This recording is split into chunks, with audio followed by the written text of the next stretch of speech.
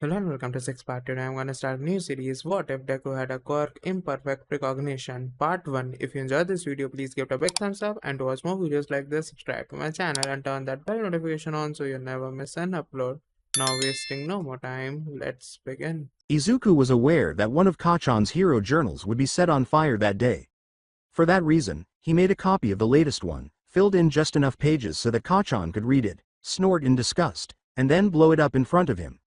Izuku was aware that Kachan and his friends would watch him fish the burned book out of the school's koi pond, and he knew how to portray just enough desperation to sell the act. Izuku was also aware that he should avoid going home by his usual route and instead take a detour through the busier area of town, avoiding the quiet underpass he preferred. He didn't want to be late, but there was a part of him that wanted to stay and watch, to find out why he wasn't going that way today. Telling anyone that Izuku Midoriya had a quirk, the ability to see his own future up to and including his death, would only cause him to suffer from a terrible migraine that would blot out everything he could see, Izuku knew. When he could anticipate the taunts and harassment, it was almost easier to deal with them, like bracing before a punch to the face. He had a gut instinct and a pit of fear in his stomach that prevented him from even telling his mother about his ability, even though he couldn't see the future. He had attempted to resist it when he was younger, but since he first saw it the morning after receiving the quirkless diagnosis, there was only one future for him, and it had not altered. Izuku was aware that Kachan would be ambushed by a villain with a slime quirk in an alleyway close to his favorite arcade at 4:05 p.m. on Friday, just after class. Izuku was certain that he would get there in time to push Kachan away. Izuku was aware that the villain would take his body and suffocate him to death. He was aware that he would not tell his mother he loved her again until the morning before he walked to school that day. At least he could die a hero, even though he knew he would never live to be one. And Izuku saw nothing but darkness after that. Therefore, Izuku was shocked when a well-placed punch to the gut caused him to spew up gallons of slime villain just seconds before he died, his vision blurring, his brain screaming from lack of oxygen, the acrid taste of the villain burning his mouth, and his ribs groaning under the internal pressure of the villain pushing itself inside of him. Izuku inhaled sweet, delectable breaths and gazed up at his savior in a daze. All power, all might, the symbol of peace himself, stood tall and shining in the flesh, perfectly silhouetted by the lowering sun. The sight of him brought tears to Izuku's eyes. His hero inquired, "Are you all right, young man?" Izuku opened his mouth to speak, but all that came out was a wheezing rasp. All Might's smile wavered slightly, a movement so subtle that Izuku could only notice it after years of watching the man's every action in public. "Don't worry, take deep breaths. You're safe now." All Might waved at the white uniformed paramedics. "These fine people will take care of you." Izuku reached out and touched All Might's arm, grazing the fabric as the paramedics assisted him onto a stretcher. He coughed when he attempted to call his name. "What is it, young man?" All Might looked at the damp, burned book that was sticking out of his bag. "Oh, of course. I have a pen on me somewhere." Izuku didn't mind that the ink smeared a bit on the wet page. He was signed by All Might. As the ambulance's doors slammed shut, Izuku was too distracted to ask his hero how he altered the future. Izuku's face was strapped with an oxygen mask. A new future began to seep into his consciousness as his breathing slowed and his heart rate decreased, filling the gap he had previously felt. A kind doctor performed MRIs and X-rays on him, checking for dead brain tissue, making sure his ribs weren't broken, and scanning his lungs and intestinal tract for indications of internal bleeding.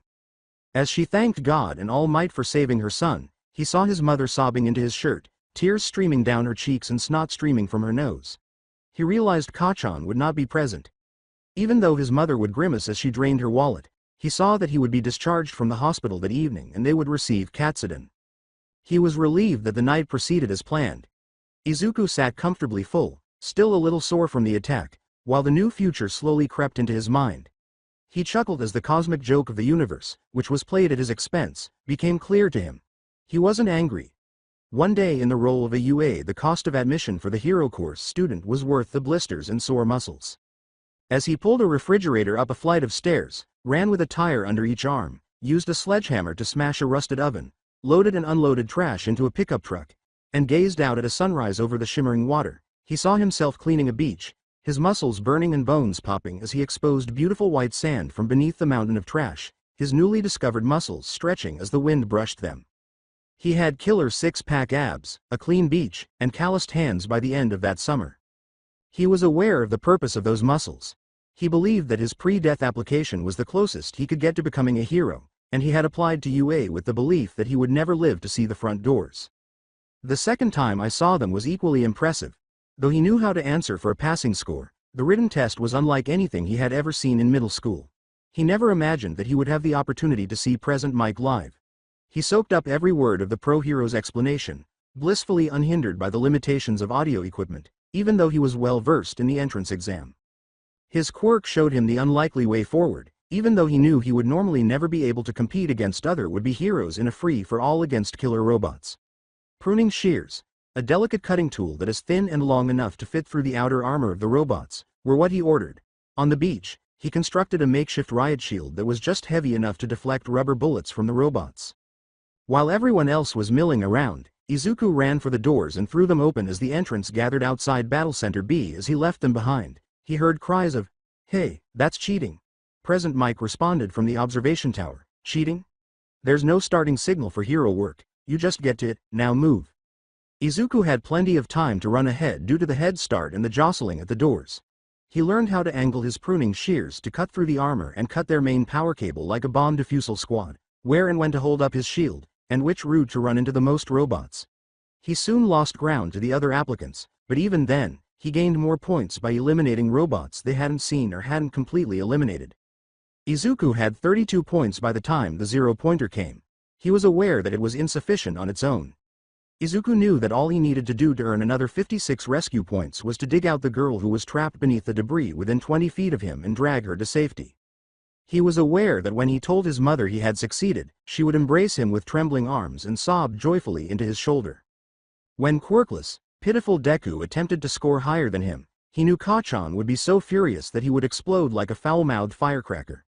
Though limited by the teacher's watchfulness and low tolerance for bullying, he was aware that the other students, both in the hero course and general studies, would cast him a disapproving glance, gossip about his cheating, and even carry on the same harassment he had experienced in middle school. They'd boast about how fast he'd fallen. Izuku was unaware of the faculty members' reactions as they observed his advancement through the battle center.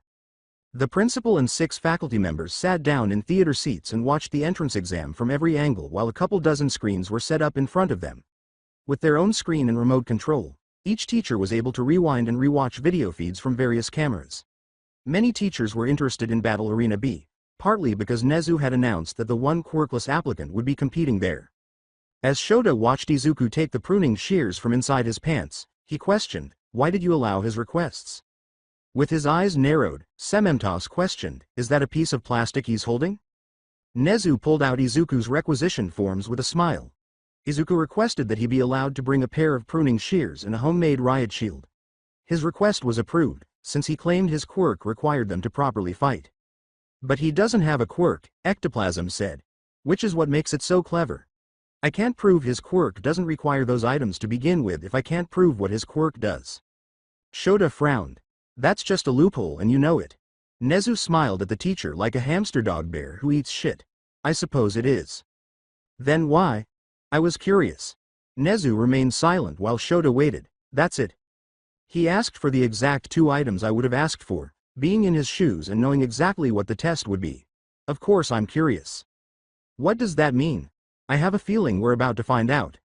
They saw Izuku dash for the doors and sprint in the direction of the closest robot. Izuku deflected the rubber bullets upward by holding the plastic guard in front of him.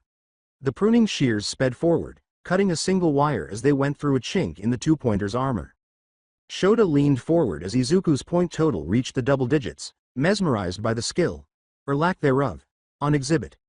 His movements allowed him to avoid every attack, and his toned body suggested arduous exercise, but there was an imbalance and lack of grace in the boy's steps, as he struggled to maintain his footing during one lunge and almost fell when he made a sharp turn, which screamed inexperience. There were other heroes glued to Izuku's screen besides Shota. When the quirkless nobody passed most of his peers with a gardening tool and a tiny plastic door, the other pro heroes made shocked remarks. Whispering, "I wonder who trained him," Midnight said. "He's good." "I don't know," Vlad King replied. "There's something weird about how he's fighting. I can't put my finger on it." "I think I may have seen him somewhere," All Might remarked, leaning in closer. "Well, Nezu," said Shota, "what do you really think?" The principal took a sip of tea while humming a tuneless tune. I'm stumped. Surprised. The other teachers turned to face him. Shota said, You? Stumped? He isn't taking the optimal path. Theoretically, had he gone east instead of west, he could have had 45 points by now. Then again, the 0-pointer's west as well. Nezu laughed as he pressed the red button. I wonder if he knows about the rescue points. Shota closely observed Izuku. When the 0-pointer used its fist to destroy a 4-story building, the child's face showed no signs of surprise, startled jumping, or even reflexive flinching. If he recalled correctly, a girl named Ochako was buried beneath falling debris. Izuku didn't even alter his course as he ran up to her and dug her out. He had been running in her direction before the first brick had even hit the ground. Whispering, Wow, he didn't even hesitate, Cementos said. Vlad King held up his point card and remarked, That kid's got my 10, Cementos, Midnight, and Ectoplasm did the same. With his hand on one of the lower numbers, Shota paused, glancing between the boy on screen and his colleagues. Nezu said, Something the matter? I don't know. My gut tells me there's something not quite right about Izuku, like there's something missing, All Might said before Shota could respond. Really? Inquired Blood King. He stopped hunting robots to help her out. I think that's exactly what we're looking for. All Might sighed and threw a 10 in the air, saying, I think it's his expression. I don't know, I guess it's just a feeling. Shota glanced down at the numbers he had chosen. He displayed a 6 because he trusted his instincts. Cementos chuckled. Harsh as ever, Shota.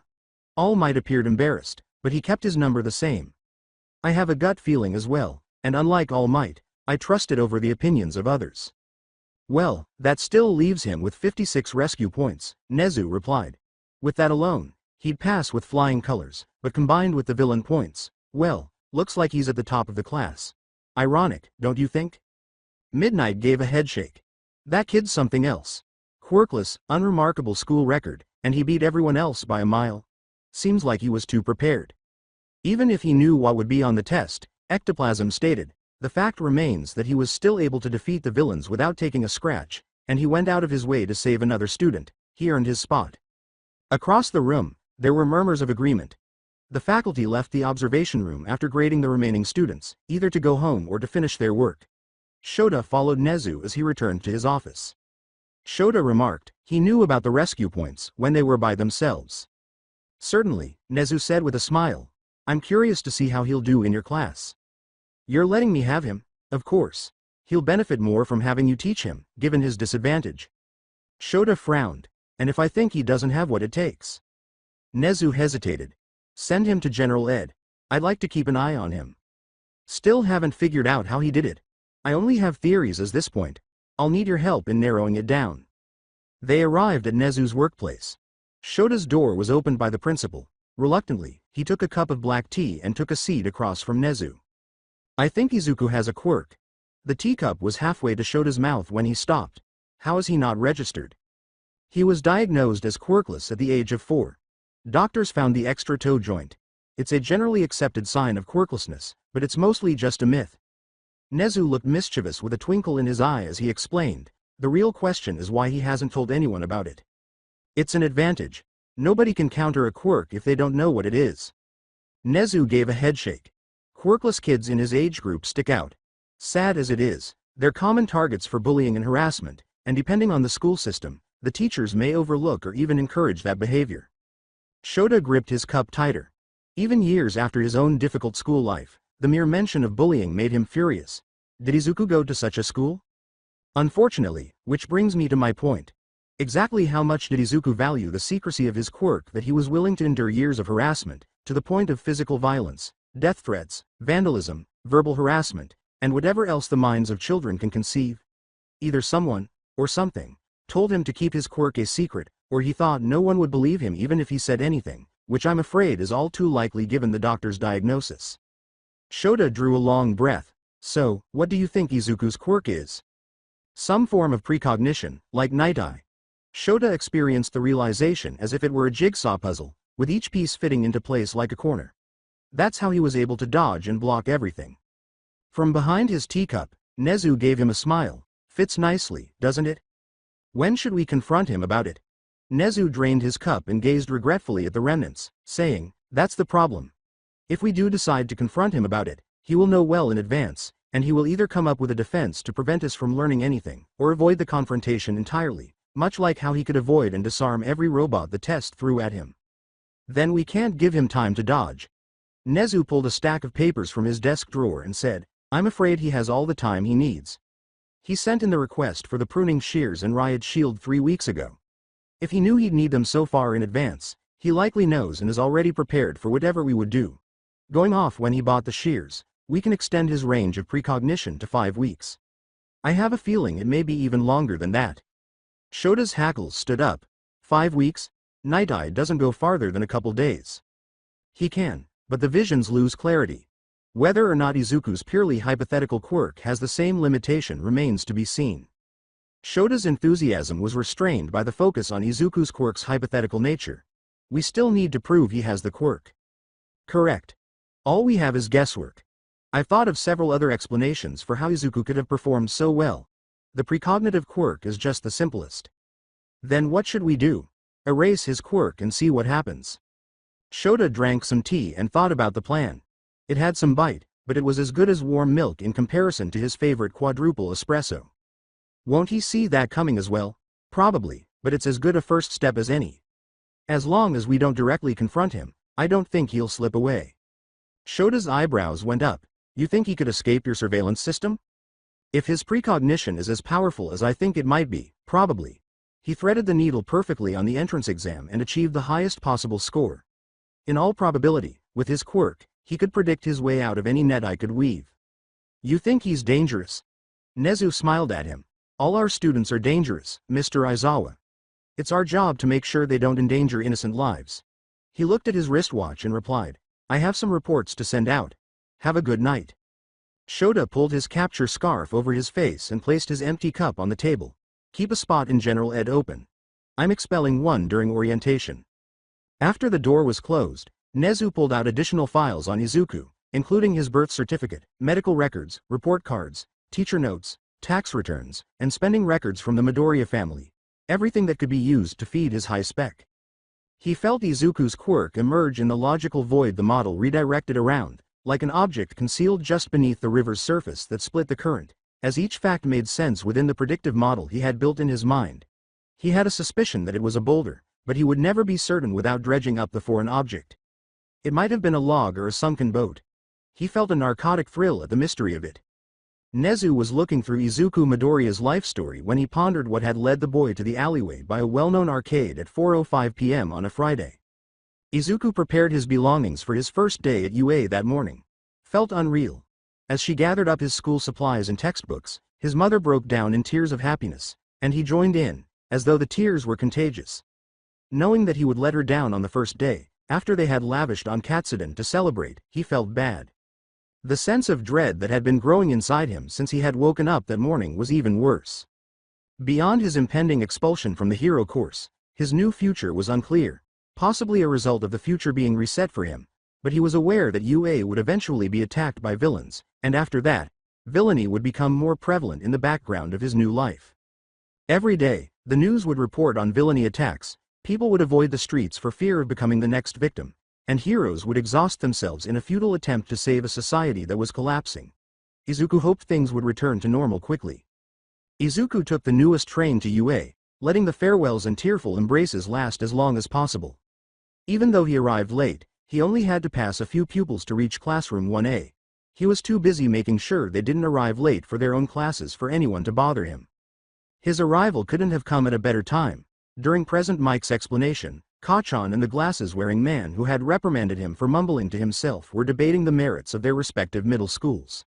The entire class turned to watch Uraraka as she went straight to Izuku, introduced herself, thanked him profusely for helping her with the exam, and congratulated him on passing. The majority of the students had sour frowns that suggested animosity, while some studied him with indifference and others grinned at him. When their homeroom teacher cleared Kachan's throat, he was already halfway out of his seat.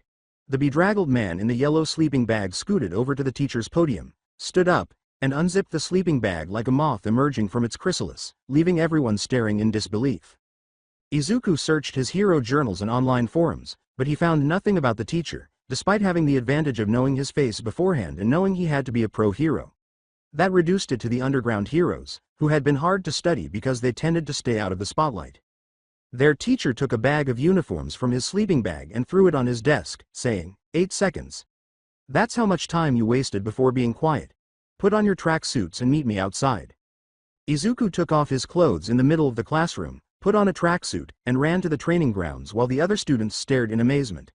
One advantage of his quirk was that he knew exactly where his teacher would be. Izuku ran to the teacher, who looked at his watch. That's a new record. Izuku responded, heroes need to respond quickly to emergencies. He was aware that his teacher would smile subtly at the response, but it wouldn't change the quirk assessment's unavoidable conclusion. After trying to outdo Izuku outside, Kachan had arrived seconds later with his tracksuit shirt on backwards. Spiky red hair and guy with tail were not far behind, and then a big group of guys, one of whom had a short, bulbous-haired child in his arms, holding him firmly even as the smaller boy made frantic attempts to return to the school. 2 minutes later, the girls emerged, the majority of them wearing scowling, purple-haired expressions of disapproval. 1 minute and 36 seconds, told their instructor. That's the time of the first student to arrive. 5 minutes and 35 seconds. That's how long it took all of you to arrive. A girl took a step forward. She pointed to the shorter student and said, you expect us to get changed in front of that creep? He told the class, 48 seconds. That's the average time it takes for a mugger to assault their target and make their escape. Depending on their quirk and the surrounding environment, you might not even have half that time. The teacher scowled at the offending child. A girl stepped forward, jacks protruding from her earlobes. She was unable to look the teacher in the eye. Still, asking us to change in front of the boys. I'm not asking you to go that far. From now on, I expect you all to get changed in your respective locker rooms. He continued by glaring at the bulbous-haired boy. I will not tolerate any form of sexual harassment in my classroom, and should I receive complaints, I will expel you. Is that clear? The entire class nodded in agreement at his severe tone. May I speak, sir? Glasses said, raising a hand in the air. With a sigh, the instructor said, go ahead. Aren't we supposed to be at orientation right now? That's what the syllabus says we're doing today. An illogical waste of time. I have 3 years to teach you how to be heroes, and I'm not going to waste a single second on something so frivolous as introductions. Do it on your own time. I see. Then what are we doing out here? The teacher threw Kachan a baseball and said, I'm glad you asked, Iida. You had to do fitness tests in middle school, correct? This time, you'll be using your quirks. Once you know where you start, you know where you can improve. So, go ahead and give it a try. To the astonishment of the audience, Kachan's explosion-powered throw traveled 750 meters. The pupils became enthusiastic. The teacher scowled when the girl with the pink skin exclaimed how much fun it would be. Izuku prepared for the impending event. Looks fun, huh? You think this is just a game? The teacher's sneaky smile made everyone in the class, including Izuku, feel uneasy. How about this? Whoever comes in last place across all 8 tests will be expelled. The class initially gawked at their teacher in disbelief. Heads turned slowly in Izuku's direction. Some smiled to themselves, probably picturing the same outcome that Izuku had already foreseen. A yellow-haired child said, expelled on the first day? Isn't that a bit much? This is UA. The teachers here are given free rein to teach how they see fit. The way I see it, it's better to have you expelled than killed by some 2-bit villain. He pointed to the nearby track and said, we'll start with sprints. Get moving. Izuku had set a new personal record in every event, proving that his summer's labor had paid off. Even with his improvement, months of hard work were insufficient to match the other students' years of intense training. Everybody had at least one test in which they excelled, from asking a bird to carry the baseball to using acid to slide across the 50-meter dash. He finished dead last in the sprints and in the bottom 5 for everything else. Izuku was outclassed by students with only physical conditioning, including those without any useful quirks, like the invisible girl. It was clear to the entire class by the final event, the ball toss, that Izuku would not be selected. The others sighed with relief, but Ochako and the others with the acid and hardening quirks cheered him on as he entered the circle. The teacher, who had undoubtedly already made the decision to expel the quirkless failure, watched him indifferently in the meantime. Izuku suppressed his growing shame and rage, deciding not to cry. Since he had anticipated this before he had even begun, he was certain that he would not.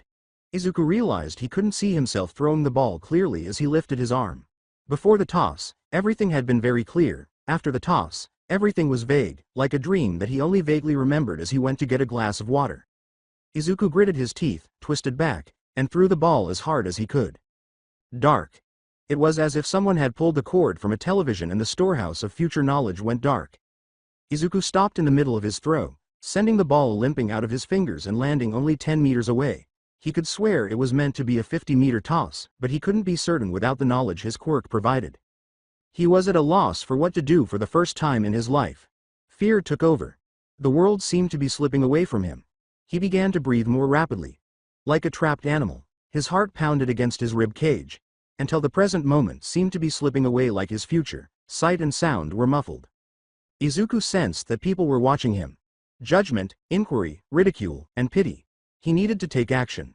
Speak up. He faced his instructor. A pair of yellow goggles and glowing red eyes were visible through his hair and scarf that hung around him. He recalled the hours he had spent on online forums, and in a flash of insight, he realized what had happened to him. With a wild stutter, Izuku uttered, "You're Eraserhead." Mr. Aizawa did not blink, but his eyes widened in surprise. "How do you know that name?" The teacher became suspicious, and Izuku's mind melted. Izuku cursed the fact that he had to have chosen the worst thing to say out of all the things that could have come out of his mouth at that precise moment. Eraserhead had to be aware of his quirk now. He had concealed a quirk from the quirk registry. He had used a quirk that was illegally unregistered to get into the UA. Izuku clenched his hands and inhaled deeply. Eraserhead's eyes couldn't stay open indefinitely, but Izuku had to save the day until he blinked. In some way, even though his thoughts were still jumbled and his voice still stammered, he forced himself to look at the teacher. "Sorry sir, I was trying to figure it out throughout class today. I knew you had to be a pro hero of some kind, but I didn't have any idea who you were. I figured you were an underground hero, though I didn't know for sure which one, because there's not a lot of info out there on underground heroes. That's kind of the point, and..." "You're rambling," the instructor interrupted. "Don't waste time." Izuku's face flushed. "Sorry. Bad habit. Anyways, I figured it out mid-throw, and kinda got surprised." His teacher raised a single eyebrow, and he could sense the unadulterated skepticism in his expression. "You just figured it out? Right now?" Izuku pointed to the eyeglasses that were dangling around Eraserhead's neck and said, "It's the goggles. They're to keep villains from knowing where you're looking at any given moment, so they don't know whose quirk you are erasing." Izuku pondered whether it was a good idea to bring up Mr. Aizawa's quirk, whether doing so would make him appear more suspicious, or whether he should wish for his teacher to believe he was unaware that Eraserhead has a quirk-erasing gaze. Izuku chose to include it since it is the hero's most well-known accomplishment. For what seemed like an eternity, the instructor maintained eye contact. Izuku noticed that he was faltering in the face of the teacher's icy, cunning look. "I see," said Mr. Aizawa. He shut his eyes. Izuku almost sobbed with relief as he felt the future rush back in like a river that had broken its dam. He was tossed another baseball by Mr. Aizawa. Izuku fumbled the catch, startled. "Since I would like an accurate baseline of your physical capabilities," Eraserhead continued, "and I would like to think you can throw a ball more than 10 meters, you may try again. Don't waste any more time."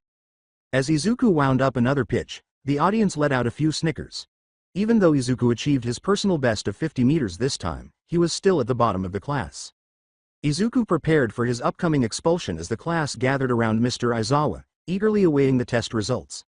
As he struggled to process the deluge of information, his vision of the future rushed forward, making him dizzy. As anticipated, Izuku came in dead last when Eraserhead presented the results. "All right, let's head back to class." Izuku did not recall those words. Izuku said, "Excuse me, Mr. Aizawa, what about me?" while holding up a trembling hand. "Didn't you hear what I just said? Head back to class." Kachan glared at the teacher, his hands popping with tiny explosions. "What, you're not going to expel the worthless shrimp?" "Nope. I was lying about the expulsion." There was a commotion in the classroom.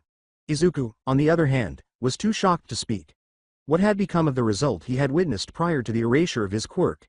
He could see the future now that he was more at ease, one in which he continued to follow the hero path in spite of his failure. What was different? How? Why?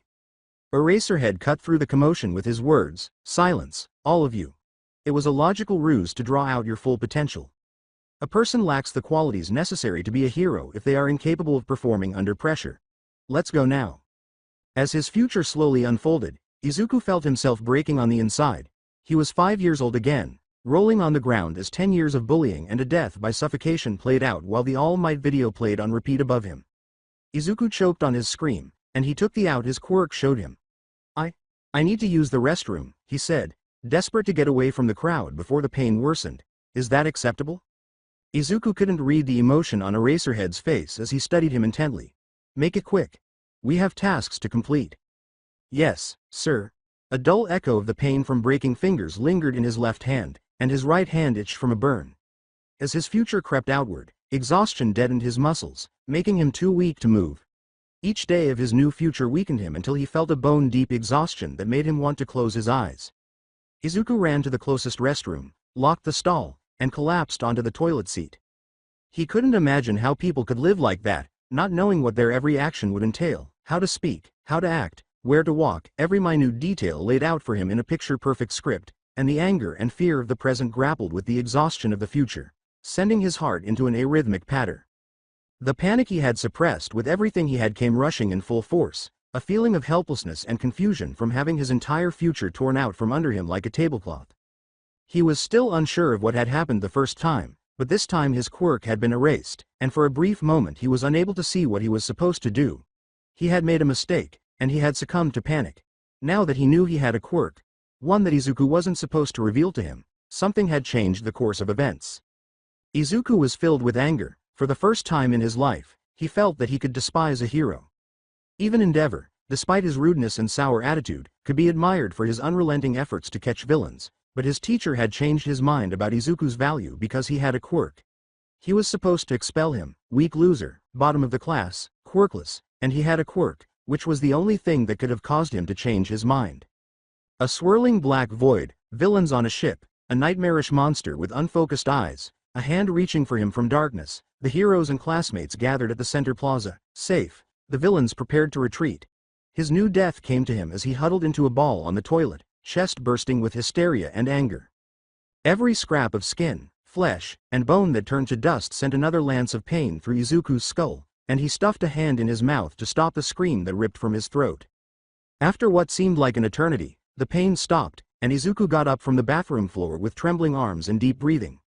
Tooth marks bit into his hand, nearly causing blood to flow, but the pain was far away because he had already felt it. He had 2 weeks to get ready before bad guys would attack his school and try to kill his teacher and classmates. He didn't have time to cry, so he washed his face in the sink and wore his hair down to cover his red, puffy eyes. He stopped at the library on his way back to class and borrowed a book on sign language. Izuku hoped the future wouldn't turn against him this time. After the remaining pupils were back in their seats, Shota said, I need to talk to the principal for a little while. Before I return, choose your class representatives. However, we only recently met, it's not even that we know each other's names, Momo said. Then fix that. One student asked him as he was leaving, did he even mention when he'd be back? Shota simply expelled some of them if they couldn't handle being left alone, and he didn't bother to set a time limit. Shota drank the half pot of lukewarm, gritty coffee that was left in the machine despite the teacher's lounge being empty. The caffeine infusion did nothing to alleviate the extreme emotional weariness he was experiencing at the time.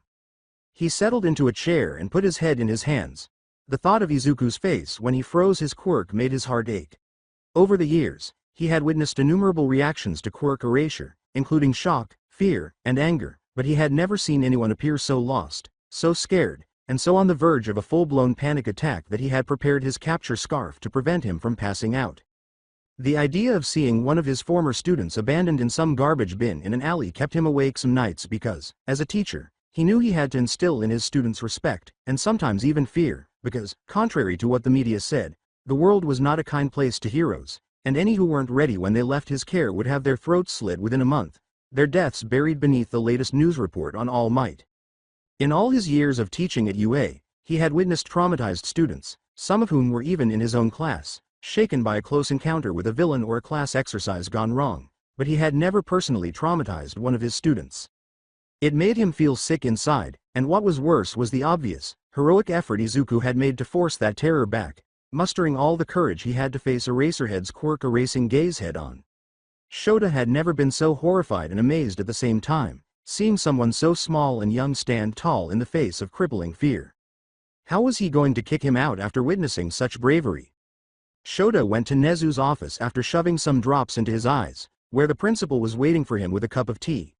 You simply had to do it outside, didn't you? Are you aware that I don't have good camera angles out there? Nezu asked. You were correct. There's a quirk about Midoriya. Are you certain of that?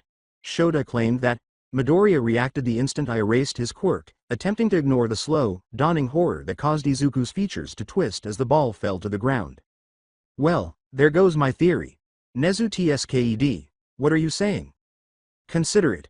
Wouldn't Midoriya have known that you would remove his quirk if he had the same ability to predict the future as Night Eye?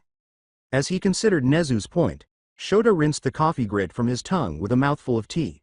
So, if his quirk isn't foresight, what is it? It's difficult to say. Either his quirk is something else entirely, or it's a foresight quirk with less obvious mechanics. Perhaps a quirk of intelligence. It is my sincere hope that it is an intelligence quirk. I've been trying to find a go partner. In any case, we'll need to do more tests, Nezu said, sighing and sipping his tea. Chess is too boring. No, Nezu hesitated. Is there a problem? I don't think I can do that again.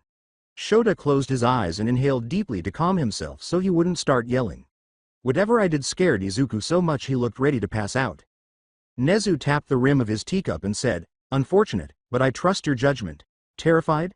Is his quirk always in use, or was he, for some reason, using it at that very moment? What was he doing? Launching a baseball. I used my quirk while he was winding up for the pitch, caused him to mishandle the throw. Astute. I'm not positive yet, but it's likely the former. Given the lack of data, it's difficult to say. I believe Midoriya needs counseling, Shota said, shifting in his chair and adjusting his scarf. We're unable to. Since he has nothing clearly wrong with him and we don't even know what his quirk is, it would single him out. If we don't even understand why he needs assistance, we can't provide it. He was almost certainly bullied. We don't have evidence unless Midoriya himself comes forward with that information. If I suspect something is amiss, I can't just assign someone to therapy, or I'd have half the school seeing Hound Dog every week. Shota looked doubtfully at the principal. Half? Really? Nezu sipped his tea and sighed. Koda suffers from anxiety. Yaoyorozu lacks confidence. Bakugo Katsuki is dangerously egocentric. Tokiyami fears his own quirk. Bakugo Shoto is a domestic abuser, and the less I say about Mineta, the better. Nezu put down his cup and gazed thoughtfully at his tea, saying, and that's before we get into what hero training will put them through. If you're that worried about Midoriya, I'll arrange for counseling with the first convincing excuse I can find. Who knows? Perhaps he will confide in Hound Dog. When Shota returned from Nezu's office, he found Izuku back in his seat. The teacher noticed his red eyes and hunched expression as he read his book, and he immediately felt guilty for not pressing Nezu harder on the counseling. He wondered what he could do to make up for it, and if he couldn't help him get over his past traumas, perhaps he could help him become physically stronger. I assume you've made up your mind? He questioned the students. Yaoyorozu-san and I were selected to represent the class, Iida said, raising his hand. We'll try our hardest, sir. All right. For English, Yamada-sensei will be here shortly. At the end of the day, I'll see you all. When Shota dismissed his students, Midoriya lingered behind, possibly already knowing what he was going to ask, and Bakugo lingered as well, glowering at Midoriya with an expression that Shota all too well recognized. But Bakugo clearly decided to leave without making a scene after glancing back at the teacher.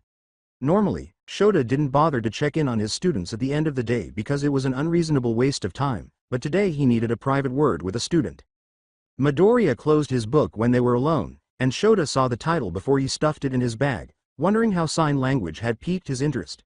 The barcode on the cover indicated that it was from UA's library, and Shota mentally shook himself, deciding to look into it later, and tried to put on a friendly face for Midoriya, but he was not very good at making friendly faces. A word, if you don't mind.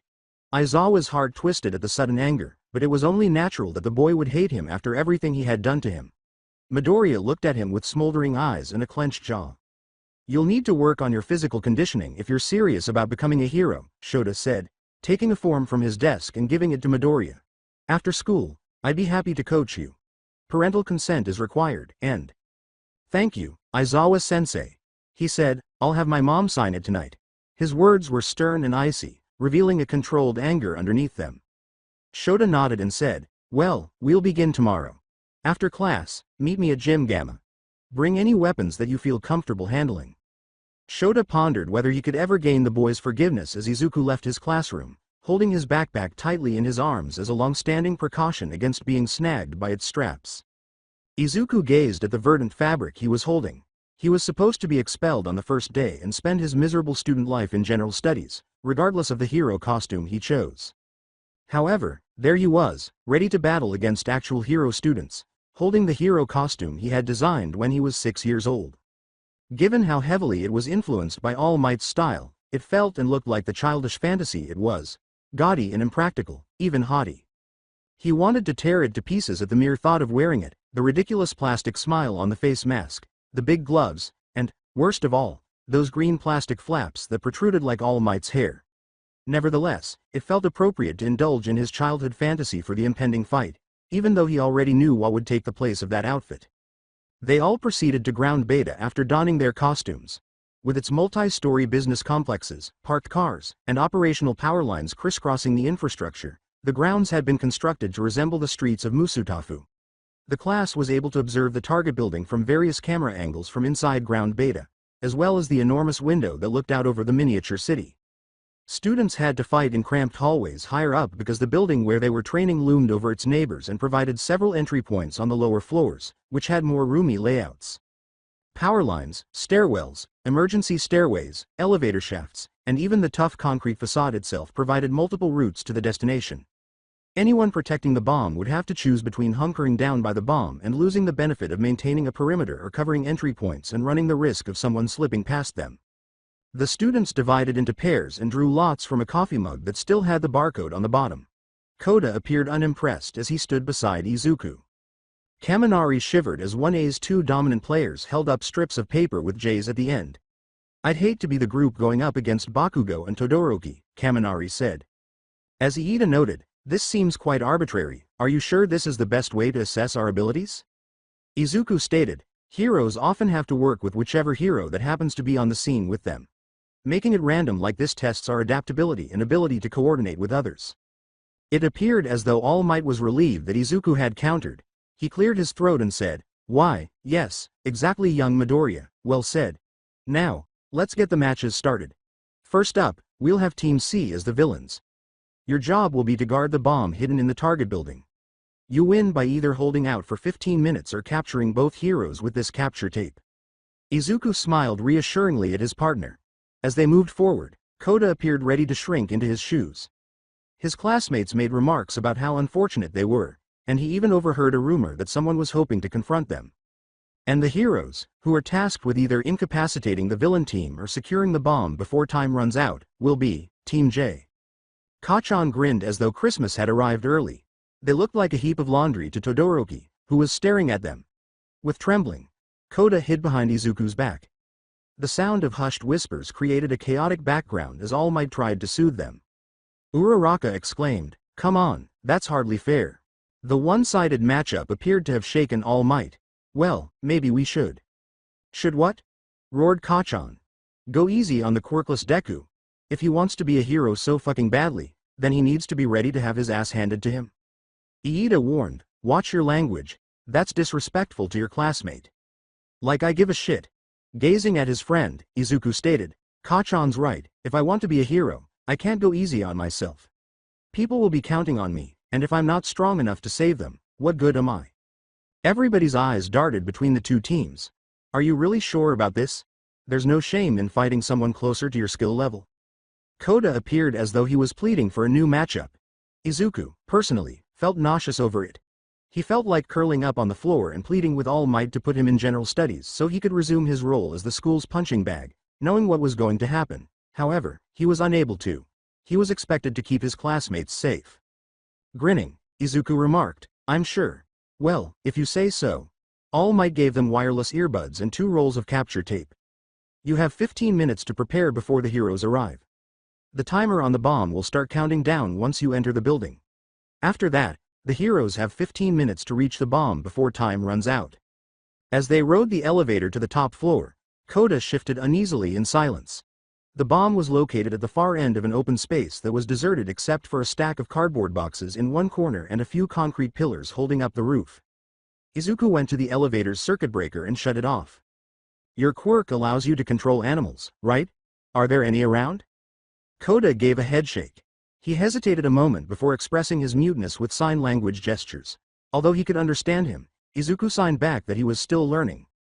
Koda's expression briefly lit up with joy, but it quickly faded as he realized the truth of their predicament. Using hand signals, Izuku questioned, "What about insects? Can you control them?" Koda flinched, covering his face and shaking his head. Izuku spoke softly to him while placing a comforting hand on his shoulder. "Hey, everything's going to be okay. We can do this. We can win, but I'm going to need your help." With tears in the corners of his eyes, Koda gazed at him in shock. "Are you sure?" he signed with trembling hands. "Absolutely. I know Bakugo. He's going to run ahead and come straight for me. I can take him out, but I need to know which way he'll take. Can you find that out through some insects? There's bound to be a few around here."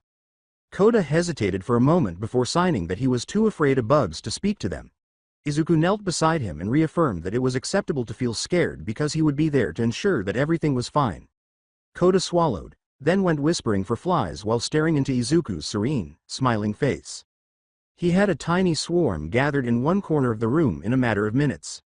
By distributing flies throughout the floors and sending some outside to patrol the perimeter, Izuku assisted him in communicating instructions. Some others were runners, sending messages to Koda from the field. A safe distance away from them, the few mosquitoes he had discovered were waiting. Izuku held a hand on his shoulder the entire time, assuring him that he was doing a fantastic job and that they wouldn't harm him.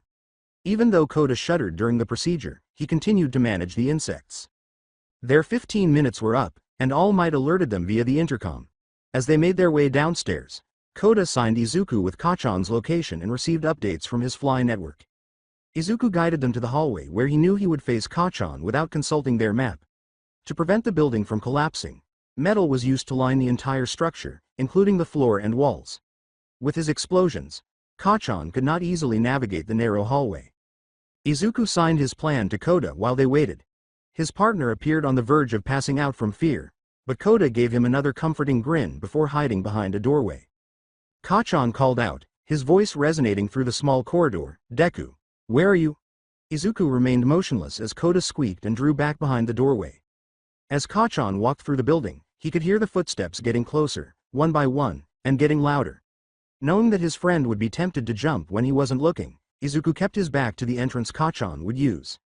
Izuku waited with his hands limp by his sides, waiting for Kachan to attack him. Die! Both palms' explosions roared through the corridor, and Izuku's back was struck by their shockwave. Izuku waited, counting his heartbeats, as Kachan charged at him, his right arm cocked back for a punch, a maniacal smile on his face. 1, 2, 3. Izuku turned and swung his right foot back. Izuku was so enmeshed in his future vision that it seemed as if his limbs moved on their own. He made a huge roundhouse swing with his left fist, briefly locking eyes with Kachan before it made contact. He punched a truck, it seemed. His arm was flung back, numbed all over from the shock of the impact. Blood poured out, soaking Izuku's hand and leaving red splatters on the walls and floor. Izuku's nose crumpled under the impact, and he felt spikes of pain from 2 fingers. Izuku's ear was clipped by Kachan's own fist, which was exploding with nitroglycerin and singing the fabric around his head. Kachan fell, flipping over as his head flew back and the rest of his body flew forward. There was a gut-wrenching thunk as the back of his head struck the floor. Kachan groaned and stood up. Izuku removed the gauntlets from Kachan's hands, sat him against a wall, and removed the radio from his ear. "Deku," Kachan uttered while clenching his teeth. "What the hell?" "Sorry Kachan. I'm going to need these." Izuku tucked the green tracksuit behind Kachan's head and took off his own top. He put on his gear and took Kachan's arm-length gloves. His shoulders ached from the grenade-like equipment, but he forced himself to stay upright. He cocked the gauntlets back in place after pulling on their large steel handles, which revealed the firing pins underneath. "Koda, help me tie him up." With his hands shaking violently and his mouth moving silently, Koda stared at the two of them, unable to make any meaningful signs. Koda took a deep breath, knelt with Izuku, and wrapped Kachan's wrists after Izuku smiled and said everything was fine. "Bastard," said Kachan. He was becoming quieter. "You aren't supposed to be here. Just a pebble." Izuku muttered, "I know, but I have to do this. I'm sorry, Kachan." Izuku handed extra grenades to Koda Kachan. The shy boy gazed at them as if they were about to blow up. Into his radio, Izuku said, "Can you send someone to get Bakugo-kun? I don't think he should stay here for the rest of the test." "We shouldn't need those," he signed, "but we shouldn't leave Kachan with them." All Might replied to them, "The medical bots are on their way, continue with the test." "You haven't told Todoroki-san what happened, right?" "I haven't," said All Might. "That would interfere with the test." Kachan was too weak and delirious to follow them, so they left him sitting against a wall. Koda occasionally signaled to Izuku that Todoroki was still waiting outside during the quiet walk downstairs. Izuku and Koda positioned themselves on either side of the door once they reached the ground floor. Izuku put his plan in writing. At first, Koda appeared scared, but after glancing at Izuku's gauntlets, he nodded resolutely. Izuku flung open the door, being careful not to stoop too far. He gestured for Todoroki to enter by waving at him. Koda signaled his arrival and whispered to the mosquito he had located as Todoroki walked toward the door. Todoroki was bitten on the cheek by the mosquito just before he entered. Todoroki hit the bug with a swat. Izuku jumped out from behind the doorway at that distraction. As Izuku's fist moved toward Todoroki's left side, his eyes grew wide. Uncontrollably, fire erupted and shot toward Izuku. He hit Todoroki's chest cleanly, letting Kachan's flame-resistant gloves take the brunt of the blow. Todoroki retaliated by sliding across a sheet of ice and erecting a massive wall in front of him. Izuku pulled the pin while cocking the left gauntlet. The explosion in front of him was so loud that it threw Izuku's arm back. The explosion tore through Todoroki's wall, scattering ice fragments all around. The second pin was prepared by Izuku while Todoroki was blinded. With his right arm pointing back and his left hand clutching the pin with his 3 intact fingers, he dashed through the glistening mist of ice crystals. Rocket punch. He drew the pin. Izuku's right arm struck Todoroki's stomach with such force that it knocked his feet out from under him as he twisted with the explosion's force. Todoroki gasped and gripped his stomach as he rolled to a halt on the ground.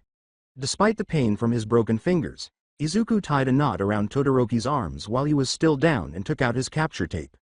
Both members of Team C have been captured.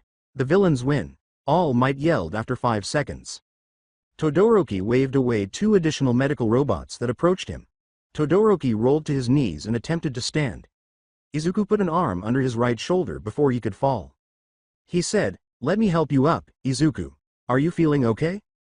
Todoroki said, "I'll be fine," in a raspy voice, just winded. Izuku used his right hand to make a few awkward gestures. Koda grabbed Todoroki's other shoulder as he dashed from his hiding spot inside the structure. They walked back to the observation deck, the robots following. Izuku questioned, "So, you can use fire too?" Todoroki's expression grew stern. "That was an accident. It won't happen again." Izuku grimaced and asked, "Is that why you have that scar?" "Sorry, forget I asked." With Koda on the other shoulder and the other students observing them from the observation deck, Izuku knew it was not the right time to have the conversation Todoroki needed. Izuku braced himself to smile as he greeted his classmates, gritting his teeth against the searing pain from his broken fingers and the burns on both hands. The green-haired youth calmly stared down Bakugo, who had the savage grin of a crazy serial killer, and Ojiro Mashirao agreed to fight him because he didn't like the expression in Midoriya's eyes. Considering that Midoriya had almost set a record on the entrance exam and seeing how he stared down his opponents without even flinching, Mashirao wondered if the quirkless kid had a plan to turn the tables on them. On paper, the quirkless student who had placed last in their class in yesterday's assessment paired with Koda, whose quirk required animals that weren't present on the training ground, was a sure loser against the 2 most powerful quirks in the class. The whisper, "Dude, this is going to be brutal," came from Kaminari. "Do you think they'll be okay?" As Shoji noted, All Might Sensei won't let it go too far, but it still doesn't feel right. Jiro remarked, "Well, he asked for it, he'll only have himself to blame when he gets blown to pieces." Sato went on, or turned into a popsicle. Their pink-skinned classmate waved her arms at the camera, saying, "Well, I think he can do it." "You can do it, Midoriya-kun. Show them what you got." Uraraka added her own cheer, and her face flushed. "Yeah, go Midoriya-san." From his seat, Mineta scowled at the girls. "No fair," he complained. "He has his own cheerleading squad." Midoriya began speaking to Koda after the villains reached the top floor. Despite the positive impact of their switch to sign language, the cameras captured their conversation. Kirishima questioned, "Wait, are they using hand signals? That's so cool." Adding, "Looks like sign language, actually," was Yaoyorozu. "It's actually a really smart idea. By using sign language, they can communicate without letting the enemy know or giving away their position." "I wish I knew what they were talking about, Kiro. I too wish I had learned sign language." I admire their diligence. Learning such a useful skill before coming to school shows excellent foresight. Hagakuri said, I don't think it'll work for me, and she waved her hands. No one will be able to see my hands. Kaminari remarked, you're wearing gloves, we can see just fine. Oh, right. Bakugo ran through the doors, leaving Todoroki behind, and yelled at him to stay out of his way when All Might said the heroes could enter. Todoroki made himself a chair out of ice and sat in front of the doors after observing his partner go. Doesn't seem like they're working together. Do they really have to? Either one could take both of them. Yaoyorozu questioned, wait, they're leaving the bomb? What if Bakugo goes around them? Seems like a reckless plan on their part. Mashirao viewed the video feed of the villains. Koda and Midoriya were both going downstairs. He could see that they were both going directly to Bakugo on the digital layout of the building, where each student was represented by a colored dot. I'm not sure I want to watch. I hope he doesn't get hurt too badly. Mashirao couldn't even process how quickly it had ended. Bakugo launched himself across the corridor, lunging toward Midoriya's back like a panther. Midoriya made a smooth turn, stepped aside at the last second, and threw his own fist right in Bakugo's face. The entire crowd was silenced by the metallic thud of Bakugo's head hitting the floor and the sharp, meaty smack that came over the speakers. As he watched blood pour from Bakugo's broken nose, Mashirao felt his stomach heave. There was an unspoken question, a collective apprehension expressed in slackened jaws, anxious sideways glances, and anxious stares at All Might, about whether the remainder of the combat training would involve blood and broken bones. The silence fell like a dam after Bakugo was assisted by Midoriya to sit down. Midoriya, that was so manly, I think I'm going to be sick. Dude, was that Bakugo's nose we heard? So flashy, I'm a bit jealous. How did he punch so hard? What a mad banquet of darkness. I'm actually kind of scared of Midoriya now, Zero stated. Wait, Kaminari replied. Bakugo's the one that blasted himself across a hallway shouting, die. And you're scared of the quirkless kid? Well, yeah, he wasn't the one that had his nose broken with one punch. Okay, that's fair. Ojiro was upset by Midoriya's punch. If Izuku's crooked fingers were any indication, he hadn't properly balled them up, which is a surefire sign that he didn't know how to throw a punch. Nevertheless, his reaction was precisely timed, spinning when Bakugo had already changed direction, his fist aimed correctly without even looking, and his footing set wide enough to prevent Bakugo's sheer momentum from toppling him. As Ojiro watched All Might, he wondered how their teacher would respond. His ever-present smile faltered for a split second. He looked out of his depth, staring at one of his students who was bleeding out on the floor. His fingers trembled as he turned each page of his Teaching for Dummies book. Ojiro turned back to the screens and watched as Midoriya removed his shirt. The sight of the burn marks covering Izuku's arms and back filled him with cold horror, but the class's reactions suggested that they had overlooked that fact. Iida remarked, he's making sure Bakugo is comfortable, very commendable. And he's doing exactly what you're supposed to do for someone with a broken nose, Yaoyorozu continued. Disarming him is also smart. Sato said, wait, he's wearing Bakugo's costume? Is that allowed? Asui remarked, I don't see why not, but does he even know how to use them? Bakugo's gauntlet's pins were checked by Midoriya, who promptly responded to that query. Although Bakugo and Midoriya were conversing too softly for the cameras to capture, Ojiro could tell they were talking to each other. All Might was startled out of his reverie by Midoriya's voice on the radio. All Might was inspired to action, and while Midoriya and Koda went downstairs, the medical robots used a secret service elevator to retrieve Bakugo. Shoji questioned, do you think he's going to beat Todoroki too? No way, exclaimed Mineta, he just got lucky with Bakugo. It doesn't look like Todoroki realizes what happened to Bakugo, said Yaoyorozu. Maybe they could ambush him, but it'll be nearly impossible to beat his quirk. From the way he and Koda positioned themselves around the front doors, it was clear that Midoriya had ambush in mind. As the villains exchanged a final round of hand signals, Todoroki remained seated on his throne of ice, watching the building impassively and checking the time. Midoriya opened the front doors with a gauntleted hand and gestured for Todoroki to enter. As the students watched the waving hand, Todoroki heard a series of gasps. No way. He's not going to fall for that, is he? With a wave of his hand, Todoroki melted the chair and stood up, moving toward the door. Oh my god, he is. That has to be the stupidest, yet most incredible plan ever. Doesn't seem very manly though. What darkness lies beyond that door? Todoroki hesitated before going inside. Ojiro initially believed he had spotted the trap, but it was actually a mosquito bite. Midoriya planned the ambush for that precise moment of distraction. Fire erupted from Todoroki's left side as Midoriya delivered his blow, scorching the pilfered gauntlets. Jiro questioned, "Wait, he can do fire too? How op is his quirk?" Between Todoroki and Midoriya, a wall of ice rose unnaturally quickly, but it was destroyed by a single explosion. A second explosion sent Midoriya's fist into Todoroki's stomach as he yelled the name of his makeshift attack. It took All Might 5 seconds to declare Midoriya the winner because the fight ended so swiftly. Midoriya already has a super move, but that wasn't even his own gear. His brightness is almost as dazzling as mine. I call dibs. The animated conversations came to a screeching halt when Ishido yelled. Kirishima said, "Dibs? Dibs on what?" Midoriya. "Dibs.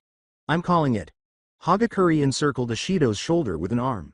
"Ooh, you're going to ask him out?" "Yep. He's totally my type." Kirishima gave her a firm thumbs up and a shaky smile. "Well, go get him, Mina-chan." "Thanks, Eiji-kun." Mashirao sympathized with Kirishima. She was unaware that Ishido had a crush on her based on his easy smile and laid-back demeanor. In the meantime, Mineta was trembling with anger and crying into his shirt, murmuring to himself that the quirkless kid was luckier than he was. Mashirao had no pity for him. As they stepped into the observation deck, Koda and Midoriya each took one of Todoroki's shoulders. They placed him gently in a chair and then stood at the front of the class, beside All Might. "Excellent job on the exercise. I'm impressed with the creativity and tenacity you have shown, Midoriya. Now, can anyone tell me why Todoroki and Bakugo lost?" Iida jerked her hand up into the air. They were completely lacking in teamwork. Bakugo charged into the building without a plan, while Todoroki waited outside, providing no support to his teammate. Had they stayed together, I don't believe Midoriya would have had a way to win against Todoroki's ice. "Well said, Iida. It's important for heroes to work together and communicate in the field. People's lives depend on how well you can coordinate a rescue response and contain a villain. Now, does anyone have any suggestions on how Midoriya and Koda could improve?" The question met silence. Yaoyorozu held up her hand before Mashirao could point out that Midoriya had broken fingers. Directly at Midoriya, she said, "It was reckless to leave the bomb undefended. Had you failed to intercept Bakugo, or if Todoroki had decided to enter the building by a different route, they would have easily taken the objective." "Very true," Midoriya remarked calmly, looking directly into Yaoyorozu's eyes. "It's a good thing we knew exactly what Bakugo and Todoroki were doing." Yaoyorozu was surprised. "How?" Midoriya looked at his partner, who responded with hand signals. Koda asked some flies to watch them both. "We knew which stairs Bakugo was taking, and we knew Todoroki was waiting outside." Midoriya laughed and continued, "We would have never won against them if it wasn't for Koda." Koda covered his face with his hands as he flushed. "Do you have any other concerns?" Midoriya asked, turning back to face Yaoyorozu. After frowning for a brief moment, Yaoyorozu's expression returned to its typical calm, indifferent look. "Yes. You were excessively forceful against your classmates. One had to be carried off on a stretcher, and the other's lucky he doesn't have any broken ribs. That first explosion could have easily killed Todoroki. Furthermore, if this was a real combat scenario, Bakugo would not have been well enough to be left alone. To that last point, heroes can't always hover around an injured civilian. Sometimes, they have to leave someone for rescue later so they can apprehend a villain actively targeting other bystanders. I made sure Bakugo would be stable until backup arrived and left to deal with an uncontained threat. To the others, we're training to be heroes. Injuries happen. Villains aren't going to hold back. I don't want to hurt anyone, but if it's to protect others, I will." All Might stepped between them and quickly stuffed his book in his back pocket. "All right, we can discuss the specifics of this later. For now, we should send the next groups out there." Midoriya held up his left hand and said, "Actually, can I go to the nurse's office? I broke 2 fingers." As All Might's eyes darted around the room, more shocked murmurs and odd whispers came from the students. "Oh, yes, of course. Could you take Todoroki as well? We should have Recovery Girl check on him just in case." "Sure. Todoroki-san, can you walk?" Todoroki flinched and sank back in the seat when he attempted to stand. He said, "Still hurts," in a voice that was raspy. Mashirao got up and extended his hand to Todoroki. "All Might Sensei, is it all right if I go with them?" Midoriya paused, but then said, "Thanks, I appreciate it." After clearing his throat, All Might said, "Yes, of course. Come straight back once you get there, alright? I don't want you missing out on this class. Mashirao wondered what he was trying to teach Midoriya as they strolled through the deserted halls of UA with Todoroki leaning on one shoulder. Was it really a classmate who had far too many scars for a child that worried him? Was there something Midoriya was concealing from everyone, in his opinion? What was there for him to ask? Mashirao only knew that he needed clarification. Todoroki Shoto was experiencing a new emotion that he was unsure how to categorize. The punch that Midoriya had slammed into his stomach with nitroglycerin was likely the cause of the severe stomach pain. Additionally, he experienced dizziness, which might or might not have been related to the fact that he was unable to inhale more than a mouthful of air without experiencing the same abdominal pain again. Endeavor enjoyed taking gut punches to teach him to be on his guard, so neither of those experiences were especially novel. The bruises were easier to conceal, and gut punches typically left fewer broken bones. As if a kitten had taken the neatly wound balls of yarn of emotion that were lying in the dust-coated hamper in the forgotten corner of his mind and batted them across his head, leaving everything tangled together, the new feelings were more like a bewildered knot of anger, shame, and giddiness. Keeping that metaphor in mind, Shoto made the decision to try to sort out his feelings during the long, slow walk to Recovery Girl's office. The embarrassment was easy enough. He lost to the quirkless kid, which is unfortunate because all it took was a pair of gloves and a hand wave to trick him into falling into a trap. It was unfortunate that he allowed something as trivial as a mosquito bite to divert his attention at the most inconvenient time, but upon reflection, he realized that Koda must have done it. It's a shame that despite his vow not to, he used Endeavor's fire. Once more, the anger was present. Not at Bakugo, not at Midoriya, but at himself. It didn't make sense for him to be upset about losing because the training exercise hadn't really mattered to him, aside from the persistent feeling that he shouldn't have lost, not to someone so weak. If he couldn't even win with both powers, how was he going to convince Endeavor that he didn't need his fire? He became giddy whenever he considered Endeavor's response. Endeavor could have trained him until his bones turned to jelly for a month after losing to someone close to his level. If he loses to someone without a quirk, Endeavor might become so enraged that he burns himself to ashes. Shoto pondered whether it would be preferable to inform Endeavor directly or to wait for him to learn about it from his contacts at UA. Ojiro inquired, "Are you still feeling okay? We're almost there?" Shoto turned to face the classmate who was holding him. "Nothing's broken." A bed had Bakugo lying down on it. His nose was covered with thick gauze bandages, and his face was smeared with dried, crusted blood. Recovery Girl returned with a wet towel as Ojiro placed Todoroki down at another bed. She pulled up Todoroki's shirt and asked, "Just how many kids is All Might going to send me today?" She poked and prodded at Shoto's stomach, causing him to wince, but the pain was not too severe to bear silently. "Nothing's broken, sweetie. Have a gummy, let that ice for 10 minutes, and head back to class." She gave him a purple gummy bear that tasted like cough syrup. It hit his stomach and left his chest feeling energized and tingly. Shoto prepared his own ice instead of accepting Ojiro's offer of one. Next, Recovery Girl checked on Midoriya. "Gloves off, please." With the right glove, Ojiro had to assist Midoriya. Shoto's eyes widened as the tight black fabric came off, exposing a patchwork quilt of scars. He wondered why he hadn't noticed the scars sooner as he traced them up Midoriya's shoulder and onto his back. There are thin lines, sharp scratches, and a lot of burn marks. Some larger than his hand, some the size of a thumbprint. All of which are striking due to their sheer number, even though none are as noticeable or vivid as Shoto's own scar. A faint blister was starting to form on the back of his hand, and the skin from his knuckles to his elbow was a furious shade of red. Recovery Girl's gaze flicked over the scars and then returned to the burn. "Second degree, I think. I have some cream and painkillers for that, no point in wasting my quirk. It'll blister a bit, just leave it alone and it'll be fine." Probably Bakugo's gloves helped. The flames of Endeavor typically burn to the bone. Midoriya was able to remove the other glove from his hand with ease, albeit with noticeable discomfort. With the rest of his hand, 2 crooked fingers failed to bend completely. Recovery Girl puckered her lips and tsked. The bones in Midoriya's fingers mended back together, and she felt them twitch and straighten. 2 students with broken bones in 10 minutes, that has to be a record. I really ought to have a word with him. "It was my fault," insisted Midoriya. "Sorry about that. Learn from your mistakes. There's only so many times I can speed up your healing before you're too exhausted to move." Midoriya placed a hand on Bakugo's bed and said, "I will, thanks. How is he?" Recovery Girl squirted cum cream from a tube and applied it to Midoriya's burned hand, saying, "Concussion, broken nose, nasty lump on the back of his head. Let All Might know he'll be out for the rest of the day. Midoriya accepted the burn cream tube the recovery girl had given him and proceeded to the door, saying, "Got it. Hey Todoroki-san, want to get soba sometime?" he asked as he turned to leave.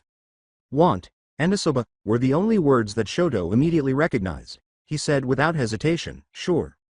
How does 5 on Friday sound? I'll have training with Aizawa-sensei after class, but I can do it after that." At last, the entire scope of Midoriya's search had seeped into Shoto's consciousness. He was unaware of the nature of the request, even though he was aware that Midoriya had just asked him to eat soba. He had never before been asked if he wanted to go anywhere. Did friends do it? Were they now friends? Although Shoto acknowledged that he knew nothing about friendships, he was fairly certain that he and Endeavor would become lifelong friends if they didn't start off with a punch to the stomach. Was the scar the cause? Was Midoriya still curious about the origin of his scar? Would Midoriya divulge his own? Was he interested in finding out? His initial reaction was to decline, claiming that he also had training after school. As he considered it, he saw that there were two advantages. First, he wouldn't have to return home until late at night, which would mean he wouldn't have to miss a day of Endeavor's training. Second, he could eat soba. His gaze returned to Midoriya's arms before shifting to her face. Midoriya displayed no emotion at all, including worry, anger, or happiness. That was how it had been both before and during the battle. Not a single grimace throughout, and 2 broken fingers. He seemed to be staring into a mirror. "Sure, I can do that." "Great. I'll get you my phone number later." Shoto had given up trying to figure out Midoriya's feelings as he watched him go. He made the decision to relax for the time being, let the ice soothe his swollen stomach, and speculate as to whether the soba would be cold. Mashirao knew that it was now or never when they were alone in the hallways, but he was still unsure of what to ask. It felt much too direct to go straight for the scars, and it was likely that Midoriya would not respond. Mashirao had the uneasy suspicion that he knew why he had gotten them in the first place, since Midoriya was quirkless. That left his other query. Mashirao inhaled deeply as they got closer to ground beta, as though he were hunching over in a forward position. "How did you know when to turn around?" Midoriya paused. Mashirao took a few more steps and then pulled himself back. "What do you mean?" Midoriya asked, her face showing no signs of discomfort or confusion. "When Bakugo lunged at you," said Mashirao, "you turned at the perfect moment and had your fist in the perfect spot. I know you had Kota telling you where he was, but there's no way hand signals would give you that much information that quickly." Midoriya dug into the pocket of his track pants and pulled out a journal. 1A was written in black marker on the front of the cover, which had the reflective sheen of a product just taken off the shelf. "I've known Kachan since we were kids," Midoriya remarked, turning the blank pages of the journal. "His quirk, his temperament, fighting style, everything.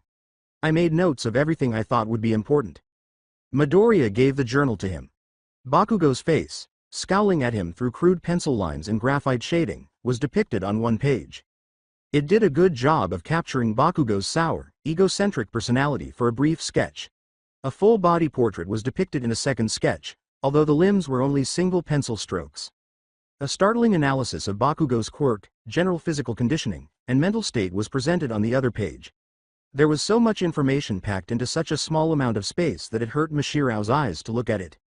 "Your drawing's very good. It's just a rough sketch. I was waiting for our hero costumes before putting the finishing touches." Mashirao turned to the following page. It was deserted. Curiosity overcame him just as he was ready to return it. Bakugo's entry was roughly 30 pages long and the journal was marked 1A. Flipping to the beginning, he saw Aoyama's crudely sketched face, with sparkles drawn in to capture his vanity, staring back at him smugly. Although his notes were equally detailed, a cursory review revealed that they contained more conjecture than concrete facts. In spite of this, Midoriya had already observed that Aoyama was unable to alter the output of his quirk and had conjectured about using lenses and mirrors as support objects. When Midoriya said, "They're in alphabetical order," startled, Mashirao closed the book and held it up to him. "Sorry, I shouldn't have looked." "No, it's fine. It'd be nice to see what someone else thinks of my analysis." Mashirao was a little upset and flipped until he discovered his own name. Midoriya had guessed correctly that he had received martial arts training because of his exceptional physical conditioning. Mashirao identified his fighting style flaws: a lack of ranged options and an inability to counter more powerful strength augmentation quirks, as well as support item recommendations to address these problems as he read on. "You think I should use Ebola?" Great method to render escaping criminals incapable of moving, Midoriya remarked. Non-lethal and low risk of injury. Can be used to tie up villains, and in a pinch, it could serve as a close-range weapon. Makes use of your excellent physical conditioning and impressive throwing ability. With practice, your tail could throw them, surprising opponents that are focused on your arms. And the tonfa or eskrima sticks. For opponents with blades. You won't be able to dodge easily in crowds and close quarters, so having a way to block is important. A sturdy enough weapon can let you crack hardening quirks like Kirishima's, and these are less likely to kill as well. You've done this for the entire class? How did you get this much? Yesterday's test gave me a lot to work with. I'll add more as I see more of what everyone can do. Mashirao tallied the pages that were blank. Midoriya probably had enough room to cover the entire year with as much information as he could fit on one page. Curious, Mashirao turned forward and peered through the M's. Midoriya had his own section. His full body and profile sketches were considerably more detailed, with colors penciled in. Midoriya's hair was loose, and his eyes gazed out from behind a plastic visor. The full body photo featured a different hero costume, a black belt with pouches, padded shoes, fingerless gloves, and a form-fitting tracksuit in muted green colors. Midoriya was equally thorough in his self-analysis, pointing to his quirklessness and his poor physical conditioning, while claiming that his main advantages were his capacity to analyze quirks and his study of hero work, as well as the possibility that his opponents would underestimate him. Midoriya had written down his goals for himself near the bottom, including learning martial arts, acquiring a ranged weapon, and increasing his stamina. Mashirao questioned, "You even analyzed yourself?" Midoriya smiled sadly at him and said, "It's important to know where you start and what you can work on. I have a long way to go compared to everyone else. You beat Todoroki and Bakugo. I'd say you don't have much to worry about. A stunt like that only works once. If I want to stay in the hero course, I need to learn how to fight." Midoriya replied with a wry grin, without breaking fingers, preferably. "Well, you could always ask one of the teachers, or you could try finding a dojo off campus. Come to think of it, didn't you say you'd be training with Aizawa-sensei that day? Actually, I was wondering if you'd be willing to show me some beginner moves. Eraserhead specializes in Wing Chun, for more defensive fighting if corner ERD, which I intend to learn, but I'd like to try Jiu-Jitsu. Ye? I'm just another student. I doubt that green belt is just for show," Midoriya remarked, gesturing to the belt above Mashirao's GI. "It's fine if you don't want to, I just thought it would be a good way to get to know a classmate better."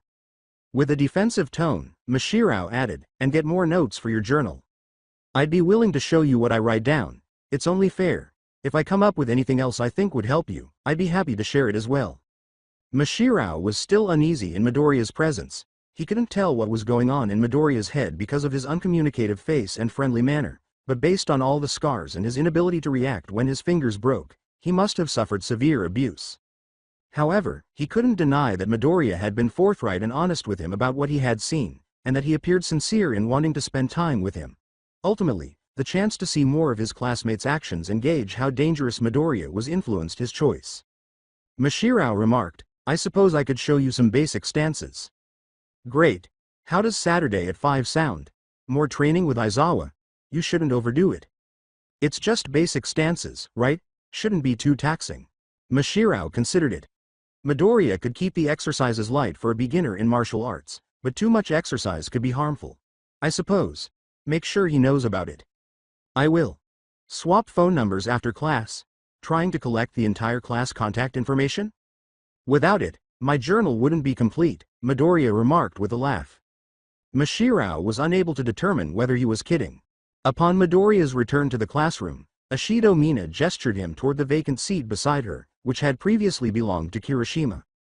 Midoriya sat down and produced a journal. He drew sketches on a page while his eyes were fixed on the screen. Mina was intrigued when she leaned over and noticed that Midoriya was sketching Kirishima's hero costume's features. Next to the drawing, Midoriya jotted down some brief side notes during the fight between Kirishima and Sato, in which the latter used a punch powered by sugar to crack Kirishima's hardened body. Mina whispered, "Wow, you're really good, so All Might wouldn't hear." "Thanks," Midoriya returned the mutter. "I've been waiting for the hero costumes to finish my sketches." Mina leaned in and rubbed her shoulder against his. "That's a lot of detail you're putting on the abs. You wouldn't happen to be into guys, would you?" Kaminari and Iida both gasped a little in response to Mina's playful remark, but Midoriya didn't even bat an eyelid. The drawings help me visualize how people use their quirk. More detail means I might see something I'd otherwise miss. Mina cheered in her head. Midoriya is bold, self-assured, and adept at handling her humor. She would describe him as her ideal match if he was a good party animal. She looked at him intently, looking for hints about how to direct the discussion. He continued to draw, but she could see him occasionally look in her direction. What about me? Have you drawn me yet? Midoriya turned the journal to the front. Even though the drawing was still crude, Mina gazed at her with a bright, vivacious smile. You didn't get a peek in the locker rooms for your sketches, did you? She said, lowering her voice to a mock-serious tone. Ooh, I like it. From the way Jiro's jacks twitched and the glare she sent at Midoriya, she had picked up on that question.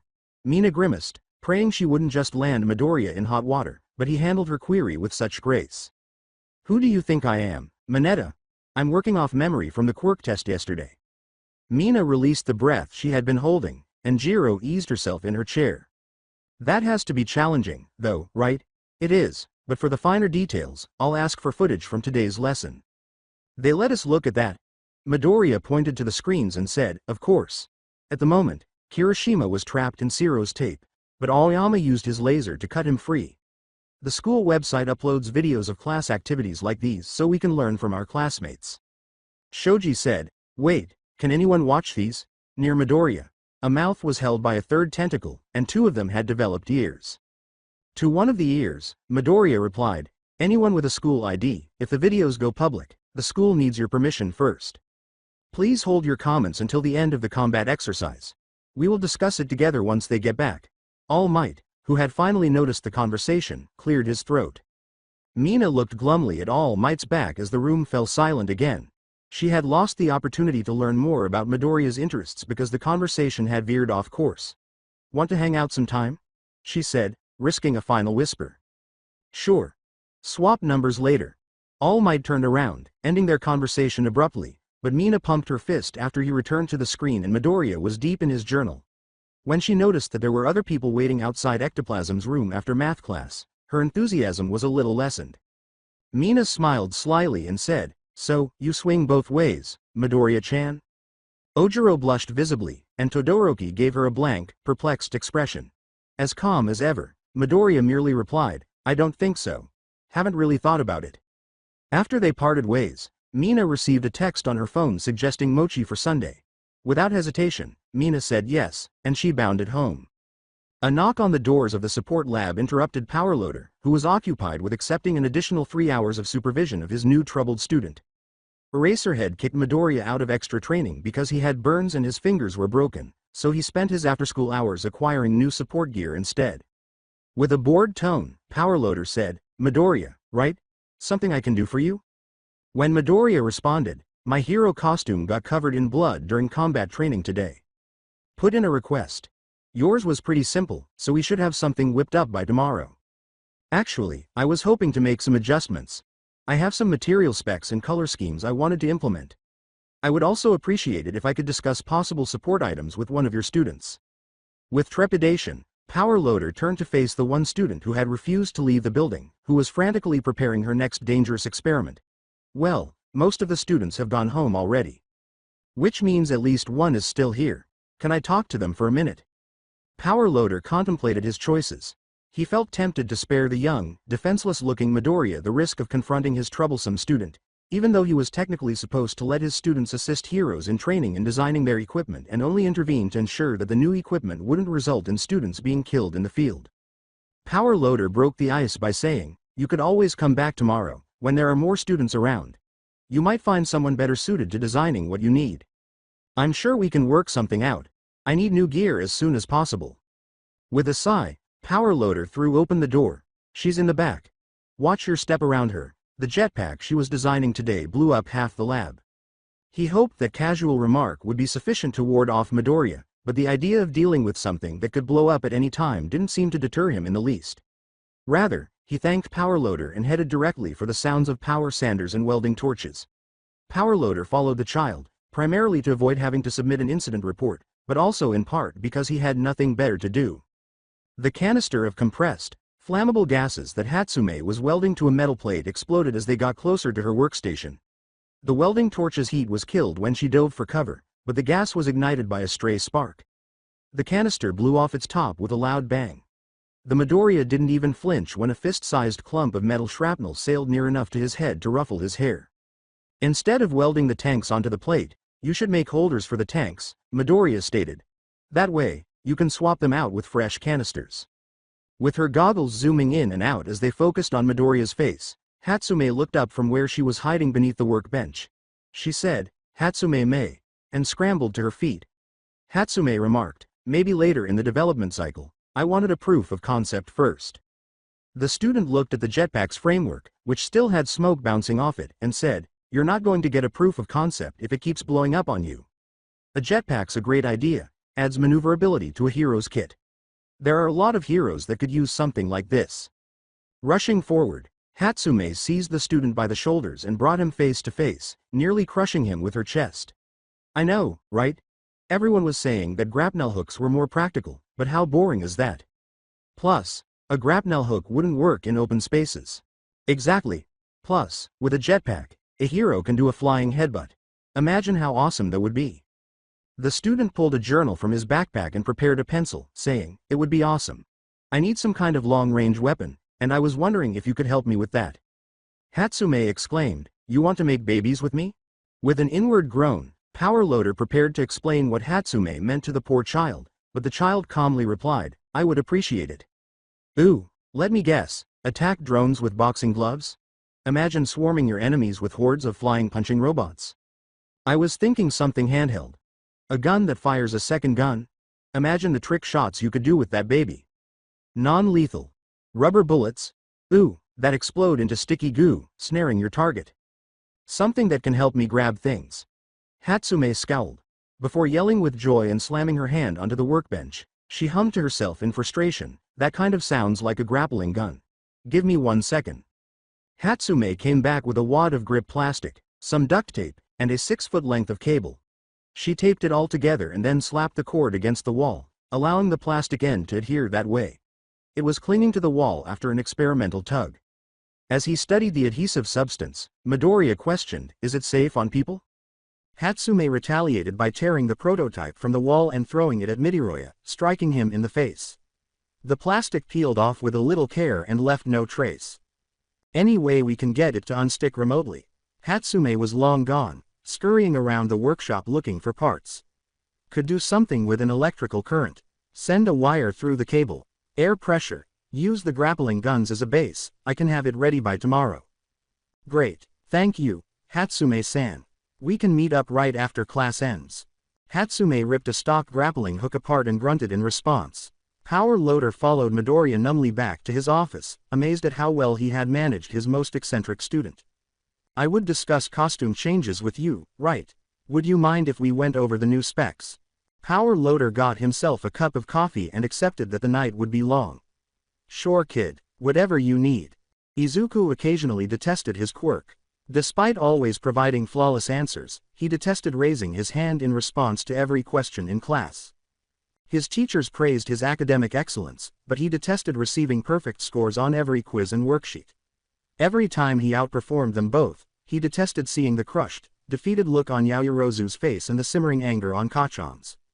On their first day pop quizzes, they both competed with him to answer the most questions and get the highest score, but they were unable to defeat someone who had the answers before the teacher had even distributed the papers. For a significant portion of his childhood, things had been that way. He had always detested the thought of people dying or villains escaping, and he believed that none of that would have occurred if he had called a hero agency anonymously. He detested wearing long-sleeved shirts even in hot weather, avoiding beaches and swimming pools, and concealing his burns and scratches from his mother. He detested wondering how much more time his mother would have for him since she wouldn't have to work 2 jobs, how frequently they could have katsuden, and what kind of house they could have if he had used his quirk to win the lottery. He had thought about following those routes over the years, risking being discovered to have his quirk in order to improve his and his mother's lives, but each time the idea of altering what he saw made him feel as if he were hitting his head against a brick wall. He therefore kept his head down, covered his scars, and avoided paying too much attention to news reports about fatalities. Nothing made him think more seriously about overcoming that headache and finding any other possible future than what was about to happen as he slipped into an alleyway just outside UA. All of those events, all of the pain and suffering he had experienced, all of the squalor of their dirty two-bedroom apartment, the instant ramen and bean soup, the used clothes and broken air conditioners, and all of the attention that was currently being directed at him. Following a Thursday night training session with Aizawa, he was followed by loud, irate footsteps. Wonderland was where Bakugo Katsuki had fallen. When he woke up in a hospital bed in Recovery Girl's office, with nearly enough gauze wrapped around his face to suffocate him in his sleep, it was the only way to explain how screwed up the world had become. The elderly hag had informed him that he had suffered a concussion and a broken nose. That was not possible on its own. His name was Katsuki. There was nothing that could harm him. He wouldn't get any bruises from blasting his way down after a long walk off a high-rise building. He could blast anything flying at him out of the air. He would fucking die if anyone attempted to harm him. To make matters worse, the hag covered the shit cake with a metric fuck ton of foul frosting after he numbly inquired as to how in the world he had ended up with a broken nose. He had been punched by fucking Deku. Deku, the scrawny, pitiful, quirkless Deku, knocked the living daylights out of him with a single punch, breaking his nose and causing a concussion. No conceivable. Dizziness hit him like a truck when he bolted upright, but he fought through it, stumbling to his feet out of retaliation against the foolish world that had dared to bring him down. Recovery Girl pushed him back into bed with a soft push of her cane, kissed his forehead in a disgusting way, and practically pushed one of her gummy bears down his throat. As his numb body regained its strength, he had flashbacks of what had happened before he blacked out. He had run into Deku and found him with his back to the door, with nowhere to flee to, no one to stop him, and no one to make him hold back and be gentle with the would-be hero. A white-gloved fist materialized in front of his face, seemingly drawn from a magician's hat, and he saw a flash of hollow, green eyes staring through him. Even though it made him shiver, the entire scene had a dreamlike unreality to it, a nightmare that seemed hilariously ridiculous. He remained there until the end of the day, when it was too late to reclaim his position at the top of the classroom, thanks to Recovery Girl. Since both of his parents had come to pick him up, it was clear that the school had told them about it. His elderly mother yelled at him for being careless and hurting himself on the second day, but the words lacked bite, which made it seem worse. It was as if he was too weak to handle her disappointment and rage, too fragile after being outperformed by the weakest student in the entire school. Too tired and shell-shocked for genuine rage, Katsuki allowed himself to simmer in silence. Katsuki hadn't even recalled what had happened until he looked in the mirror the following morning. Half of his face was splotched in black and purple. Pain shot through the sensitive cartilage, causing a trembling finger brought to his nose to leap away. The memories flooded back, and he was able to be angry this time. His hand struck the mirror palm first. Sweat from nitroglycerin exploded in beads, breaking the mirror into 100 tinkling fragments. His mother screamed at him as she ran up the stairs. He responded with a scream. The small, glass-covered bathroom became a battleground as they exchanged a barrage of profanity, each one more obscene and dramatic than the one before. By the end, Katsuki was smiling maniacally and grounded for a week. He had returned. The UA wouldn't be aware of the impact. He would return to the top of the food chain by the end of the day. In class that day, his enthusiasm slowly and unpleasantly died. Their eerie homeless instructor began his dreadfully awful day by reviewing yesterday's combat training and offering everyone detailed advice on how to get better. Katsuki thought it was great that his face was strong enough to break two of Deku's fingers, but he didn't like being told in front of the class that he was a jackass for getting himself removed without warning his teammate and charging headfirst into an unfamiliar situation. He wasn't to blame. He had to contend with fucking Deku. The trembling lump of jelly that Deku had for a teammate should have been equally useless as Deku himself, who was supposed to be powerless. The universe's decision to flip itself upside down wasn't his fault. Modern art history was the first period's topic, which Katsuki found awkward because Aldera Jr. High never touched it and he dismissed it as a waste of time. Katsuki found Midnight's explanation that they studied it to better understand how heroes influence artistic media to be a stretch, but since it was a required course and he wouldn't accept anything less than the best grades, he decided to commit all of the information in their textbooks to memory. By Wednesday, he had already read through the book 5 chapters ahead of schedule, but he was still stumbling at a few questions, finding it difficult to remember the quickly learned material. The majority of other students appeared to be just as unsteady as he was, including the suggested Miss Know-It-All. Overnight, however, Deku, quiet, unimportant Deku, had become a fucking art critic, responding to all inquiries and gaining nothing less than Midnight's utmost respect. It made sense, sort of. Katsuki had seen those hero drawings in Deku's books, so he wasn't blind.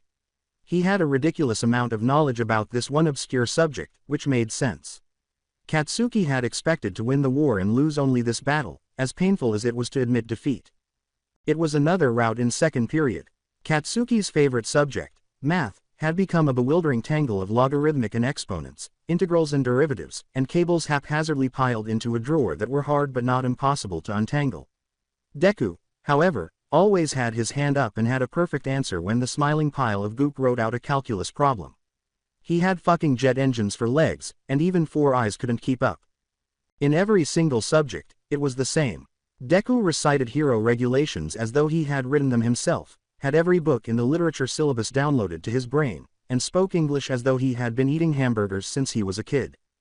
Even though it was embarrassing to be behind Deku, it hurt even more to be clearly behind the suggested girl, who was also behind Deku.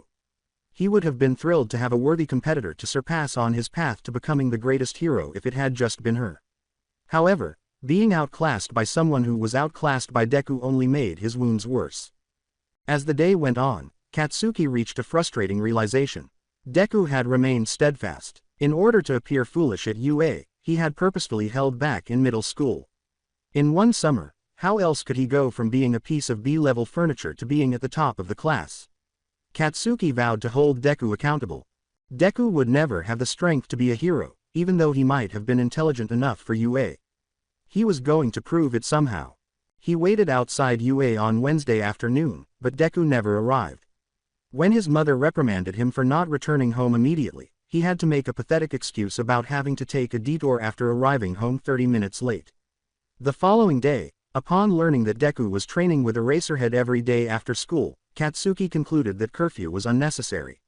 When Deku rubbed his inhuman intelligence in his face, he wasn't waiting a week. He thus followed Deku into a silent, deserted alleyway on a Thursday afternoon as the sun sank beneath the tall apartments, illuminating their windows with an orange glow. Instead of trying to conceal his footsteps, he deliberately created more noise in an attempt to get the quirkless wimp to turn around. Deku remained motionless. Katsuki clenched his jaw and walked more quickly until he was in his grasp. He roared, "Deku," and raised his right fist. He waited until he could see the fear in Deku's eyes as he began to turn to punch him. Deku's face was devoid of fear as he watched Katsuki approach him, evoking the nightmare of being thrashed during combat training. Katsuki punched Deku, who took it by the wrist. Deku pushed his knee into Katsuki's thigh and pulled back, forcing Katsuki to lean forward even more. Katsuki lost his balance and fell forward, using his free hand to catch himself. He attempted to roll over and escape Deku's hold, but the smaller boy was on top of him, forcing his hand into an excruciating grip with the palm flat against his back.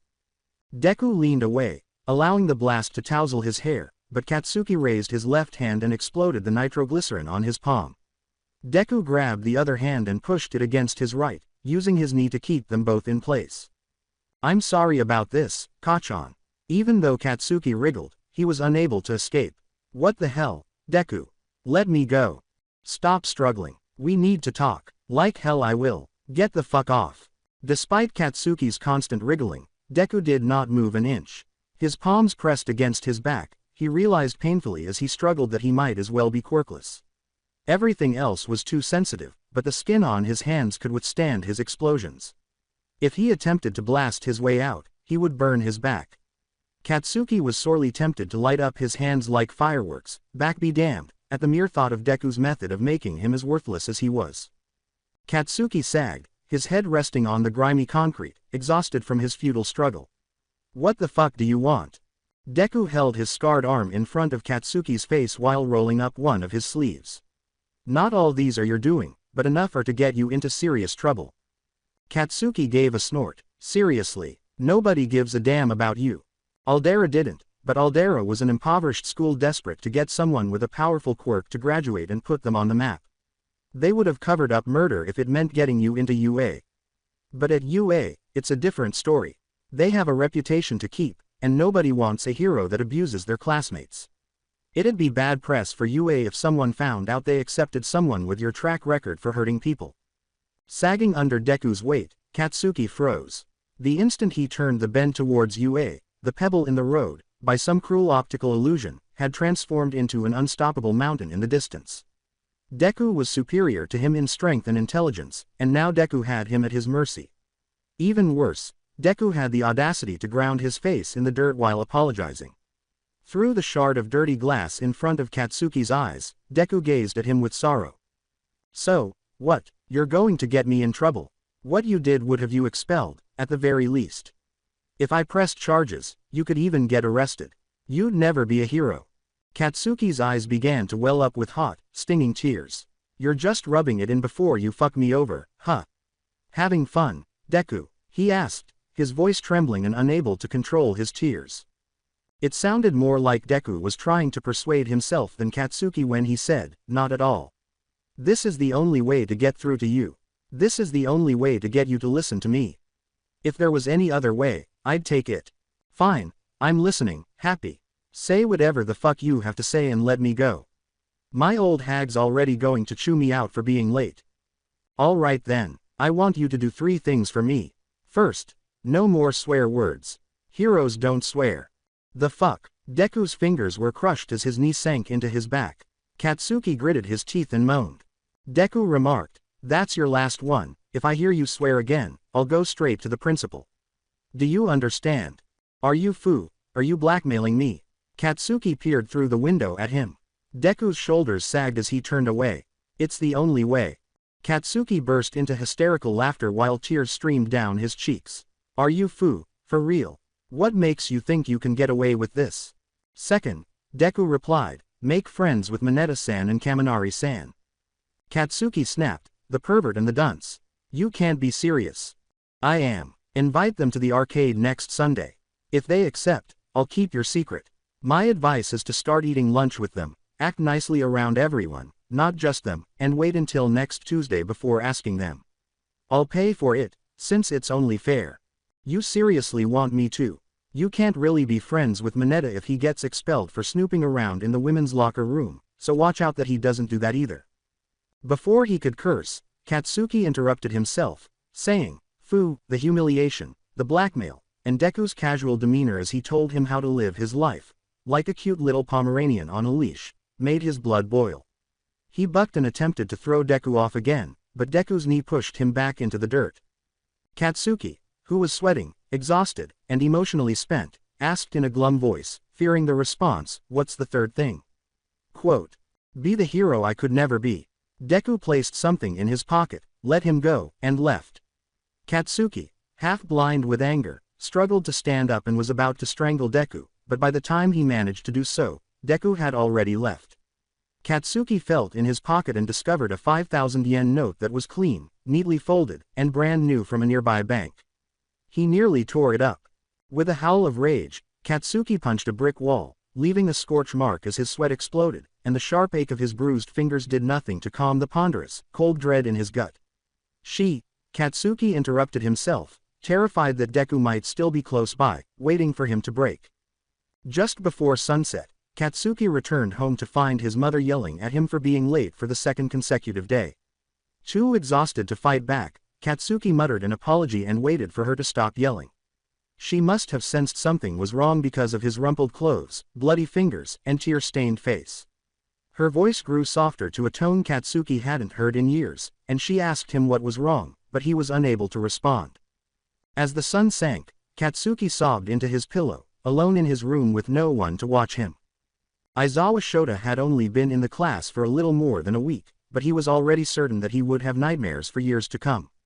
If there was ever a class that would make him gray hairs before his time, it was this one.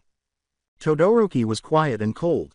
That scar, along with his asocial attitude, made him wonder if he had 2 abused children in class. Mineta was being held in line for the time being by sharp looks, but he knew he would have to give the lecherous kid a private lecture before he got out of hand. Yaoyorozu was slowly falling apart in front of his eyes, the obvious reason being that she didn't find herself at the center of this classroom's universe. He might not have noticed if Nezu hadn't casually brought up her confidence problems, but he could see the subtle signs of her shattered self-worth. The foul-mouthed teenager he had deemed the worst of the group, with the temperament of a lit torch thrown into a fireworks factory, had, strangely enough, changed overnight. His behavior didn't completely change, but he would consider it a significant step in the right direction. He had stopped making fun of his classmates and even tried to speak to Mineta and Kaminari. The swearing didn't completely stop, but Katsuki would always catch himself before he made a mistake, and Shota observed that he would always look at Midoriya. Speaking of Midoriya, Shota was astounded by his performance to date, with every teacher he spoke to praising their new star student for always raising his hand in response to questions and providing flawless answers. During their training sessions, Midoriya assimilated all the information, exercises, and Wing Chun drills like dry desert soil. He only needed to be shown or told something once to perform it flawlessly, and he would keep doing it with the accuracy of factory equipment until his arms trembled with fatigue. Shota couldn't blame them. Aizawa focused on giving Midoriya a crash course on all the CQC he could teach him after making sure he was performing all of his personal strength and stamina training correctly. In just a few days, he learned months' worth of martial arts techniques, including blocks, punches, throws, dodges, and everything in between. Shota, who saw how much further Midoriya would have come if he had begun his training a year or two earlier, found himself rationally angry at all the teachers who had let him down and who had failed to recognize the tremendous potential that was right in front of them as Midoriya continued his explosive growth. On Friday afternoon, All Might, reduced to his civilian form, infiltrated the break room as Shota withdrew to refuel with a pot of coffee. Aizawa-san, I was hoping we could have a conversation. I haven't seen you very often because it's been a long week. Shota suppressed a sigh and said, Yagi-san, what is it? Quote, well, the combat training raised some questions for me. What could I have done differently after 2 of my students were sent to the nurse's office? Before they began, should I have advised them to be gentle with one another? When it seemed like a bad thing was going to happen, should I have intervened? I don't know if I could have done anything at all, but nobody was permanently injured, and the class continued with minimal disruption, Shota said, raising a hand to stop the flood of uncertainty and insecurity that was pouring out of the top hero. You managed it quite well. However, they fractured bones. Quote, Shota looked at him disapprovingly and flatly. Yes, they did. What's your point? Quote, Aizawa-san, I know I'm not an experienced teacher, but isn't that going too far? Toshinori coughed in surprise and wiped against the blood on his lips. Isn't it our responsibility to protect these kids? Quote, safe. You want to protect them? Shota yelled. If you treat them that way, the first villain to break their nose will kill them. That sounds a bit extreme. Really, given that hole in your chest, I assumed you would be aware of the dangers of hero work. Reflexively, Toshinori touched the old wound with one hand. That was not exactly a typical circumstance. And most of us can't punch the weather away, Shota stated sardonically. Despite your strength and power, you still suffered a crippling injury that would have killed anyone else. In this line of work, heroes die all the time. Because everyone is focusing on you, nobody notices. Every time a major villain is apprehended or a civilian is saved, it makes the front pages and 6 o'clock news. Meanwhile, lesser heroes are killed by anonymous villains, a tragedy that is forgotten by the next headline. Aizawa-san, Aizawa poured himself a cup, grimaced at all the dirt at the bottom, and drank the entire mug in one sitting. For what it's worth, I think it's a good thing nobody realizes how dangerous the world had become, but you're not going to be around forever. That wound is going to make you retire, or worse, kill you off, and when that happens, it's going to be ugly. I know my students will have to clean up whatever you leave behind, but if I'm lucky, I won't be around to witness it. You will respect their lives if you have any, and I want to make sure they're prepared for that. Toshinori's hands clenched, fire returned to his hollow, blue eyes, and he was pale, so pale that Aizawa feared it might be from blood loss. I'll make sure that doesn't happen. I'll find someone who can inspire the people, give them hope, and push back crime and villainy just as tall as I can. I shall not die with the symbol of peace. Even though it's not ideal, it's preferable to letting our house collapse into chaos. Before heading to the door, Aizawa pulled his scarf tighter and said, I'll make sure that symbol of peace won't be needed. Knowing ahead of time, Izuku matched Todoroki's attire, which included a collared shirt and khakis that were slightly too small for him and looked like they had been sitting in a closet for a year. They met at a small, local soba restaurant with a tasteful and subdued decor, including dark wooden tables, cozy booths, decorative light fixtures, and elegant drawings of leaping fish and ocean waves on the walls. However, it cost him 10,000 yen in art commissions. The noodles were not inexpensive either, and Todoroki seemed to enjoy the contrast between the warm grilled shrimp and the chilled noodles, which were infused with green tea and had a pleasant, smoky burn on top. The dish was garnished with a chili flake slurry. Every couple of bites, Todoroki looked up from his soba, clearly unsure of how or whether to break the silence between them. Izuku knew he should wait, let Todoroki get used to the new surroundings, and feel the relief of knowing that no words were required.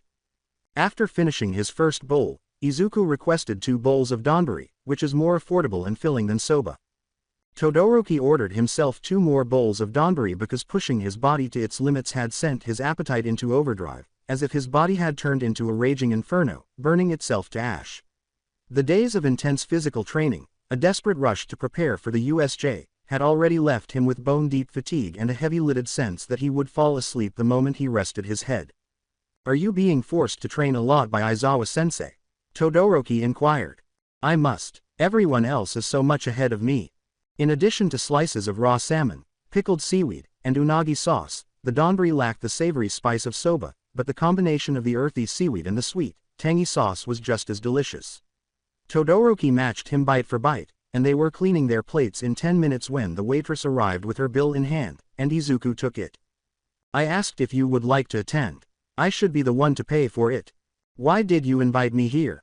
Todoroki asked, looking troubled as Izuku placed crisp, recently withdrawn bills on the table and left a generous tip. He inquired. "Because I felt like it." Todoroki's expression grew sour. His endeavor to blame, quote, "Not at all," Izuku replied. "I know you two have the same family name. I wouldn't be a huge hero fanboy if I didn't recognize that much, but until you mentioned it just now, I didn't know you two were related. I did wonder because of the fire." Izuku leaned forward and remarked, "I'm guessing things aren't great between you and him." Todoroki grimaced and turned away when the fire was mentioned. Todoroki's response was stony silence, and Izuku chose to say, "I don't remember my father," rather than press the issue. "He had a fire quirk, but not as powerful as Endeavor's, according to my mother. I wished I had his quirk when I was very young. I tried to move the fire by waving my hands in front of a candle for a long time. I even inserted my hand into the flame once when it was getting a little late for my quirk to appear, as though that would somehow cause it to manifest. I only came away with burned fingers." Without looking into Izuku's eyes, Todoroki jabbed his chopsticks at the leftover chili flakes in his bowl and said, "You never got your quirk." "No, I didn't, yet you're trying to be a hero anyways. I can't see myself doing anything else. Why, what is the reason behind your strong desire to be a hero?" Todoroki asked, quote, "I want to help people." Blinking, Todoroki said, "That's it. Do you expect me to believe that?" he asked, his voice tinged with anger. "I can tell that you're working out until your arms and legs hurt, that you're exhausted every night before taking off your clothes, and that you're never quite able to catch your breath. Are you saying that you're prepared to endure all of that merely to assist others?" Quote, "When All Might made his debut, it was one of my favorite videos when I was younger," Izuku remarked. "There was no villain to defeat, no spectacular combat, and no amazing superpowers. Only All Might, a burning structure, and more than 100 trapped civilians were present. All Might charged inside as the building collapsed around him, each time running out with a dozen people on his shoulders." Midoriya's smile was a pale imitation, but it elicited a visible response from Todoroki, who said, "I wanted to be like that." He had a big smile on his face the entire time, through every second of that rescue, a grin that said everything would be okay. Todoroki grimaced. "My father has spent his entire career trying to surpass him. Why do you think that without a quirk, you could resemble him in any way?" Quote, "To save lives, you don't have to be strong. Even though I was weak, if I hadn't saved someone, they would have perished. I went to UA for that reason. To be honest, I didn't think I'd get as far as I did," Midoriya said, laughing and rubbing his hair. "I saw the chance to be a hero, and I took it." "So you don't want to be the best?" Quote, "I am aware that I could never be. For me, simply saving lives is sufficient." Todoroki was still taking in what Izuku had said, so he leaned back in his chair and asked, "How about you? You went to UA for what reason?" Quote, "Not your business. Is it because you were created by your father?" Quote, Todoroki looked icily at Izuku and said, "What makes you think that?" The silence between them was so thick and cold that it could be climbed with an ice axe. Quote, "You don't seem to be very fond of your father. For starters, you always refer to him as Endeavor." With a wince, Todoroki looked down at the table without ever looking at Izuku. Just drop it, okay. It's not important. Izuku knew he had to convince Todoroki, even though he hated himself for bringing up the subject. Do you really want to be a hero? Quote. Yes, I made the independent decision to be a hero, but I will do it my way. I will not utilize the power of endeavor. You don't use your fire for that reason. Quote. With a nod, Todoroki said, I'll become the #1 hero with just my ice. You probably could, Izuku remarked, considering how powerful and adaptable your ice is, it's possibly even more effective than endeavor's. It can reshape the terrain, protect civilians, treat burns, imprison villains, protect you from hypothermia and frostbite, and increase your mobility. It also lessens property damage, though you'll need to be careful not to freeze pipes. You genuinely believe I can succeed? Absolutely. Endeavor always said I was holding myself back, wasting my potential, and would never beat All Might if I didn't use both sides of my quirk, Todoroki snorted, a ghost of a smile appearing on his lips. Hearing from someone that I can succeed is pleasant. Izuku knew what had to happen next, but he wanted to end the conversation there, on that high note, with Todoroki content and happy. You shouldn't. Like a snowflake floating through a bonfire, Todoroki's smile disappeared. Why not? Quote. Because there will come a time when you will need to use your fire alone to save someone. With no one else to save them, no way to call for help, and no way to get them somewhere warmer, someone is freezing to death while surrounded by villains. Someone who will perish unless you warm them with your fire. Todoroki stared at him with mismatched eyes and said, You can't know that. You'll need to be prepared if you're serious about becoming a pro hero. Izuku stood, straightened his shirt, and said, I should get going before my mom starts worrying. I hope that someone else's life will mean more to you than what your dad thinks of you when that day comes. I stay out late, and she dislikes it. Enjoy your evening, Shoto-kun. Izuku was uncomfortable with the familiarity because he was not used to knowing anyone, but he believed that it was the last words that would save his life at the USJ. Ojiro's home and training dojo was tucked away between a quick mart and a ramen shop.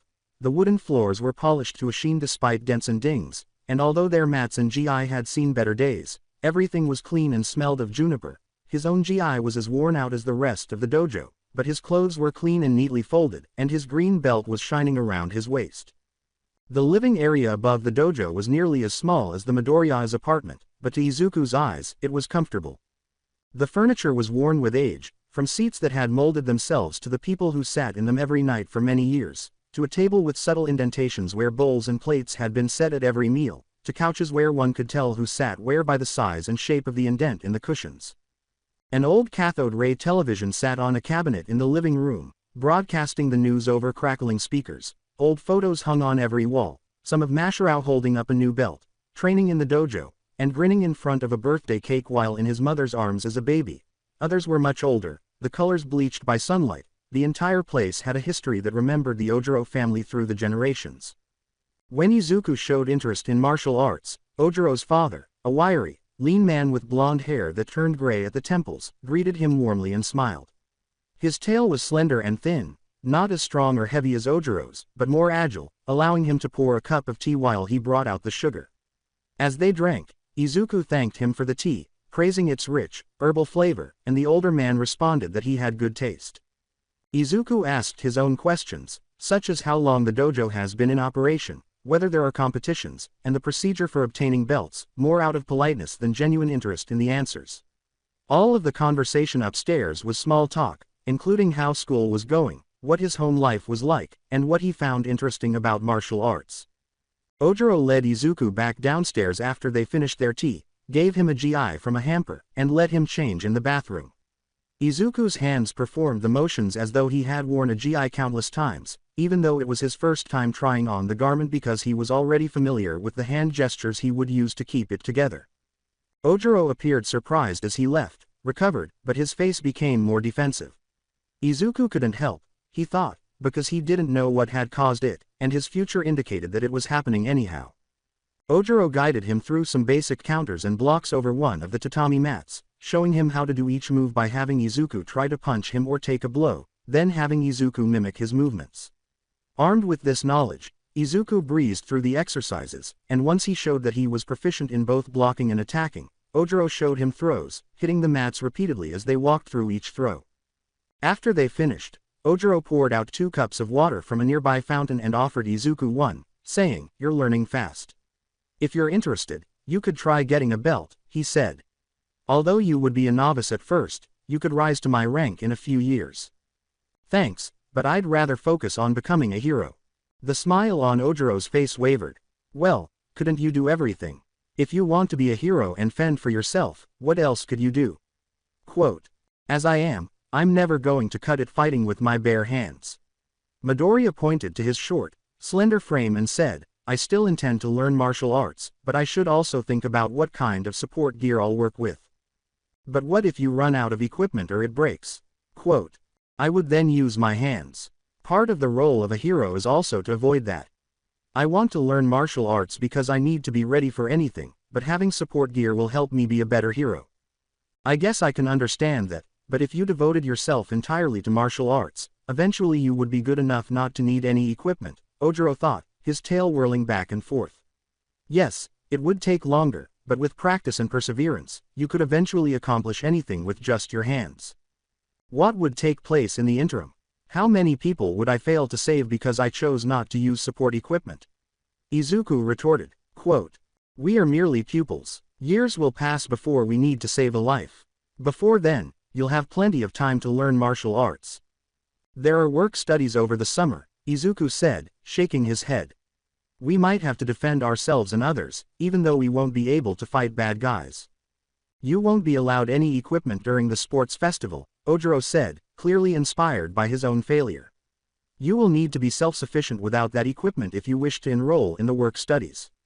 If hero agencies don't recognize you, you won't be able to save anyone while you're doing work studies." "It's true, but martial arts won't help much in the beginning. They are typically either a race or a team-building activity. I'll receive offers if I qualify for the bracket." After giving it some thought, Ojiro let out a defeated sigh and said, "You're right. I'm further along in my training, though. My fighting style would be disrupted if I added gear now." Izuku pretended to be shocked. "You won't be adding any equipment. I believed I had some clever ideas." "You did," said Ojiro uneasily, "but they don't fit with my hero style." "Why not? I believed that the weapons I chose complemented the style of a martial artist." "Well, I sort of want to be a hero who isn't dependent on gear. These days, a lot of heroes rely solely on their gear to fight effectively, such as Endeavor's coolant suit, but one hero is incredible without any assistance. All Might. Exactly. He gave me hope that my family's martial arts could make me a fantastic hero. To demonstrate to everyone that heroes are more than just their gear is what I want to be a hero for. It's not about proving a point or demonstrating what can be accomplished," Izuku stated. "The only reason All Might doesn't use any support equipment is that nothing can handle his strength. Since saving lives is what he cares about most, I am confident that he would use any assistance equipment available to him." "How are you aware of that?" Quote, Izuku pulled out his first hero journal, which he had brought for this occasion, and the whole book, from his naive hero worship to a detailed examination of his career, was devoted to All Might. As he turned to the appropriate section, Izuku stated, early in his career, All Might collaborated closely with David Shield. He tried a few prototypes, but each one broke when he applied his quirk. Ojiro gazed in disbelief at the drawings of All Might in boots and modified gauntlets, saying, "I had no idea. It was a while back. Finding suitable photos for these sketches required a lot of research on my part." "Well, I'll be the first, then," Ojiro said, rising to his feet after taking a deep breath. "I'll demonstrate to everyone that being a hero doesn't require any special gear. To be honest, you most likely could. You could succeed, even though it would be difficult, and you might even become more well-liked in some circles for keeping your word." "You truly believe that?" Quote, Izuku said, "You could," preparing himself for yet another round of dashed hopes, "but I don't think you should." Ojiro became expressionless. "Why not?" Quote, "Because no matter how much you practice, there will come a time when your martial arts will not be able to save someone. Someone will perish as a result of the villain being too far away and out of your grasp. Even though you would still be considered a hero, you would question what might have happened if you had the means to save that individual." After an awkward silence, Izuku took off the GI, gave it back to Ojiro, and said he had to go home. Ojiro struggled to hide his frustration as it slowly came to the surface. The elder Ojiro, holding a teacup, told the younger after Izuku had gone, "Love the friend who gives you advice that you know you don't want to hear. They are the ones who genuinely care about you." It took almost 10 minutes for the sheer number of customers to make their way through the line and get their mochi before it was their turn. Ashido chose strawberry flavor, and Izuku chose mint, already knowing how it would taste. Ashido took Izuku to a busy, colorful mochi shop, where pop music was playing over the speakers, bright pink uniforms worn by smiling employees, and colorful furniture assaulted Izuku's senses as they got in line. Even knowing everything that would happen, it felt strangely unreal that he, quirkless, worthless Deku, was on a date with a girl. It wouldn't last, but at least he could say he had gone on a date before he died. Izuku was waiting in line, with a cute girl leaning on his shoulder, and he felt a strange mix of excitement and awkwardness. Izuku wore a simple long-sleeve shirt and jeans, casual but a little stuffier than anything that would have fit the venue, while Ashido looked perfectly at home in the flamboyant atmosphere, wearing a black tank top and shorts that showed enough leg to make him uncomfortable every time he looked down. Ashido jumped right in, tearing a large bite of pink-colored rice cake and chewing it hard, while Izuku ate his green-colored treat more slowly. They were sitting in the center of the chaos, with people walking by them and idle chatter droning over the background music. "Izu-kun, isn't this stuff the greatest?" Ashido inquired in between mouthfuls. Izuku had to raise his voice above normal in order to be heard. "It's excellent. I appreciate you bringing me here, Ashido-san." "Nope," Ashido said, waving a finger in front of Izuku's face. "You must address me as Mina-chan since we are going on a date." Izuku said, "Sure, Mina-chan." The name came naturally to him despite his nervousness, and he couldn't recall the last time he had used such a casual honorific. "So, how long have you been drawing?" Mina asked him with a smile. Quote, "I began at a very young age. 4, I believe. My obsession with heroes began when I first saw All Might. I began writing about them and drawing pictures of them, and I improved over time at both. I take it you have more journals. Do you mind if I spot one?" Quote, Izuku had just begun his journal, with a few entries on Kamui Woods and Mount Lady, and he had his most recent journal with him because a villain attack was imminent in an hour. "Sure." Mina laughed when she saw the heroine's skimpy attire. "Careful, Izu-kun, people might think you're a pervert if you keep drawing stuff like this." Some rough-sketched bystanders were drawn in for scale, and Izuku leaned forward to see the image she was referring to. Mount Lady, leaning forward, greeting her audience, and displaying a generous amount of cleavage. When she grows, her costume must expand several times its original dimensions. At full size, it can only cover so much. I bet she does that on purpose. It has, in fact, received a great deal of attention. Recently, I've been receiving a ton of commissions for her. You take commissions? With a cheeky grin, Mina raised her eyebrows and asked, "Do you do naughty commissions?" Quote, "People offered me a lot of money, but I never felt comfortable with it," Izuku said, shaking his head. "It feels wrong, like I'm stripping them myself and letting people stare at them, even though I know some heroes, like Midnight, say it's okay." Yes, I understand how strange that would be. What was their offer? Quote, 50,000 yen was offered by one man. 5 to 10,000 is what most do. Mina's mouth fell open. Really that much? Quote, Izuku pulled out his phone and opened some image files, saying, "That's for the really hard stuff to make. I usually make them on a tablet, makes it easier to do the shading and add effects." "Whoa, that is fantastic." Mina marveled at each file as she flipped through them. "You made all these. What was the duration?" Quote, "It takes a few days for each one. I have to draw the lines, add the colors, and then shade them. It takes a long time to get the shading just right. I wish I could create art as lovely as this. I'm limited to drawing doodles." "How do you spend your free time?" Izuku inquired. "Apart from making advances on attractive boys." Mina smiled mischievously and said, "I enjoy dancing." "Really? Which kind?" Quote, "I suppose it's just dancing. Whatever is enjoyable. My parents won't let me go to a nightclub, even though I've been dying to." "You must be 20, don't you?" Quote, "Yes, but I'll get a phony ID once I'm on my own, and party it up." Mina whispered, "You can accompany me if you'd like." She leaned closer. "I appreciate the offer, but I want to focus on hero work," Izuku said, shaking his head. Mina's horns hung down. "Ah, does that imply something?" "Yes, I would prefer not to discuss anything at this time." "I apologize." "No, Everything is all right. Thanks for coming. Though, I still had a lot of fun, Mina said with a smile. I understand. The same thing here. I appreciate you asking me out because I've never been asked before. That was very kind of you. Really, you didn't attract any interest. Quote, well, I am quirkless. With a wince, Mina gave him a light shoulder punch and said, ah. They all missed it. You're really amazing.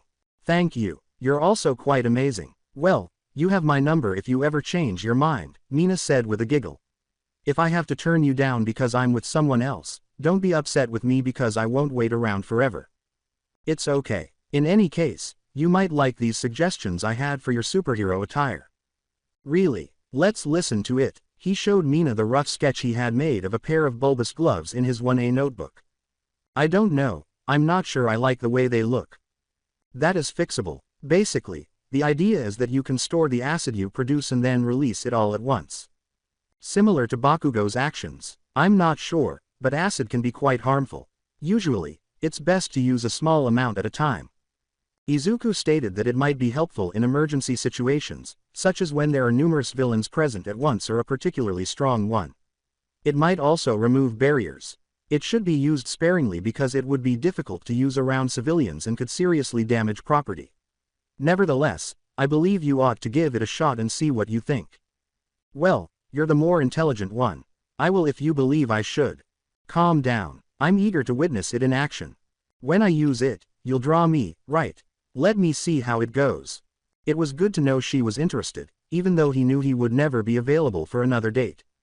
Izuku ran up to Uraraka while they were jogging under Aizawa's watch and remarked, I noticed you have trouble nullifying the gravity of multiple objects at once. Yes, Midoriya-kun. Yes, said Uraraka in between breaths, I feel sick when I try it. Have you considered making something slightly lighter rather than completely eliminating it? You might find it easier. I didn't consider that. Regards. I'll try it out. Izuku knew that brief exchange would be important, but he could only speculate as to how it would save her life. Midoriya Inko was aware of her son's problems. Her baby Izuku's dream of becoming a hero was crushed when she found out that he had been quirkless, even though both of his parents had quirks. Perhaps she ought not to have informed him that it was impossible. She knew she couldn't live with herself if Izuku hurt himself while attempting to be a hero without a quirk, but perhaps her son would still be content if she had allowed him to live a lie. The initial weeks were terrible. Izuku had the lifeless appearance of a zombie when he wasn't crying over his favorite All Might video. When he wasn't lost in thought, he was working on his notebook with trembling fingers. Inko nearly broke down when she told him that he could still be a hero and learn how to save people without a quirk by taking up martial arts or something. She might have if it had continued much longer. Izuku felt as though a switch had been flipped in his brain. One day, apathy took the place of the sobbing, the listlessness, the expression of a broken heart and dashed hopes. Indeed, he continued to frown or smile at things. Inko developed the ability to read the minute shifts in expression over time. He never did, however, laugh, appear surprised by anything, say more than was necessary, or attempt anything new. Working on his hero notebooks and preparing for school, he kept to himself. At times, Inko pondered whether she ought to take her son to see a psychologist. She could find a way to make it work, even if it meant paying more than she could afford. She was only deterred by the fact that she was unable to claim that her son was ill. Despite his unusual behavior, he received normal grades and received no feedback from his teachers. Would there even be anything to fix if she couldn't identify the problem with him? Izuku appeared to change as a result of the slime incident. He began going outside, eating more, and exercising. When she questioned why, Izuku explained that he wanted to pass because he had applied to UA's hero program. The idea of him finally coming out of his shell made her reconsider her initial desire to tell him that it was too risky, especially after a villain almost killed him. Inko had wished for the return of her happy son. However, he never emerged from that shell. Izuku's body became noticeably more athletic and his appetite improved, but his attitude stayed the same. As the test day drew near, Izuku displayed neither excitement nor nervousness. With a plexiglass shield in one hand, a pair of garden shears protruding from the top, and his backpack slung over his shoulders, he set out from home. Inko knew she needed to talk to someone when Izuku, who had received the highest score on the physical exam and a passing grade on the written portion, received a full-ride scholarship in addition to being accepted into the hero program, and threw the acceptance letter on the table without showing any signs of happiness or joy.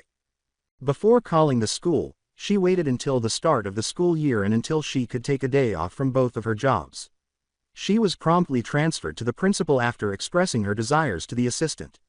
He asked what time would be most convenient for her after she gave a brief explanation of her worries. He arranged for her to come in early on Monday after she said she could come at any time. Inko packed her own backpack after Izuku left for school, putting in the doctor's note she had received when he was 4 years old, as well as any other materials she felt might help explain what she believed was wrong. These included photos of him by himself at birthday celebrations, his expressionless face when he received a new All Might figurine, report cards, and notes from parent-teacher conferences. She was met at the school gates by Eraserhead. It was difficult to accept that the disheveled, run-down man was not only her son's homeroom teacher but also a pro-hero, even though Izuku had introduced him and told him that he worked behind the scenes.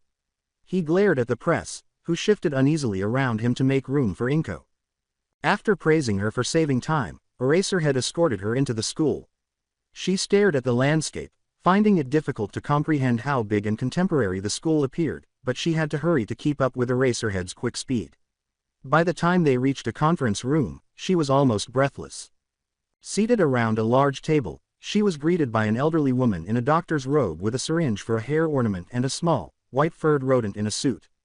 A white china pot was placed in the middle of the table, and 4 cups of still steaming hot tea were spread out. Inko took the seat at the far end of the table while Eraserhead sat beside the rodent. When Inko tasted the tea, she thought it was sweet and refreshing. "I'm not fond of fruity teas myself," the animal stated to her, "but I figured you would enjoy this more. Is it to your liking?" "Yes, thank you." In an attempt to relax, Inko took another sip. "Thank you for meeting with me, Nezu-san. I don't want to be a bother." "Not at all," replied Nezu. "The welfare of this institution's students will always be my top priority. I am happy to meet with concerned parents at any time." Nezu gestured to the other people at the table. "This is Shuzenji Chiyo, the school nurse, and Aizawa Shota, Midoriya-kun's homeroom teacher. So, I know we discussed this over the phone a bit, but I would appreciate it if you could give us a detailed account of what concerns you have." Inko told them everything she could think of, including the slime villain attack, the abrupt change, the doctor's diagnosis and his actions in the weeks that followed, and his intense training afterward. Wondering if the teachers would think she was crazy, she displayed her photos, notes, and medical records. It felt good to get all her worries off her chest, even though it sounded crazy to her to make a big deal out of her son's withdrawal and distance after having his dreams dashed. As she spoke, Nezu had been taking notes. He continued writing for a few minutes after she stopped, the sound of his fountain-tip pen scratching filling the room's silence. He questioned, "Is that everything?" "Yes. Thank you for listening. I'm sorry if I wasted your time." "You aren't omitting anything, are you?" Nezu appeared to have holes drilled into her skull by her beady eyes. "No, I don't think so." "Why? Is something wrong?" Inko said, swallowing uneasily. Aizawa and Shuzenji exchanged a glance that made Inko feel sick to her stomach. Lost in thought, Nezu tapped his pen on the table. The principal's tone and words were so serious that Inko's heart almost stopped. "For the record," he said, "I don't suspect any wrongdoing on your part. However, if I find reason to believe otherwise, I may have to involve the authorities." Somewhere close to her toes, Inko's heart joined her stomach. What happened? The 2 professors turned to face the principal. "I'm sorry to ask you like this, but are you aware of Izuku's scars?" Nezu asked after taking a breath. "His what?" Nezu gave Aizawa a nod. The instructor pulled out a remote control and switched on a projector across the table. She could still see faint splotches and lines on Izuku's skin, which were blindingly white against her pale skin, even though the photo from the combat training was a little blurry and had been zoomed in. As Inko absorbed the picture, tears streamed down her cheeks, further obscuring the scars. Her voice was hoarse as she asked, "When? When did this happen?" "I got a closer look at his scars when he came into my office," Shuzenji stated. The nurse grimaced and said, "They don't look self-inflicted.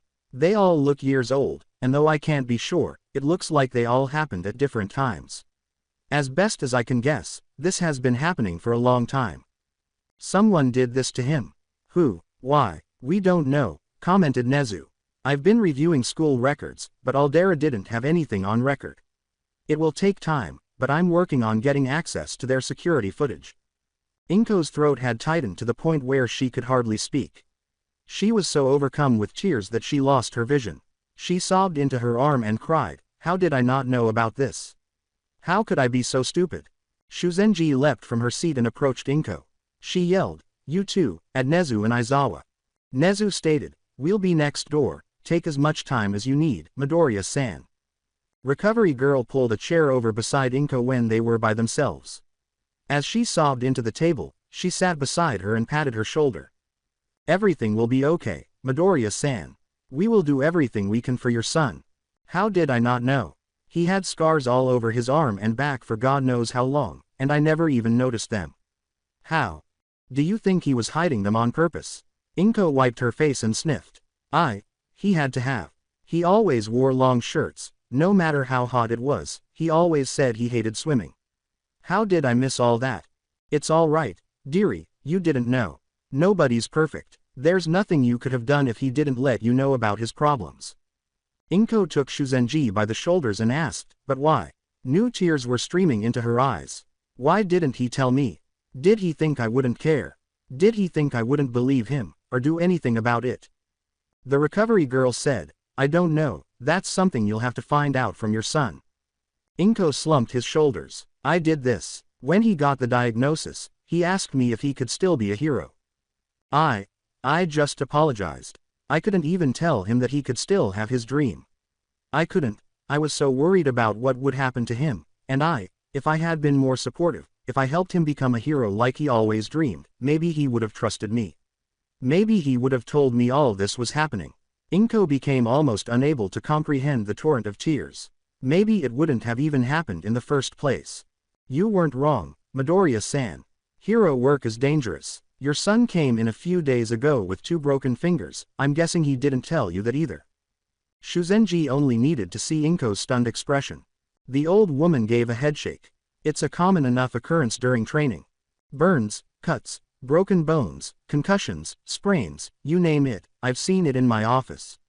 We try to limit it, but fact is, they need to be exposed to that danger beforehand, or the real world will chew them up. Hero work isn't glamorous, it isn't a cozy life. It's a life of hardship and sacrifice, one that isn't easy for anyone, even those with powerful quirks. If I hadn't seen what Midoriya was capable of for myself, I would have insisted that he be transferred to general studies. Even now, I still can't believe he's here.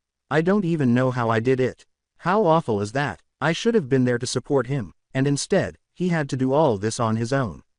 No wonder he never told me anything." Inko soaked her coat as she buried her face in Shuzenji's shoulder.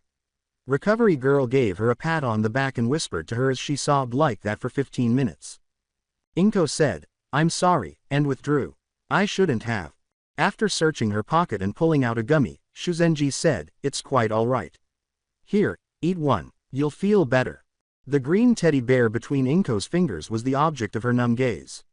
The sickly sweet apple taste made her grimace as she popped it in her mouth. She felt a little less like death after swallowing it, and a rush of energy went through her.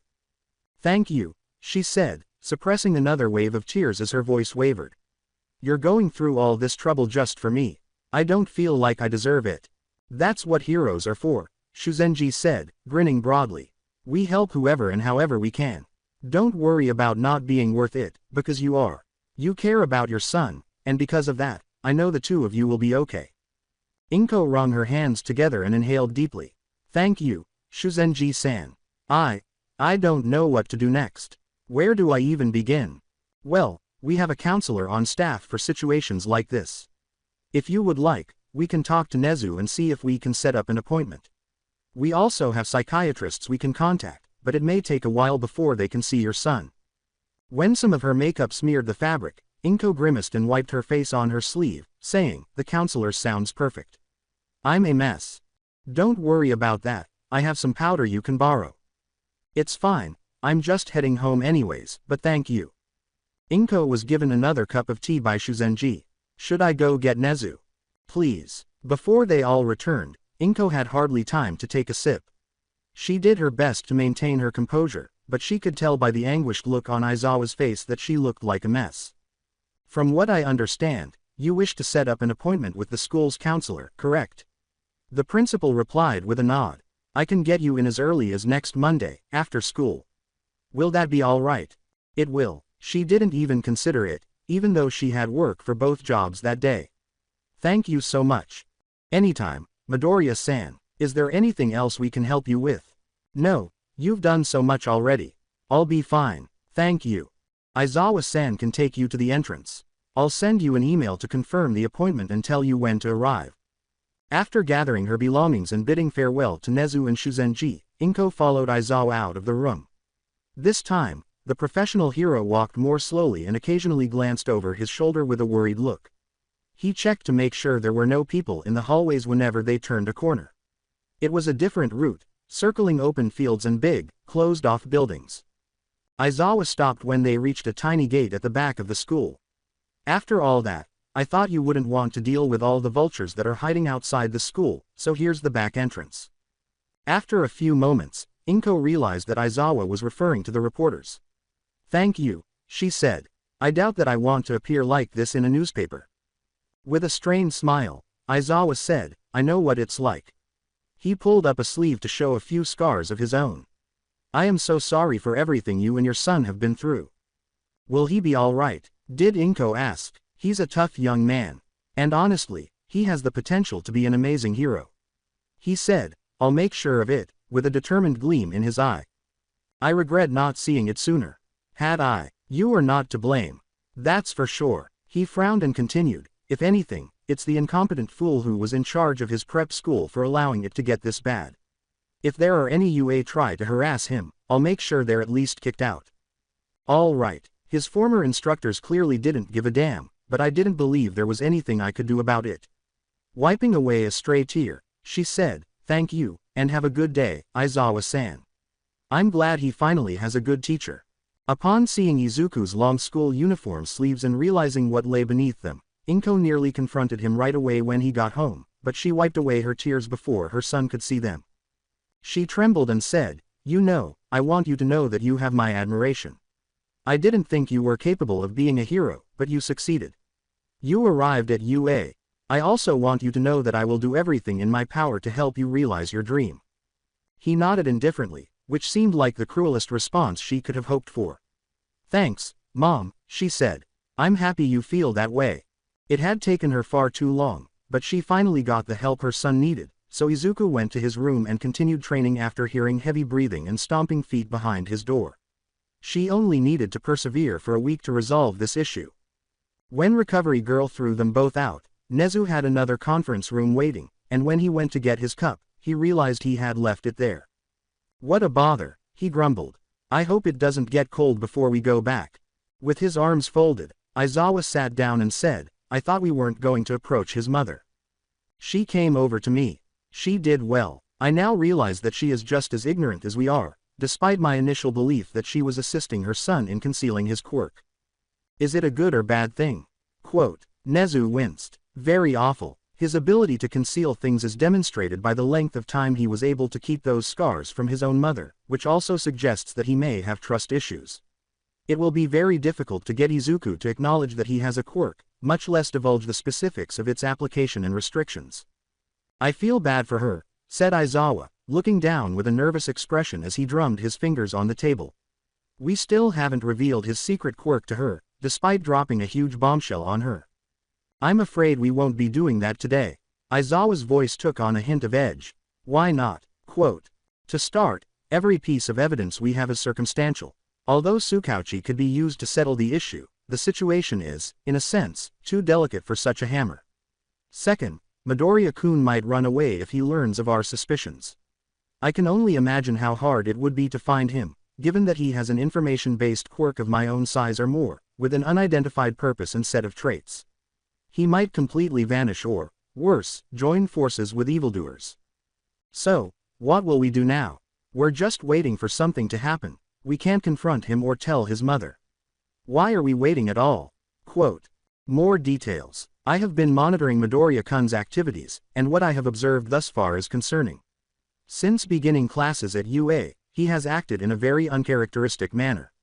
He's socializing much more than what I've learned from Aldera, even meeting up with several classmates off campus, and his academic performance has significantly improved. He has been going out with Todoroki, Ojiro, and Ashido, 3 classmates, for the last 3 days. Ojiro and Ashido submitted requests for new support equipment today. I asked them where they got the ideas for their equipment because I had a suspicion, and they both told me that Midoriya came up with the concept. He's known in his class for his thorough quirk analysis, Aizawa stated. It's no surprise that his classmates would want his advice. It's true, but Ojiro told a more captivating story.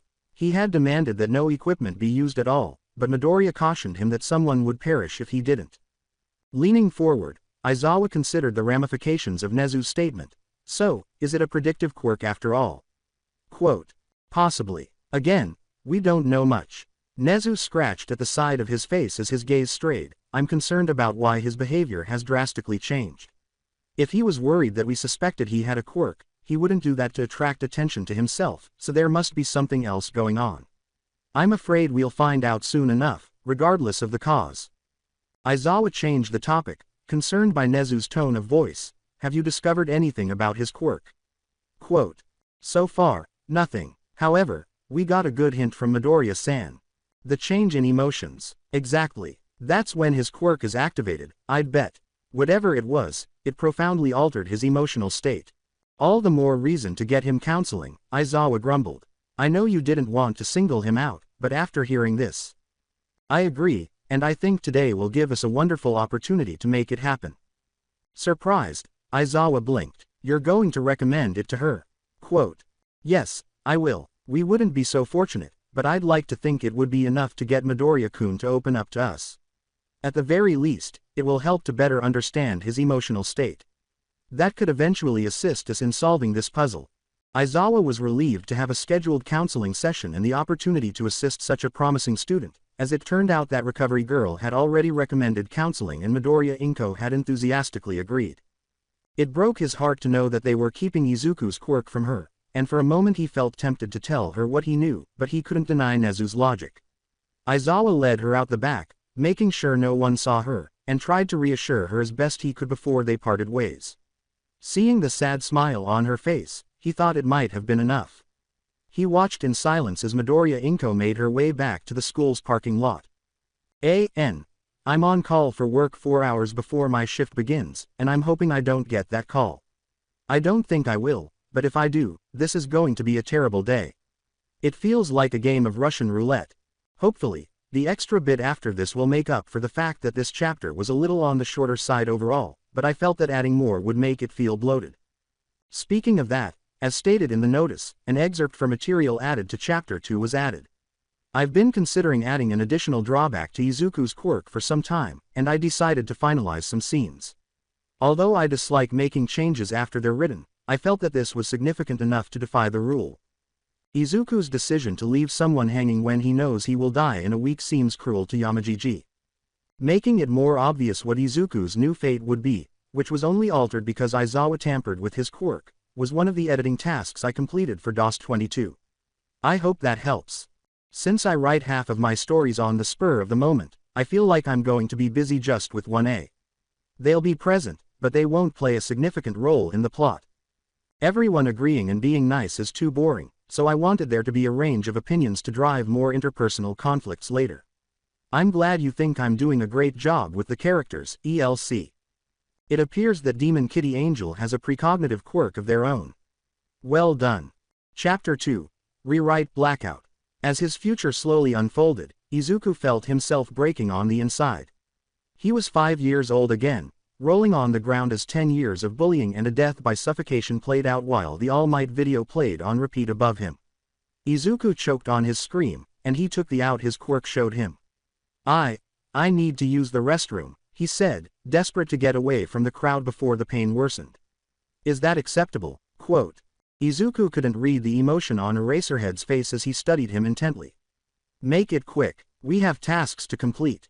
Yes, sir. Quote. A dull echo of the pain from breaking fingers lingered in his left hand, and his right hand itched from a burn.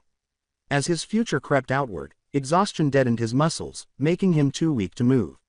Each day of his new future weakened him until he felt a bone-deep exhaustion that made him want to close his eyes. Izuku ran to the closest restroom, locked the stall, and collapsed onto the toilet seat. He couldn't imagine how people could live like that, not knowing what their every action would entail, how to speak, how to act, where to walk, every minute detail laid out for him in a picture-perfect script, and the anger and fear of the present grappled with the exhaustion of the future, sending his heart into an arrhythmic patter. The panic he had suppressed with everything he had came rushing in full force, a feeling of helplessness and confusion from having his entire future torn out from under him like a tablecloth. He was still unsure of what had happened the first time, but this time his quirk had been erased, and for a brief moment he was unable to see what he was supposed to do. He had made a mistake, and he had succumbed to panic. Now that he knew he had a quirk, one that Izuku wasn't supposed to reveal to him, something had changed the course of events. Izuku was filled with anger. For the first time in his life, he felt that he could despise a hero. Even Endeavor, despite his rudeness and sour attitude, could be admired for his unrelenting efforts to catch villains, but his teacher had changed his mind about Izuku's value because he had a quirk.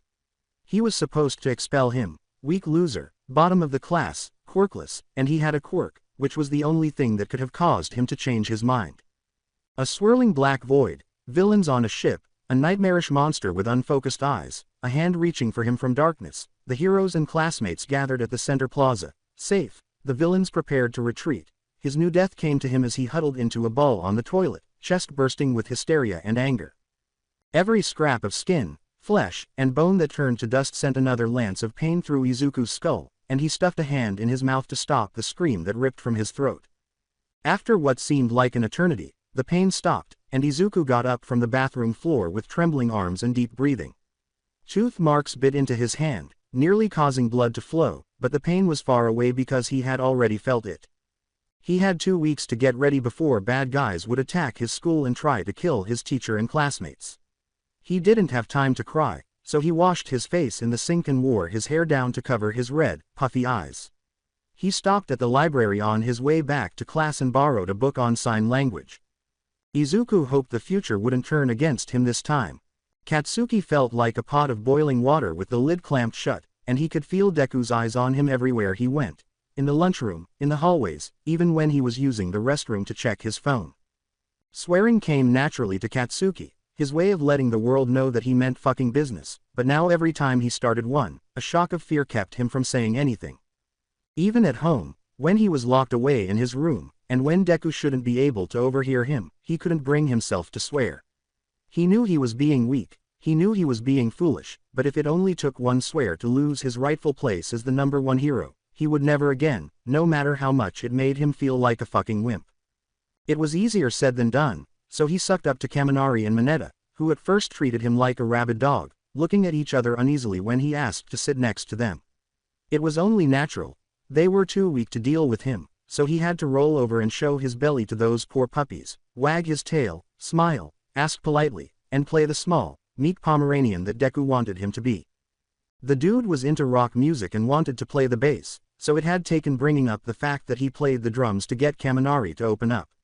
Mineta had offered to be the lead singer, drooling over all the girls he'd score once they formed a band, and it took all of Katsuki's self-control not to strangle him at that very moment.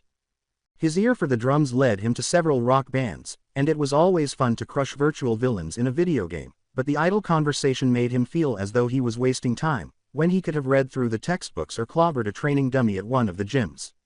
As the days went by, Kaminari and Mineta slowly warmed up to him. Katsuki put up with their conversations about girls, music, and video games while feigning engagement. Not only did he have to put up with the scumbags of the hero course, but he also had to watch Deku surround himself with half the class, as if to show Katsuki that he could outdo him in the lunchroom, with a different person sitting next to him every day, making hand gestures with signs, having raccoon eyes lean on his shoulder to look at his hero notes, exchanging baked goods with lips, or simply sitting in silence with the human thermostat. Deku's table was the focal point of the room, with the other hero students circling him, while Katsuki was out in the middle of fucking nowhere, right next to the worthless Gen Ed students and their creepy, muttering business-minded twins. Following Izuku's instructions, Katsuki asked his 2 reluctant friends if they wanted to visit the arcades. When he waved Izuku's crisp 5,000 yen note in front of them, their hesitancy vanished, and the following day, they both confirmed that their parents were okay with it. The last thing he wanted was to run into his old classmates, so Katsuki took them to an arcade on the opposite side of town.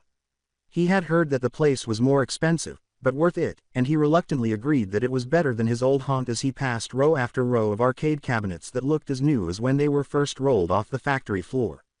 Kaminari took the lead, leading them to a four-person on-rail shooter, while mock villains shot flames, feathers, and denim strands while holding gagged civilians hostage as they moved floor by floor, clearly paying homage to top heroes. Kaminari's poor aim caused him to roast as many civilians as villains, and Mineta was a little too short to reach over the console, so he shot feathers at the top of the screen. Katsuki had to put in extra effort, throwing denim left and right to leave villains comically hogtied with their own clothing. They miraculously made it to the last boss fight on the roof, where a muscular, mechanical eye leered at them, muscles protruding from his skin, and he laughed at them as he stomped onto the screen. The scene was filled with unremarkable fallen heroes, either lying on the floor or beaten into walls. They had to target bulges in his arms and legs to stop him from throwing punches and soften him up until his eye was exposed. After a few shots to the eye, he would return to protecting it, rinse, and repeats until he hit the ground. Yes, absolutely, that's what I'm talking about, Kaminari yelled. Quote, even though the target was only half the size of the screen, Kaminari managed to roast the heroes in the background. Mineta at least showed his value by avoiding the eye and stopping the overhead punches, but Katsuki hardly stopped the kicks on his own, and as much as he wanted to criticize their ineffectiveness, he couldn't risk Deku taking offense at the planned trip to the arcade being cut short. A two-player fighting game was the next thing they noticed, and while Katsuki and Kaminari selected characters, Mineta bowed out and used the opportunity to admire a girl who was bending over a pinball machine. Katsuki chose Endeavor, but Kaminari beat him to it. Sorry, man, he's my main. In Street Heroes and Hero Brawl, All Might was always the op character, tanking every hit and punching like an 18-wheeler in return, moving far too fast for a heavy hitter to boot. Hawks always had a terrible matchup against Fire, so Katsuki opted for Best Jeanist instead. All Might was selectable, but the one rule of any fighting game was to never pick All Might. Once Katsuki mastered the controls, he sped through an opening and executed a punishing combo, but Katsuki continued to apply pressure, pressing Kaminari's character against a wall until his health bar ran out. Kaminari took the lead early on, roasting Katsuki with a long-range barrage. I thought I had you, ah. As he continued to feed money into the machine, Kaminari grumbled, hey, Mineta, you're up. Unexpectedly skilled at the game, Mineta jumped behind Katsuki and delivered a strong kick that knocked Best Jeanist into a pile of crates. From there, it was a massacre as Mineta strung combo after combo while Katsuki struggled to get a hit in. Katsuki chose to stick with Best Jeanist because she didn't want to learn another control scheme, while Mineta chose Mirko. Mineta smirked at Katsuki, but his giddiness vanished before the fire in Katsuki's eyes. After a panicked look at Kaminari, Mineta swallowed and said, good game, Katsuki. Katsuki was in a fit of apoplectic rage after the entire battle. You performed admirably, quote. Taking a deep breath, Katsuki said, kick Kaminari's ass so we can move on to something else. Like hell I did, he snapped. If it had been any other time, he would have shown Mineta his place, but he couldn't, not when Deku might hear about it. The next game that caught their attention was the dance pad, which had room for 4 players. Mineta argued for one with busty girls dancing in the background, but Katsuki quickly vetoed him, settling for a hero-themed song. Once again, fate left him with impeccable styled Best Jeanist, dancing with a soulless stare. Kaminari was ecstatic when he got Endeavor glaring as he two-stepped, while Mineta scowling at Edgeshot folding himself as he twirled. Kaminari was thoroughly demolished. The crowd booed as red lights blared around Endeavor, and Kaminari was left hopelessly behind as Mineta once again proved himself better than he had any right to be, practically leaping between each button on the floor. Katsuki, on the other hand, gave it his best shot, matching the smaller team step for step. The song had barely finished when he got the game over screen. Mineta's eyes flitted between the two scores as the dance came to an end, and after quickly estimating his chances of winning again, he fumbled the final few steps, allowing Katsuki to pull ahead. Katsuki saw the deliberate blunder and grimaced as the screen declared his victory and Best Jeanist bowed stiffly to the unseen audience. Next time, growled Katsuki, don't be so reserved. You understand, I refuse to accept a pathetic victory. Mineta hurriedly said, sure, got it, while perspiration trickled down his cheeks. On their way back around the arcade, Kaminari noticed the Rock Hero setup and pulled Katsuki and Mineta over, where he claimed the bass and Mineta picked up the microphone. Katsuki took the drummer's seat and experimented with the light, plastic sticks, which were wired to the rest of the set, but he was able to tap out a beat sufficiently. Mineta chose a song from a well-known all-female band, as was to be expected, but Kaminari and Katsuki both picked up the easier pop song, and Kaminari led them to a harder hard rock song. Katsuki drummed out his part, missing the occasional tap when the wires got tangled, but quickly catching on. While Mineta was singing at the appropriate intervals to score points in the game, his voice made nails on a chalkboard sound like an orchestral symphony, screeching and grunting like a saw cutting a block of iron in half. Puberty had obviously kicked his voice box in the balls, but he had no idea how awful he was based on the way he winked at two passing girls.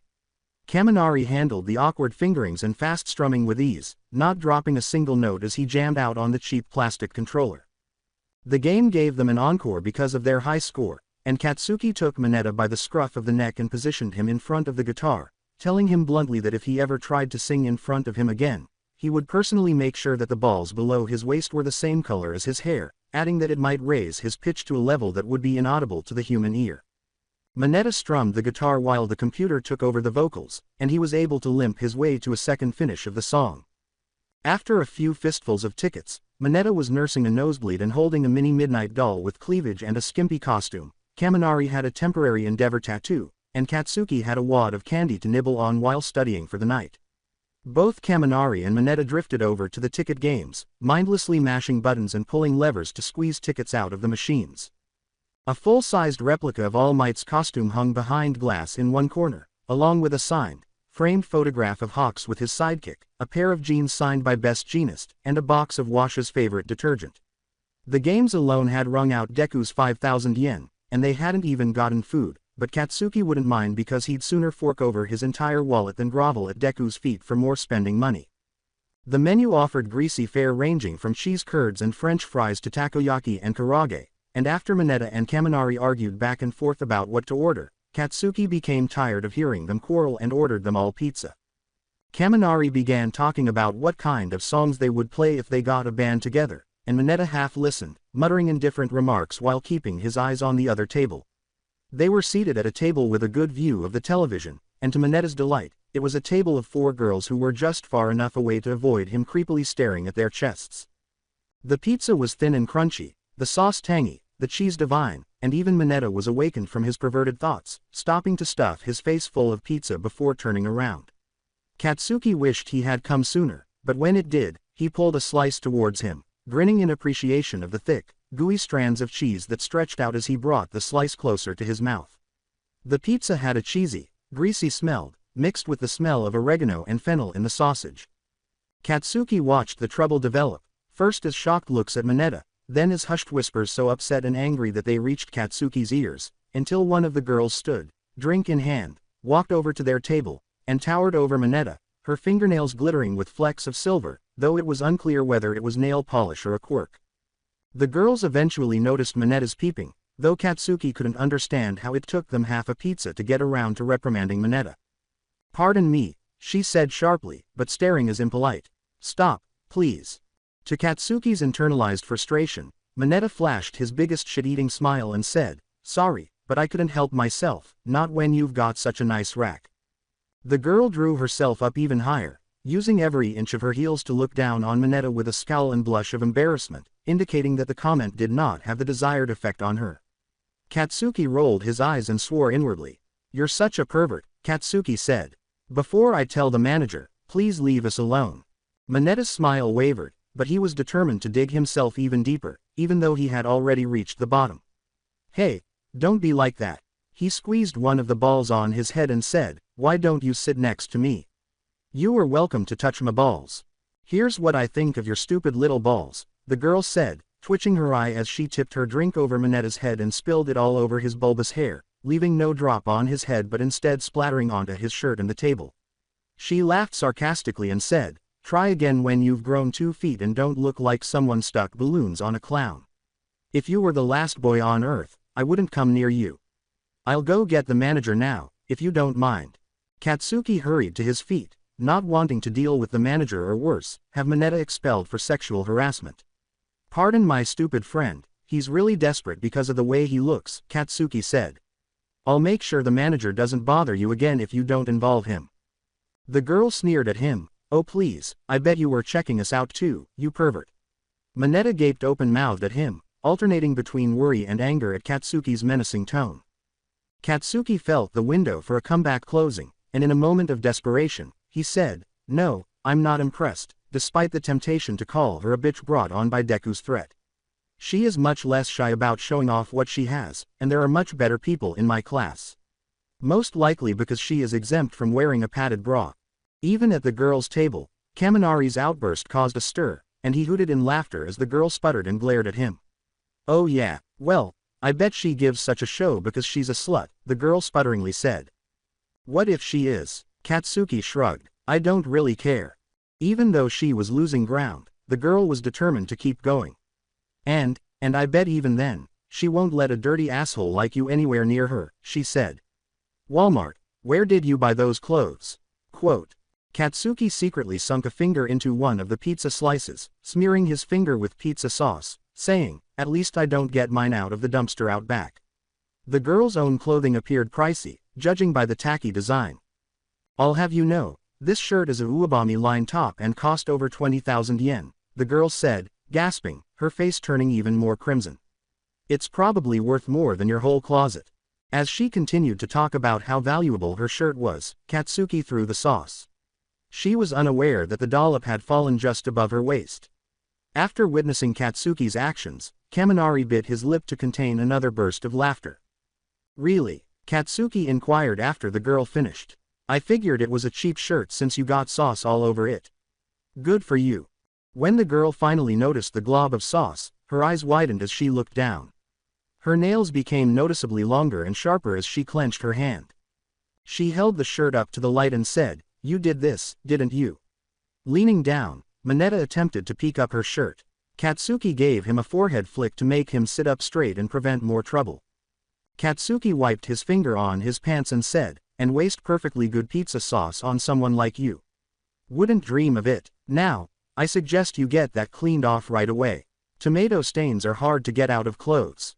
The girl's gaze flicked between Mineta, who was massaging his forehead where Katsuki had flicked it, and Katsuki's greasy hands, which were not marred by sauce. The girl turned and strode toward the restrooms, huffing in frustration.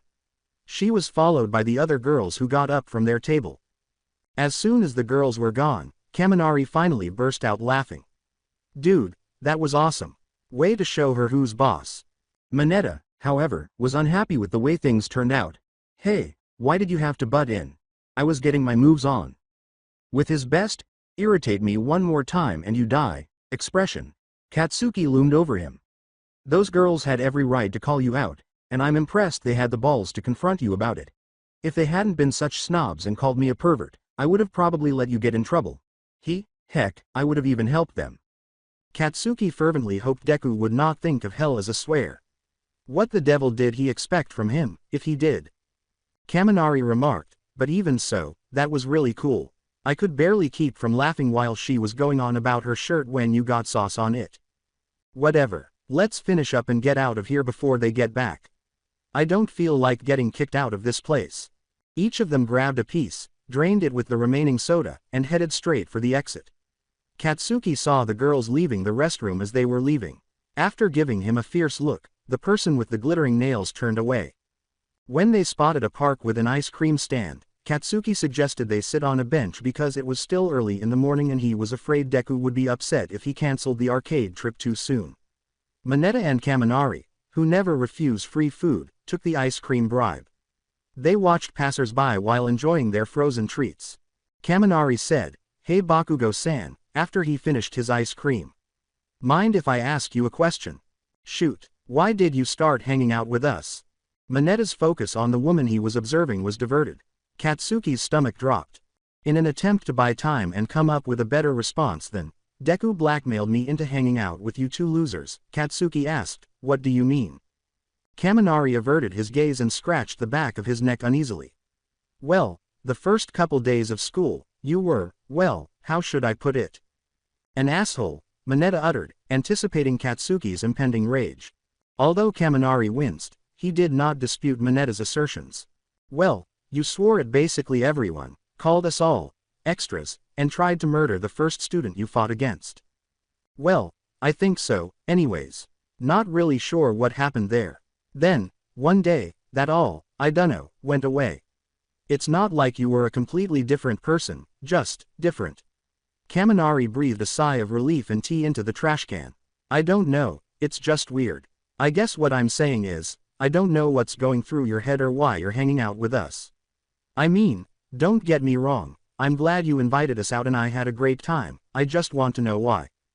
He couldn't be honest with them, and he wasn't sure a flat-out lie would work. Katsuki pieced together exactly what he could tell them while Kaminari struggled to organize his thoughts. I got some advice, Katsuki said with care, about how I could be a better hero. They suggested that I find someone to hang out with, and, well, they suggested you too. As he waited for their response, Katsuki winced at his own words. Startled by the response, Kaminari blinked and glanced down at the paved walkway. Well, he said, laughing nervously. I don't know what I was expecting, but it definitely wasn't that. Yeah, exclaimed Mineta, you used us. Katsuki's reaction made him wince and made his blood boil. Deku was forcing him to do this, which wasn't his fault. What on earth were they expecting from him? Kaminari inhaled deeply. Well, I mean I guess I don't mind. You did just treat us to arcades, lunch, and ice cream. And, well, it's not really a bad thing that you're trying to reach out to people, even if someone told you to. Kaminari grinned as he looked at Katsuki, you were honest about it too. You could have just lied or gave a vague reason, and instead, you told us the truth. You're really not mad. Kaminari grinned and said, nah. Explains a lot. They also told you not to swear, didn't they? How the foo? How do you know that? Scowled Katsuki. Kaminari placed a tentative hand on his shoulder and said, I dunno, maybe it's because you have to stop yourself from swearing every sentence. Although Katsuki scowled at it, he did not dismiss it. Look, it's weird, and I don't know how to feel about this whole thing, but you're clearly working hard to be a better person. I guess, well, I don't mind being your friend. You're not easy to hang around with, but you know how to rock and the way you stood up to that chick was awesome. You don't have pay to get me to hang out with you. In fact, next time's on us. Mineta said, us. He doubled over after Kaminari gave him a hard elbow to the ribs. Yes, us, unless you feel like sitting alone at lunch. Fine, next one's on us. I still don't like it, but I guess it's fine, Mineta said with a frown while massaging his bruised ribs. Kaminari responded, let's not talk about this again, alright. From here on, we're friends, and that's that. Deal, Katsuki-san. Waiting for Katsuki to accept his hand, Kaminari extended it. Katsuki was unsure of how to respond to the unexpected act of kindness. Half of him was furious at the weakling for showing sympathy and pretending to be friends for his benefit, while the other half was perplexed and didn't understand why Kaminari wasn't upset and didn't shoo him away for essentially taking advantage of him, as Mineta claimed. Katsuki took Kaminari's hand and gave it a clumsy shake as his smile wavered. Deal, Katsuki said, his teeth clenched. The world vanished in an instant, leaving Masharao adrift in a pitch-black emptiness. The next moment, everything was on fire, but reality had returned. Masharao pondered for a moment in confusion what he had done to merit being sent straight to hell rather than having to wait in line for St. Peter's judgment. A knife shot from the fire. Unconsciously, Masharao stepped into his assailant, performed a wing block, and delivered a precise punch that knocked him down. From the flames, more assailants hurried towards Masharao. When smoke filled his lungs, he immediately regretted the deep breath he had taken while crouching in a familiar position. The villains ran forward as he coughed, but they were stopped by a piece of tape. Through the flames, Honta yelled, Ojiro-san, over here. He pulled until the gang of bad guys staggered back before one of them cut the bindings. Tokiyami was with him, using a smaller dark shadow to repel another villain.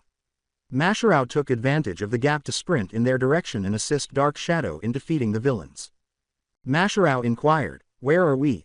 Still in the USJ, I think, Honta expressed. 13 did say something about a conflagration zone. To keep the villains at bay, Tokiyami positioned himself between the other pupils and encircled them with Dark Shadow. We should head back to the center, like Midoriya said. Quills soared from the fire. Some managed to get past Dark Shadow's rise to block them, piercing Tokiyami's cloak. Dark Shadow grew weaker and smaller as light seeped through the cloak's holes. Honta unrolled his tape and asked, "Are you hurt?" "Ojiro-san, keep them off us, I can bandage him up." Tokiyami paused briefly as the avian teenager struggled with himself. "I'm not hit," he said, "but my cloak's ruined." His subsequent statements seemed to have been coerced out of him. "Dark Shadow gets weaker in light, and without the cloak, I can't do anything. Here, let me patch it up." The quill villain emerged from the flames with arms aimed at them, enough quills bristling from his hands and forearms to turn Mashiro's classmates into pincushions, while Tokiyami and Honta were preoccupied with repairing their cloaks. Fearful and unable to breathe, Mashiro searched the makeshift pockets of his GI. He added the bola at the last minute to his hero outfit, and his hands closed around it. One end of the capture weapon hit the villain in the head, but it was a clumsy throw. With quills flying wildly into the air and hitting another villain, they stumbled back. After fixing the cloak, Tokiyami sent Dark Shadow after the villain brandishing the quill, taking him down before he could shoot any more quills. After that, the fighting got frantic as the villains closed in. Mashiro fought wave after wave of villains until his arms got heavy. Tokiyami held down the hurried tape job on his cloak, and Honta smeared moisturizer on his elbows to prevent his tape from drying out. Mashiro saw Midoriya bleeding from the face as a gray-haired villain sunk his hand into his skull as soon as they emerged from the fires. Mashiro had no more bola to throw when he reached into his GI. Nausea was nothing new to Ochako. The well-known, "I used my quirk too much," stomach pain. The, "I used my quirk on myself and now I don't know which way is up," feeling that made her stomach turn over. The, "I ate 2-week-old leftovers at the back of my fridge because wasting food equals wasting money," stomach cramps that would have sent her to the hospital if they hadn't caused her parents to become anxious and possibly drag her home, and, apparently, the, "My body hates me and craves death," version once a month just for fun. The, "I'm trapped in a shadowy vacuum and my stomach wants to fill the void," type was a new addition to her list, one she hoped would never happen again. She was surrounded by villains in a labyrinth of dilapidated buildings when the void threw her back into reality. Ochako jumped 10 feet into the air and landed nimbly onto a cracked archway, making herself half her weight, a trick for which she truly had to thank Midoriya. She was pursued by a villain, but their combined weight was too much for the worn stone to bear. The villains scattered around her as rocks fell to the ground. Ochako took advantage of the chance to jump higher. She saw a flash of light from Aoyama's armor and ran in its direction.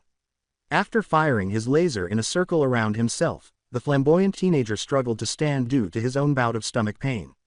The villains were kept at a distance by the uneven terrain, but Aoyama had little time before they approached and stabbed him. The villains and Ochako weren't the first to reach Aoyama's side. Shoji sprinted ahead of Aoyama, splayed his dupli arms, and leapt nimbly over the fallen rocks. A 3-pronged punch sent the first villain to him sprawling. When she arrived, Ochako asked, "Is there anyone else here?" "It's just the 3 of us in this zone," Shoji responded, "against 15 villains." Aoyama, still hunched over and tending to a raging stomach, uttered the words, "I don't think we can take that many. And I can't carry both of you at the same time. Otherwise, we could just run away." Ochako questioned, "What if I made us all half as light? Try carrying me." She was so light that Shoji blinked and hefted her. "I can work with this." Shoji ran toward the middle of the USJ building, Aoyama and Ochako tucked under his dupli arms.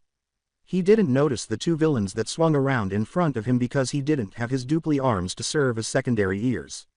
They were moving alongside him, intending to stop him at a solid wall segment. Shoji spread out his ears and skidded to a stop. "We can't stop and fight, there's more right behind us. Any ideas?" Aoyama was poked by Ochako. "Is your stomach better yet?" But I only have 1 shot. Fire it at the ground. We're going to fly out of here." Ochako inhaled deeply, bracing herself for the nausea that would follow as the villains closed in on them. She negated the rest of their gravity by tapping herself and her 2 classmates. They were out of the villains' grasp when Shoji leapt. They were launched across the facility by Aoyama's laser as the few long-range villains threw gobs of sludge and metal spheres at them. Closer to the entrance, they landed in a heap close to Jiro and Yaoyorozu, just in time to see Midoriya jam a Matryoshka doll into a villain's bare brain. At first, it was unclear what that was meant to do, but as smoke rose from the villain's head, the eyes of the villain rolled back, and it fell with a heavy thud. Ochako's stomach remembered that it had been pierced through the sky with a laser at 0G after she had eliminated 300 kilograms of people, her new least favorite kind of nausea, incidentally, after she had watched Izuku flip deftly off the villain's back. After she finished vomiting, she discovered Midoriya in a villain's hands, his face crumbling beneath his grip. She was too scared this time to feel queasy. Kota didn't consider himself a coward.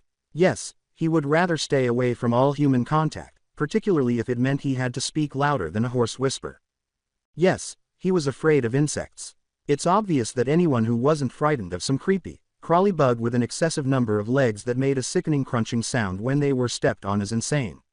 Kota never understood why the other students at his school had treated him like glass because everyone had a few phobias of their own.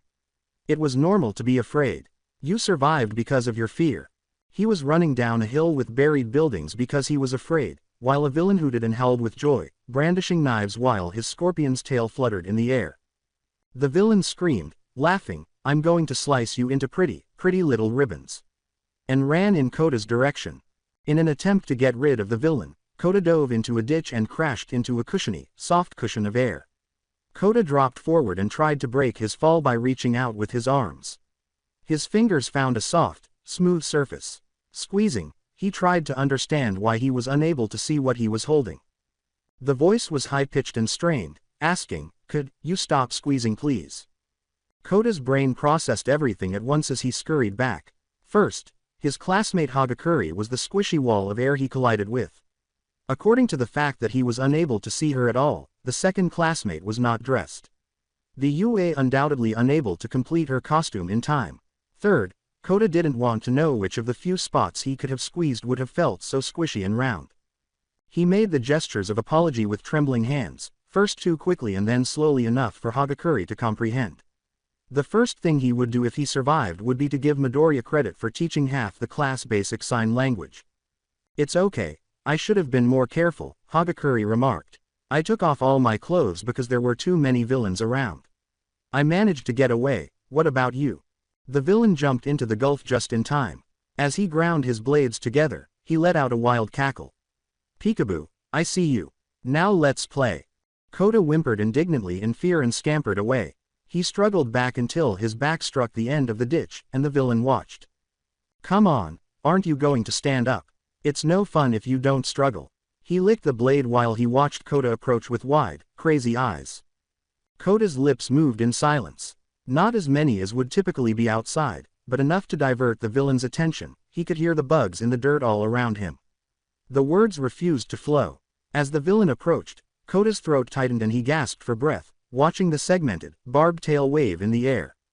The villain was floating next to a rock. The villain was knocked aside as it struck their head.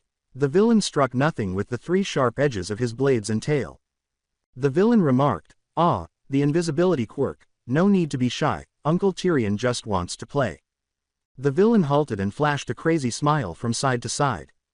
Deathly silence fell in the ditch. As the scene's tension reached intolerable heights, Kota held his breath, immobile. One of the rocks moved. The villain brandished a knife. Blood streaks appeared out of nowhere and covered the ravine's rocks. "Found you," crooned the villain. After wiping the blood from his knife, he approached Hagakure. "Why don't you show me more of you? You're a very lovely color underneath the invisibility." Kota let out a scream as the knife lifted. The bugs responded. Spiders, beetles, and centipedes swarmed over the villain, boiling out of the ground. At first, the villain was so engrossed in the excitement of the chase that he failed to notice. The insects began biting him as soon as they reached his neck. Anything that wasn't wrapped in skin-tight clothing, arms, legs, or the face, felt the fury of Kota's horde. As dozens of insects crawled up his ankles, the villain screamed and dropped the knife, swatting at his skin and crushing them one by one. Hagakure knocked the villain out with another rock. The villain fell, and the bugs scurried away. Hagakure said, "Thanks for that, Kota-kun," with a nervous tone. "If we're ever fighting against each other in class, please don't do that." As Midoriya had said before the shadows engulfed him, Kota nodded and indicated with signs that they should proceed to the center. Further down the cliff, they discovered Sato breaking a villain's nose while putting Midoriya's candies in his mouth. His costume was covered in burns and cuts, and one eye was swollen shut. The insects that had been pursuing Kota separated to annoy the bad guys. Sato came together and smashed through the remaining bad guys to get to the center as half of them collapsed in screams under the arthropod attack. They got there in time to see a villain splatter Midoriya's blood all over the floor. It had been cold to both halves of Todoroki, the sort of cold that could only be defined as the absence of warmth. Only his mother's half felt the chill that followed. The mountain zone had a simulated blizzard and was a closed area. The view of the dome above was obscured by a violent swirl of white snow. There were a few trees scattered across the icy terrain, their branches drooping from the snow. Shoto's attention was drawn to a green mound that protruded from the white expanse. He stumbled toward it, stumbling on hidden rocks through the snow. Half buried and shivering, Asui gazed up at him blearily. "So CC cold," she uttered, her teeth chattering. Like a life preserver, she held on to his left side. "Let go. We need to get out of here." The words, cold-blooded, she stumbled. "Can't stay awake, have to get warm." Shoto muttered curses to himself. Searching for the way out, he saw nothing but cloaked shapes approaching them. When one saw him, the others gathered around him. The two students were huddled together, and their ringleader, a woman with black hair and amber eyes, grinned. She sneered, trying to stay warm. "How cute. Here, let me help with that." So hot that it glowed with incandescent light, molten glass dripped from her eyes. The glass hardened into tiny, sharp blades at her fingers. She flicked her fingers in Shoto's direction. A wall of ice rose to catch the blades just inches from his face as he stomped on the snow-covered stone. The superheated glass shattered and the ice cracked and sputtered. Shoto used heat-based quirks to send more ice after the villains, catching a few, but most of them shrewdly stepped aside or completely ignored his attacks. "There's supposed to be 3 of them," the woman stated. "Backups, find the last kid. Green hair, quirkless, feel free to kill him when you see him." As they withdrew from the battle, a few villains laughed. Shoto launched a column of ice in their direction, but the woman blocked it with a glass curtain. As the two attacks collided, steam hissed. According to the woman, "Kurogiri warned us you would be a tricky one, but sooner or later, you'll both freeze to death." Shoto gave Asui a quick look. Her breathing was shallow and her lips were turning blue. She relaxed her hold on his arm. He heard Midoriya's words replaying in his mind as panic struck, cautioning him and instructing him to use his fire. Shoto turned it off. No matter what, he would not be his father. He refused to make use of his fire. A bow was formed by the leaking molten glass. The bad guy pulled it back. Glass knocked itself on the thin string of glass and formed itself into an arrow.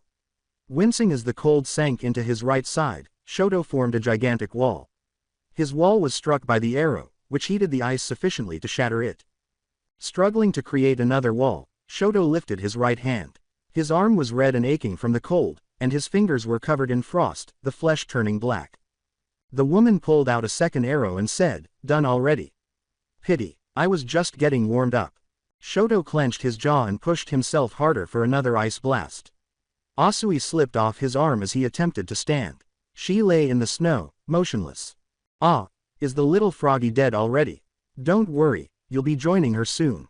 Shoto felt himself snap as he looked down at Asui in horror at seeing her give way to the cold. Tears boiled on his cheeks and his chest ached white-hot. "Use your fire." Surrounded by villains, somewhere warmer, freezing to death, Midoriya's words echoed off his skull. "Use your fire, use your fire, use your fire," pounding and pounding, demanding to be heard, turned into a chant. His forehead was struck by the arrow. With a violent gust of air, it was knocked aside by a torrent of fire. In the blink of an eye, the villain was reduced to ash and bone as the fire rushed outward, devouring her. There was no time for her to scream. Shoto's fire caused the snow to melt into wisps of steam, creating a misty circle that grew. In their panic, the villains fled the flames by running, stumbling, and scuttling away. A second wall appeared in front of them, preventing them from fleeing, and Shoto threw out his arm. The fire closed in, devouring them one by one, and howls of pain resounded in the dome of the mountain zone. The snow was gone when it was over. The steaming landscape was peppered with blackened tree stumps and bare rock. Still motionless, Asui lay in a pool of water. With clumsy hands, Shoto grabbed her and pulled her into his lap. His arm thawed, revealing frost-bitten fingers, the air around him shimmered, and he radiated heat. "Hey," Shoto murmured, "wake up, please." Asui remained silent. Shoto's eyes welled up with more tears as he embraced her, pumping more heat into her limp limbs. Shoto sobbed into his shoulder and said, I'm sorry, in a whisper. I should have listened to him. I'm so sorry. Suyu was accustomed to the emptiness. The sounds of sizzling meat and chattering cooks had once lured her away from her parents and into a restaurant kitchen. She was drawn to the walk-in refrigerator in the back out of curiosity, and she stayed there because of the numbing cold in her limbs. 20 minutes later, she awoke in her mother's arms, her mother grinning down at her while tears streamed down her shirt. She was still conscious but unable to see the outside world, move, or fight the encroaching darkness. The emptiness was similar to the last moment of limbo as the world vanished. The abrupt, startling change to freezing cold was novel. The cold set in and her limbs became heavy. The snow weighed her down as she attempted to stand. Her body heat seeped into the snow, and the emptiness returned. She was dragged out of the snow by warm hands. She instinctively held on to the warmth, allowing her body to absorb the heat. As her rescuer trudged through the snow, she could hardly mumble an explanation of what was happening to her. More voices, but muffled and hazy from the chill tickling her brain, were heard by Suyu. She resisted her torpor and fought to stay conscious long enough to find warmth, but as walls of ice rose and fell, the hand she held became colder and the coldness around her seeped deeper into her chest. The snow was gone when she awoke. Steam rose from her drenched hero's attire. Wave after wave of senses returned, starting with the prickly heat in her extremities and progressing to the smell of moisture and ash. She heard muffled sobs as the ringing in her ears subsided. She blinked her eyes, and a gray dome came into focus. Snowflakes floated on the wind and, as they approached the ground too closely, transformed into puffs of steam. Suyu stirred and moaned. She looked into Todoroki's eyes. His face was smeared with tears as he gazed down at her in disbelief. Todoroki said, "I thought you died," in a raspy voice. He wiped away his tears and sniffed. "I went into hibernation, Kiro. Takes a while for me to wake up." Todoroki gave her a firm embrace. The unexpected contact made Suyu squeak.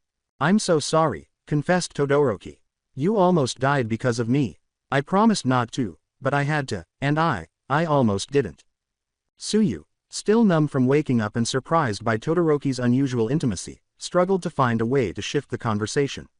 "Well, I'm not dead. We should meet up with the others," like Midoriya said. Stiffly, Todoroki let her go and assisted her in standing again. Suyu fell after tripping over a loose rock while they were walking down the mountain.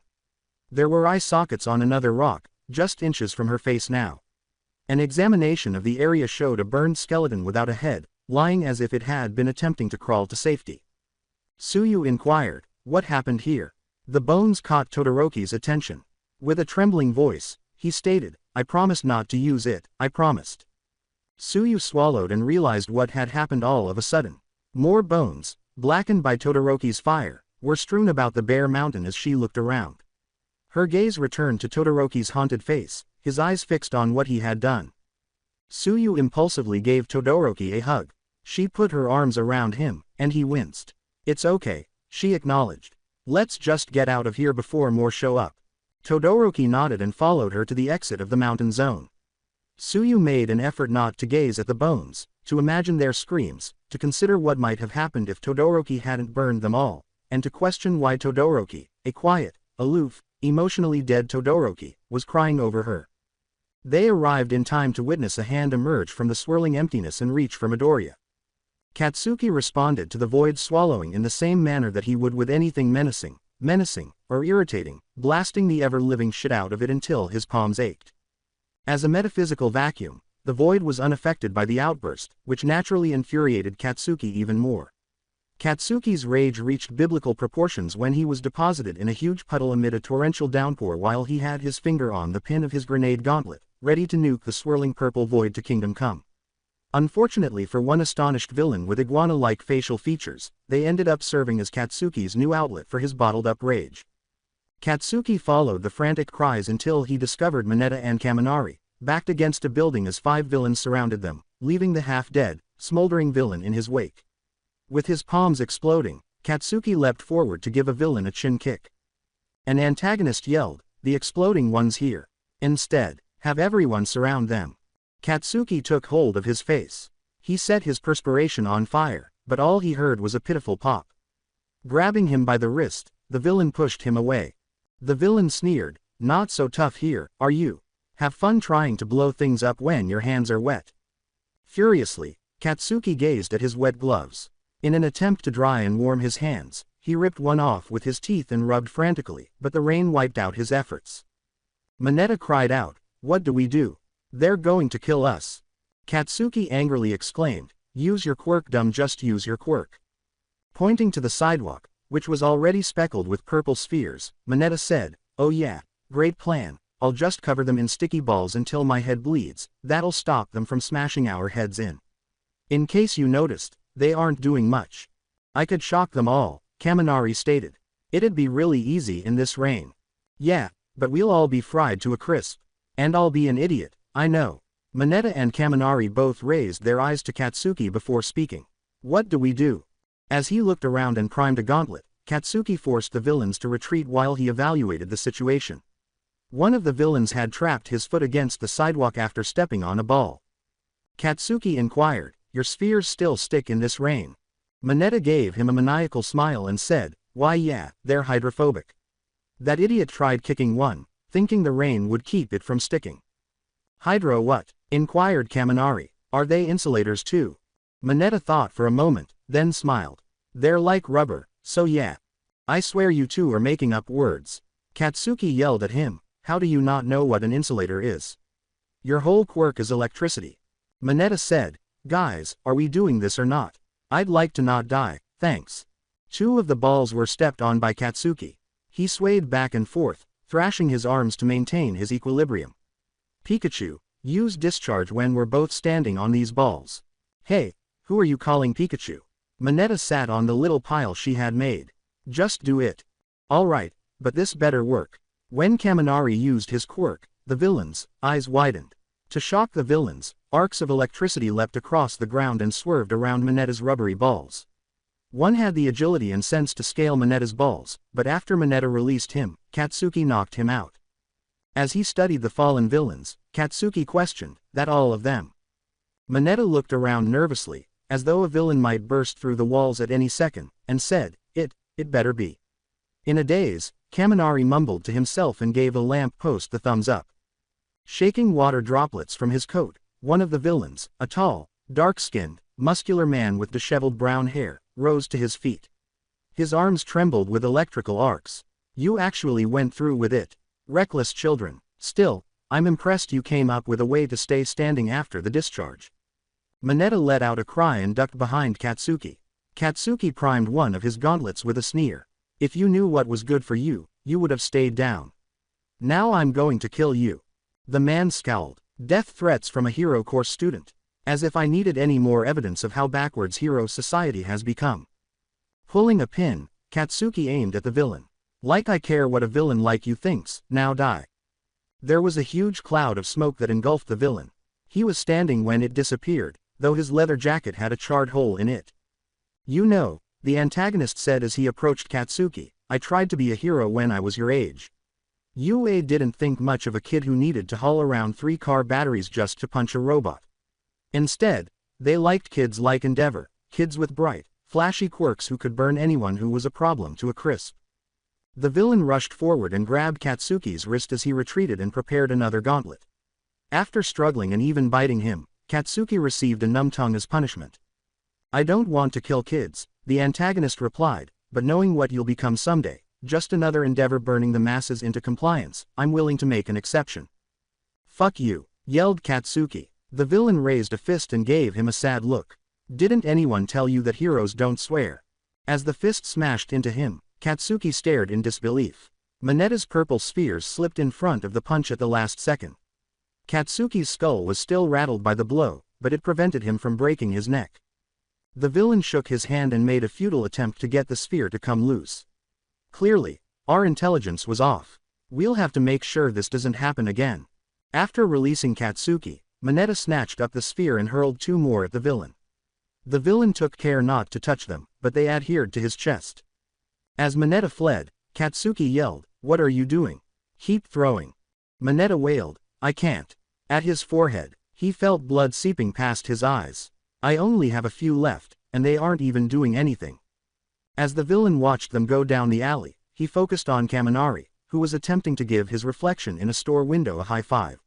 "You're not going to leave your friend behind, are you? Some hero you are." Katsuki came to a halt and growled. Mineta, give me one. Wait, what? I have a plan, just shut up and do it. The villain said, oh, you're coming back to fight. Do you still think you can win against me? Your friend had quite a bit of electricity in him. I could level this whole block if I wanted to. After priming his other gauntlet and pulling the pin, Katsuki pushed Mineta's sphere into the opening and said, we'll see about that. Eat this, sticky grenade. The nitroglycerin burst with a thunderous roar. The villain and Kaminari were soaked in a thick, rubbery liquid as the sphere broke apart in a blast of purple goo. The goo held the villain firmly to the ground despite his tugging and struggling. The goo clung to him more tightly the harder he struggled, until he was stooped. While Katsuki strode up to the fallen victim, Mineta dug Kaminari out of the goo. That's what you get for being a villain. I'll beat any of you, anytime, anywhere. This isn't over, snarled the villain. I won't let people like you become heroes. You don't deserve it. Katsuki frowned. He drove his head into the ground and put his foot on the villain's face, being careful not to touch the goo. Curling to keep his mouth and nose just above the water, the villain gasped. Mineta's anxious face was fixed on Katsuki. Katsuki turned away after kicking water in the villain's face. Let's get out of this stupid rain. There's more villains to kill. One villain remained in the central plaza, as it turned out. With one finger poised over Deku's forehead, he had his hand on his face. Katsuki's eyes finally locked with Deku's.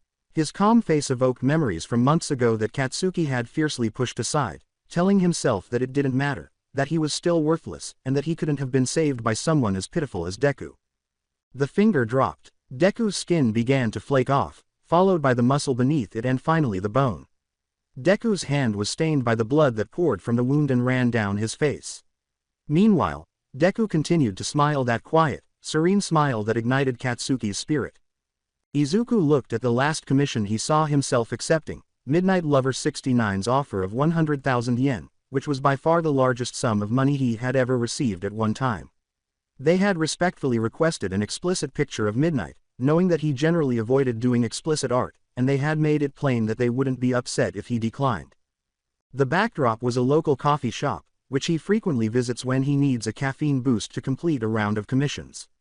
Since Midnight never appeared in casual attire and typically taught in her hero outfit, Izuku had to come up with a creative solution, dressing the R-rated hero in a long-sleeved gray shirt and letting her hair hang loose. Her customary seductive smirk had vanished, to be replaced by a gentle smile and a distracted, faraway gaze.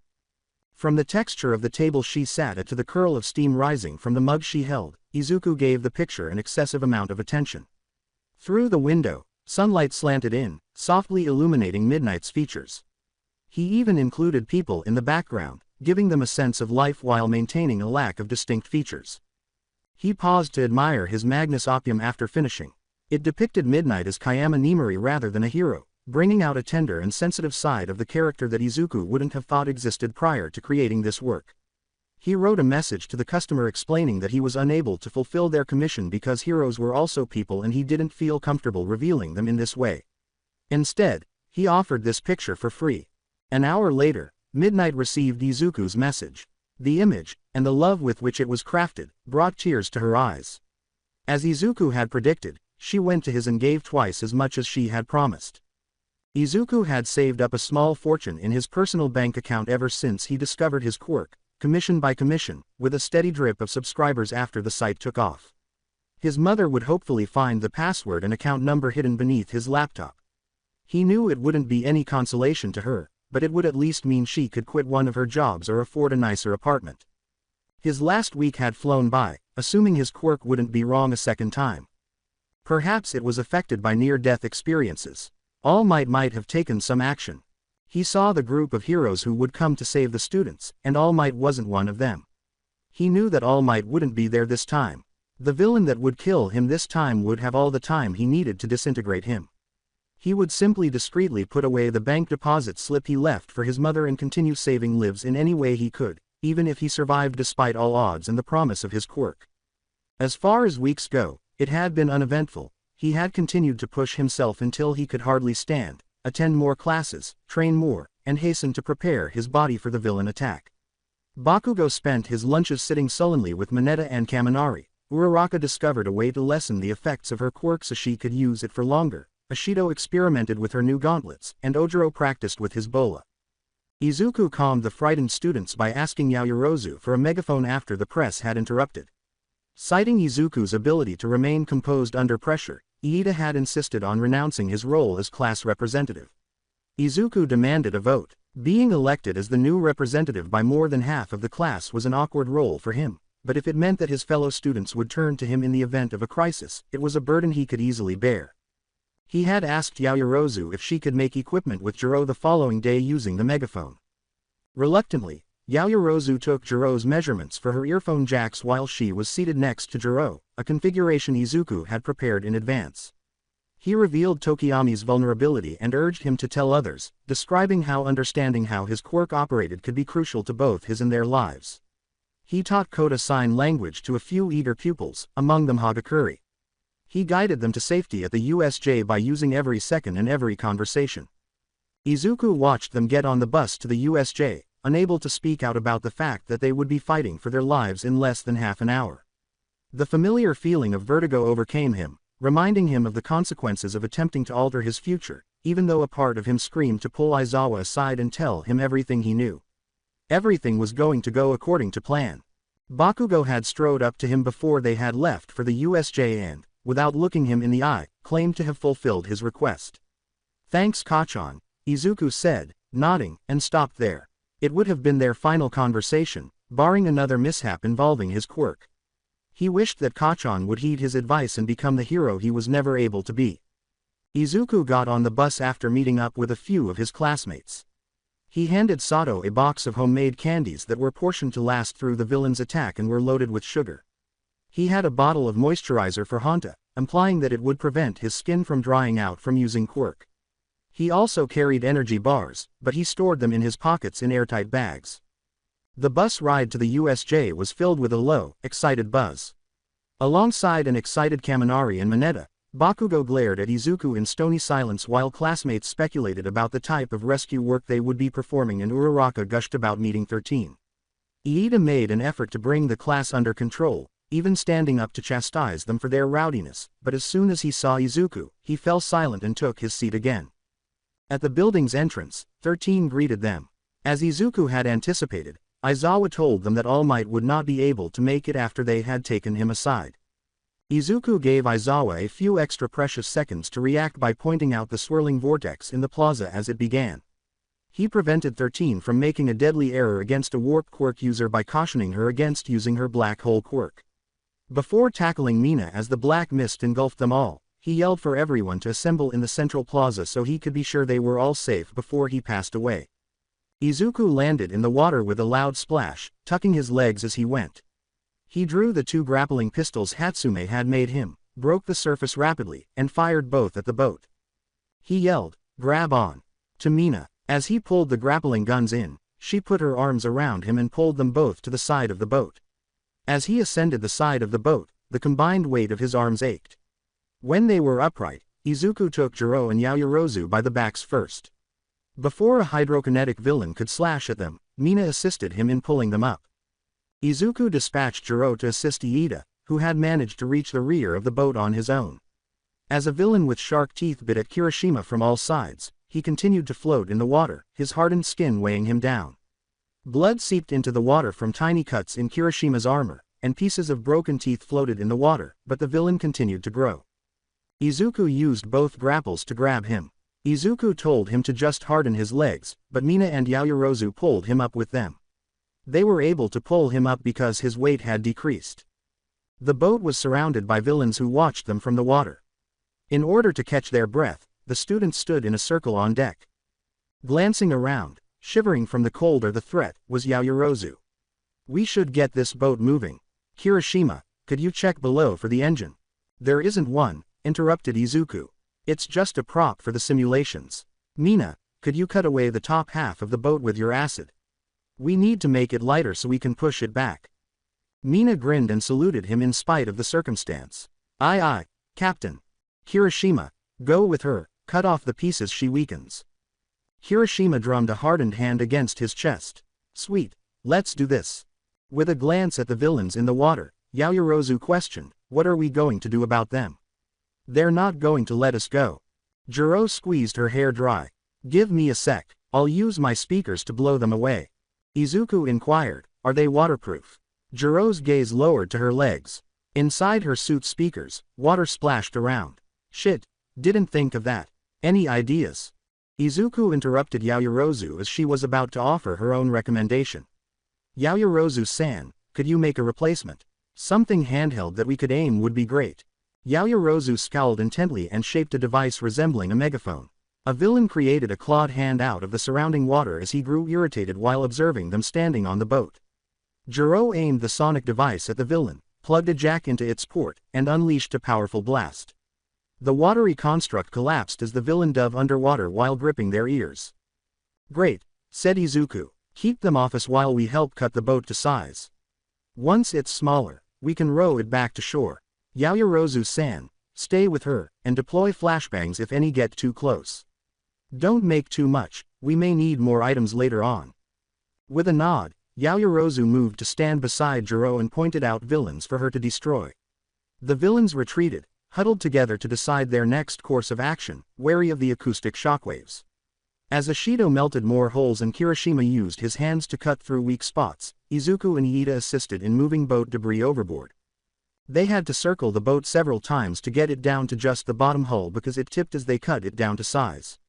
It was too flat and wide for a regular boat, and there was nowhere to sit, but Kirishima's makeshift oar allowed it to move well enough to accommodate the 6 of them. Izuku had pointed out that Yaoyorozu's offer to make a real set of paddles would be a waste of her lipid reserves. The villains gathered on their position, emboldened by the boat's diminished size. Even though Kirishima rowed more quickly, the dozen villains who followed them were too fast for their clumsy craft. Iida-san, Izuku responded, can you activate your engines underwater? I could, Iida replied, but I would have to be careful not to flood them. Kirishima smiled as she turned around. Dude, are we turning this thing into a speedboat? Yaoyorozu questioned, are you sure that's safe? What if we capsize? As Jiro threw another villain out of the water, she remarked, the villains are catching up to us anyway, and they're too dispersed for me to get them all. Just do it. Alright, hold on everyone. Iida lowered his legs into the water while being held by Izuku and Ashido. The boat sped ahead as his engines roared, creating waves as it went. A few villains tried to keep up with the new tempo, but Jiro pushed them all back before they could cause any harm. Everyone was tossed over the side when the boat bucked up as it struck the shore. The others landed on their sides and backs, but Izuku landed quickly on his feet with his grappling guns out. Kirishima stood up first, his skin hardened, scanning the area for villains. The shore was silent, but a battle broke out at the central plaza a few hundred feet away, with Eraserhead and 13 surrounded by 24 villains. Aizawa quickly moved through the group of villains, subduing 3 at a time with his capture scarf. Meanwhile, 13, who was unable to fight without their black hole, was only able to block and dodge as one of the villains slashed at them with claws that resembled daggers. Sweet, we made it back. Now what? Izuku stated, we need to get someone back to UA. We won't be able to find the one cutting communications, so we'll need to send someone to warn them in person. Iida-san, we need you to run back to campus and warn the heroes. And leave you all behind. How could I? Class rep's orders, expressed Izuku. We can hold out until help arrives. Despite Iida's grimace, he saluted and explained, yes sir. I will send for help as soon as possible. He took the energy bars from his pocket and gave them to Yaoyorozu, saying, Jiro-san, Yaoyorozu-san, go with him. Use the sonic gun and flashbangs to keep the warp quirk villain off him. Aizawa-sensei has the rest of the villains bottled up at the plaza, so you shouldn't run into trouble. Use those to recharge your quirk on the way. Jiro said, what about you guys? We'll help the teachers from here, Izuku said, pointing to Kirishima, Ashido, and himself. According to Yaoyorozu, that's too dangerous, those are real villains, and we're just freshman students. We have the tools to keep them at a distance, Izuku stated. If Aizawa falls, the villains will be free to pick us off group by group. We have to make sure he lasts long enough for help to arrive. But, Izuku said, Yaoyorozu-san, with a voice that was louder and heavier than he would normally be used to, we need to get more heroes, and we need to make sure Aizawa-sensei holds out until they get here. I know splitting up isn't wise, but there's no time to argue. Yaoyorozu initially gave the impression that she wanted to continue the argument, but as she observed the battle and realized that Aizawa and 13 were gradually but unavoidably outnumbered, she gave in. Okay, please don't do anything reckless. Make a flashbang for me, in case we need it. Save as much of your quirk as possible, we'll need medical supplies after this. Yaoyorozu gave Izuku a Matryoshka doll after swallowing uneasily. Pins on top of the head. Just be safe, okay? I will, just get moving. As Iida and his escort departed, Izuku turned to face the plaza. Ashido-san, spread acid out in front of us. Make it weak, but very slippery. Kirishima, take point. If anyone tries to get through the acid, take them out. Kirishima's skin became solid and jagged. With a toothy smile, he told Izuku, you can count on me. Mina smeared the acid in front of them in a broad cone. Maybe I should get a squirt gun, then I could get in on the long-range combat too. The accuracy would be very poor at this range, Izuku stated. You'd probably hit the teachers. Mina gave a nod. Then what else can I do? Izuku said, see that big black one hanging in the back. Two figures watched the battle. The massive, black Nomu with its brain protruding, and Shigarakia, a lanky, blue-haired man covered in hands. Scratching at his neck, Shigaraki watched with great interest as wave after wave of villains fell. The Nomu waited for commands, unblinking and motionless as a statue. You're seriously not thinking about taking it on, are you? I don't think we'll have a choice. That villain's their trump card, what they're keeping in reserve until All Might shows up, but if their attack fails, they'll probably try to kill a few of us before they leave. Mina's face went white as she examined the creature. So, you're saying that thing's going to come after us? If that thing can stand up to All Might, there won't be anything Kirishima or I could do to damage it, but your acid might. It's built to take punches, not chemical burns. Mina examined her costume's gauntlets, which had been added recently to store large amounts of acid in reserve. I have a bit stored up. Should I add more? Make it as strong as you can. Are you sure? Mina said nervously, my strongest acid isn't exactly safe. Izuku touched her shoulders with both hands. I'd rather not, but if that thing comes after us, your acid is the only thing that can keep us safe. Okay, but only if they come after us. The strongest stuff I can make would kill them. I'm trusting you to do the right thing with it, all right? Mina said after giving the Nomu another look and taking a deep breath. Izuku nodded as he met her worried, black eyes. It's a last resort. I'll let you know when we need to use it.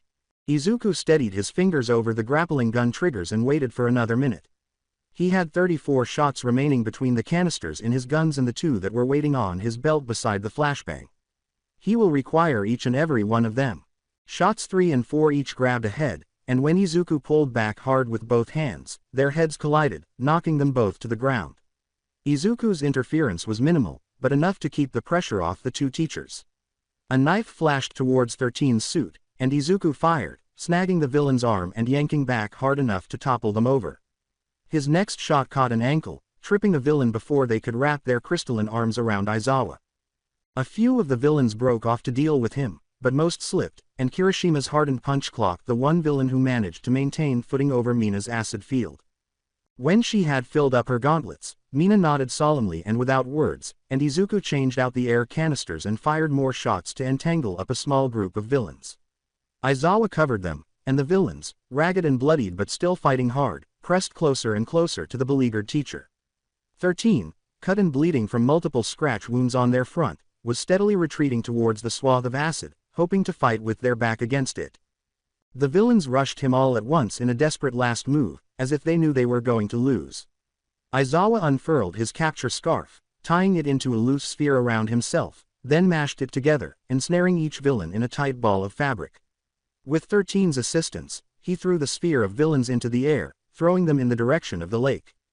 With 5 shots remaining, Izuku grabbed Aizawa by the back with the first 2, pulling him onto the acid as the Nomu struck, breaking his arm with a glancing blow that left a meter-wide crater in the ground before sliding to Kirishima, who helped him stand up. His Nomu was not far behind the blue-haired villain. Unsatisfactory. Perhaps I should give dexterity more points. If you can't hit the enemy, strength isn't worth anything, is it? Quote. Izuku pulled Aizawa away again, and the monster's massive hand clipped Aizawa's face, breaking his nose and shattering his goggles as he ran forward, tearing through Mina's acid. Aizawa pushed Kirishima away and used his quirk on the Nomu. Muttering, Damn, it's no use. Aizawa turned to Ishido and Izuku and commanded them to leave. I'll keep the bad guy at bay. We won't allow that to happen, Izuku stated. You would die. Aizawa frowned and said, don't be stupid. None of you can handle this. Shigaraki remarked, you should pay attention to your teacher. Run away, little fry. It just wouldn't be worth the trouble to get the XP I would. Even if we ran, it would catch us, Izuku said, nodding firmly at Mina. We must engage in combat. You really think you have a chance? Shigaraki smiled. You know, this isn't some prearranged defeat. The game is over if you die here. With his third shot, Izuku covered the Nomu's face with sticky black tendrils that covered both of its eyes. As it was preoccupied with removing the sticky strands from its face, Izuku yelled, Mina-san, now. Quote. Acid poured from Mina's gauntlets, a viscous, cream-colored mixture that bubbled and smoked as it ran across the Nomu's skin, causing the monster to howl, its eyes burned away, and acid seeping into its brain, which was only suffering surface damage, though the neural tissue was healing more slowly. What the devil? It's very powerful, and it has the ability to heal. Mina inquired. Quote. Shigaraki exclaimed with delight, it also has shock absorption, meaning that All Might could strike it repeatedly without leaving any damage. It can't even be defeated by your acid. Give me a boost, Izuku yelled at Kirishima, pointing to the Nomu's head. Quote. After initially gulping in shock, Kirishima met Izuku's gaze and grinned, saying, it sounds like you have another crazy plan. Plus ultra, let's do this. Quote. The hardened-skinned Kirishima stood with his hands cupped below his waist in front of the raging Nomu, and Izuku, holding a flashbang, ran up to him, put a foot in his hands, and leapt as Kirishima heaved him upwards. As Izuku was launched into the air, one of the Nomu's arms slammed into Kirishima's side, breaking his armored skin, and he hit the ground with a strangled cry while gripping a twisted arm. When Izuku was in the air, he used his teeth to pull the pin on the flashbang, and as he soared over the monster's head, he threw the flashbang at the acidic, fuming mass of brain tissue, and the grenade sank out of sight.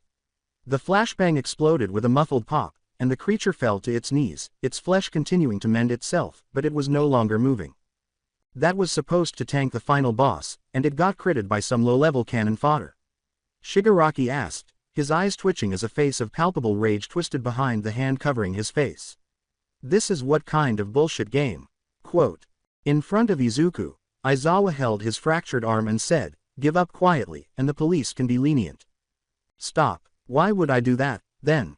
I can defeat All Might even though I can't kill him. Izuku fired his penultimate shot at the villain, and when he pulled, the hand covering Shigaraki's face came with it.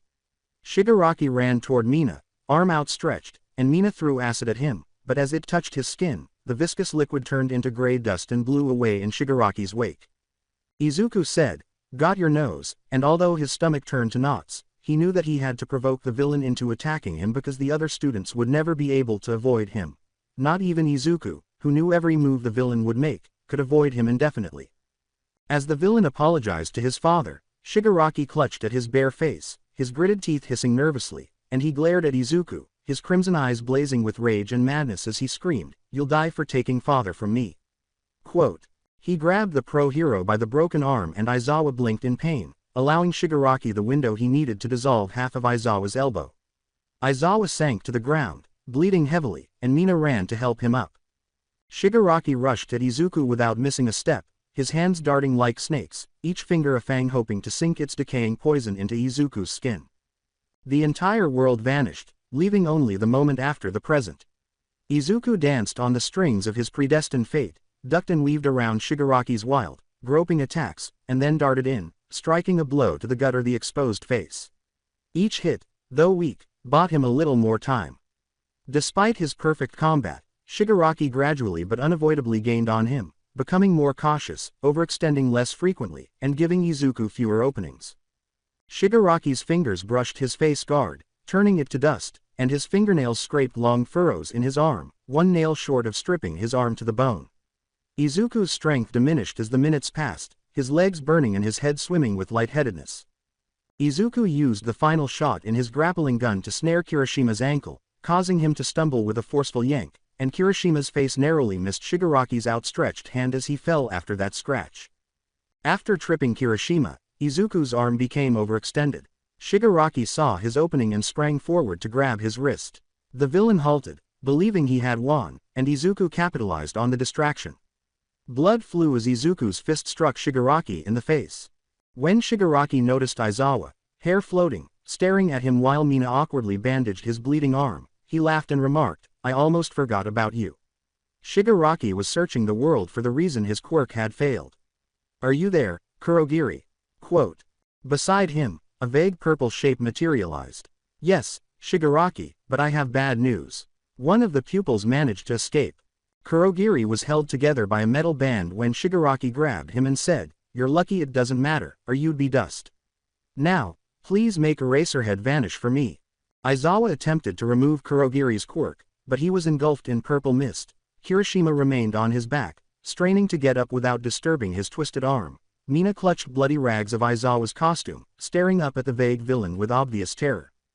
"Now that we won't be interrupted," Shigaraki responded, "let's continue where we left off." Izuku had the upper hand again after the battle reset, but exhaustion set in.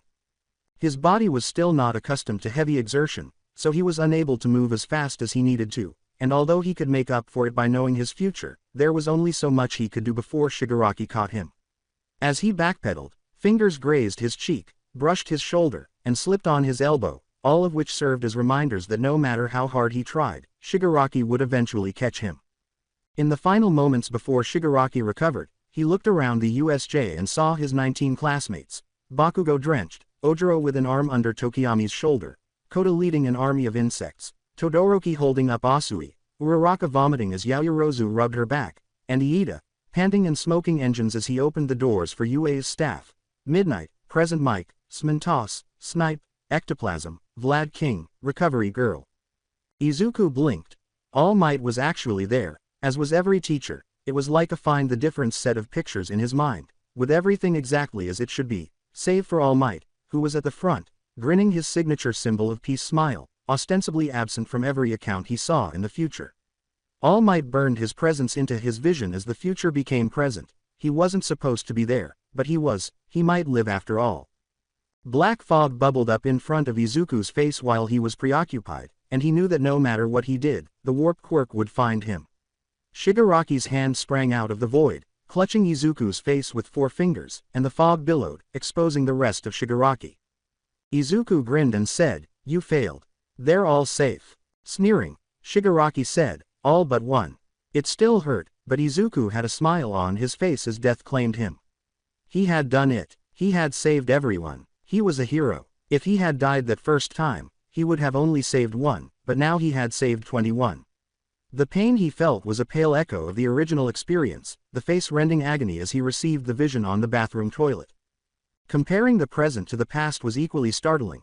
One moment, All Might was with the other heroes, and the next, he had an arm wrapped around Izuku and placed a bandage over his forehead. The pain ended too soon, and Izuku looked around, wondering what had happened. Shigaraki had flown halfway across the plaza, knocked aside by a flick of All Might's finger. "All Might, you'll pay for this." Shigaraki roared as the black fog engulfed him, leaving the villains unconscious and the fallen Nomu. He struggled against the emptiness, reaching for All Might, but Shigaraki and Kurogiri were engulfed in a final swirl of fog.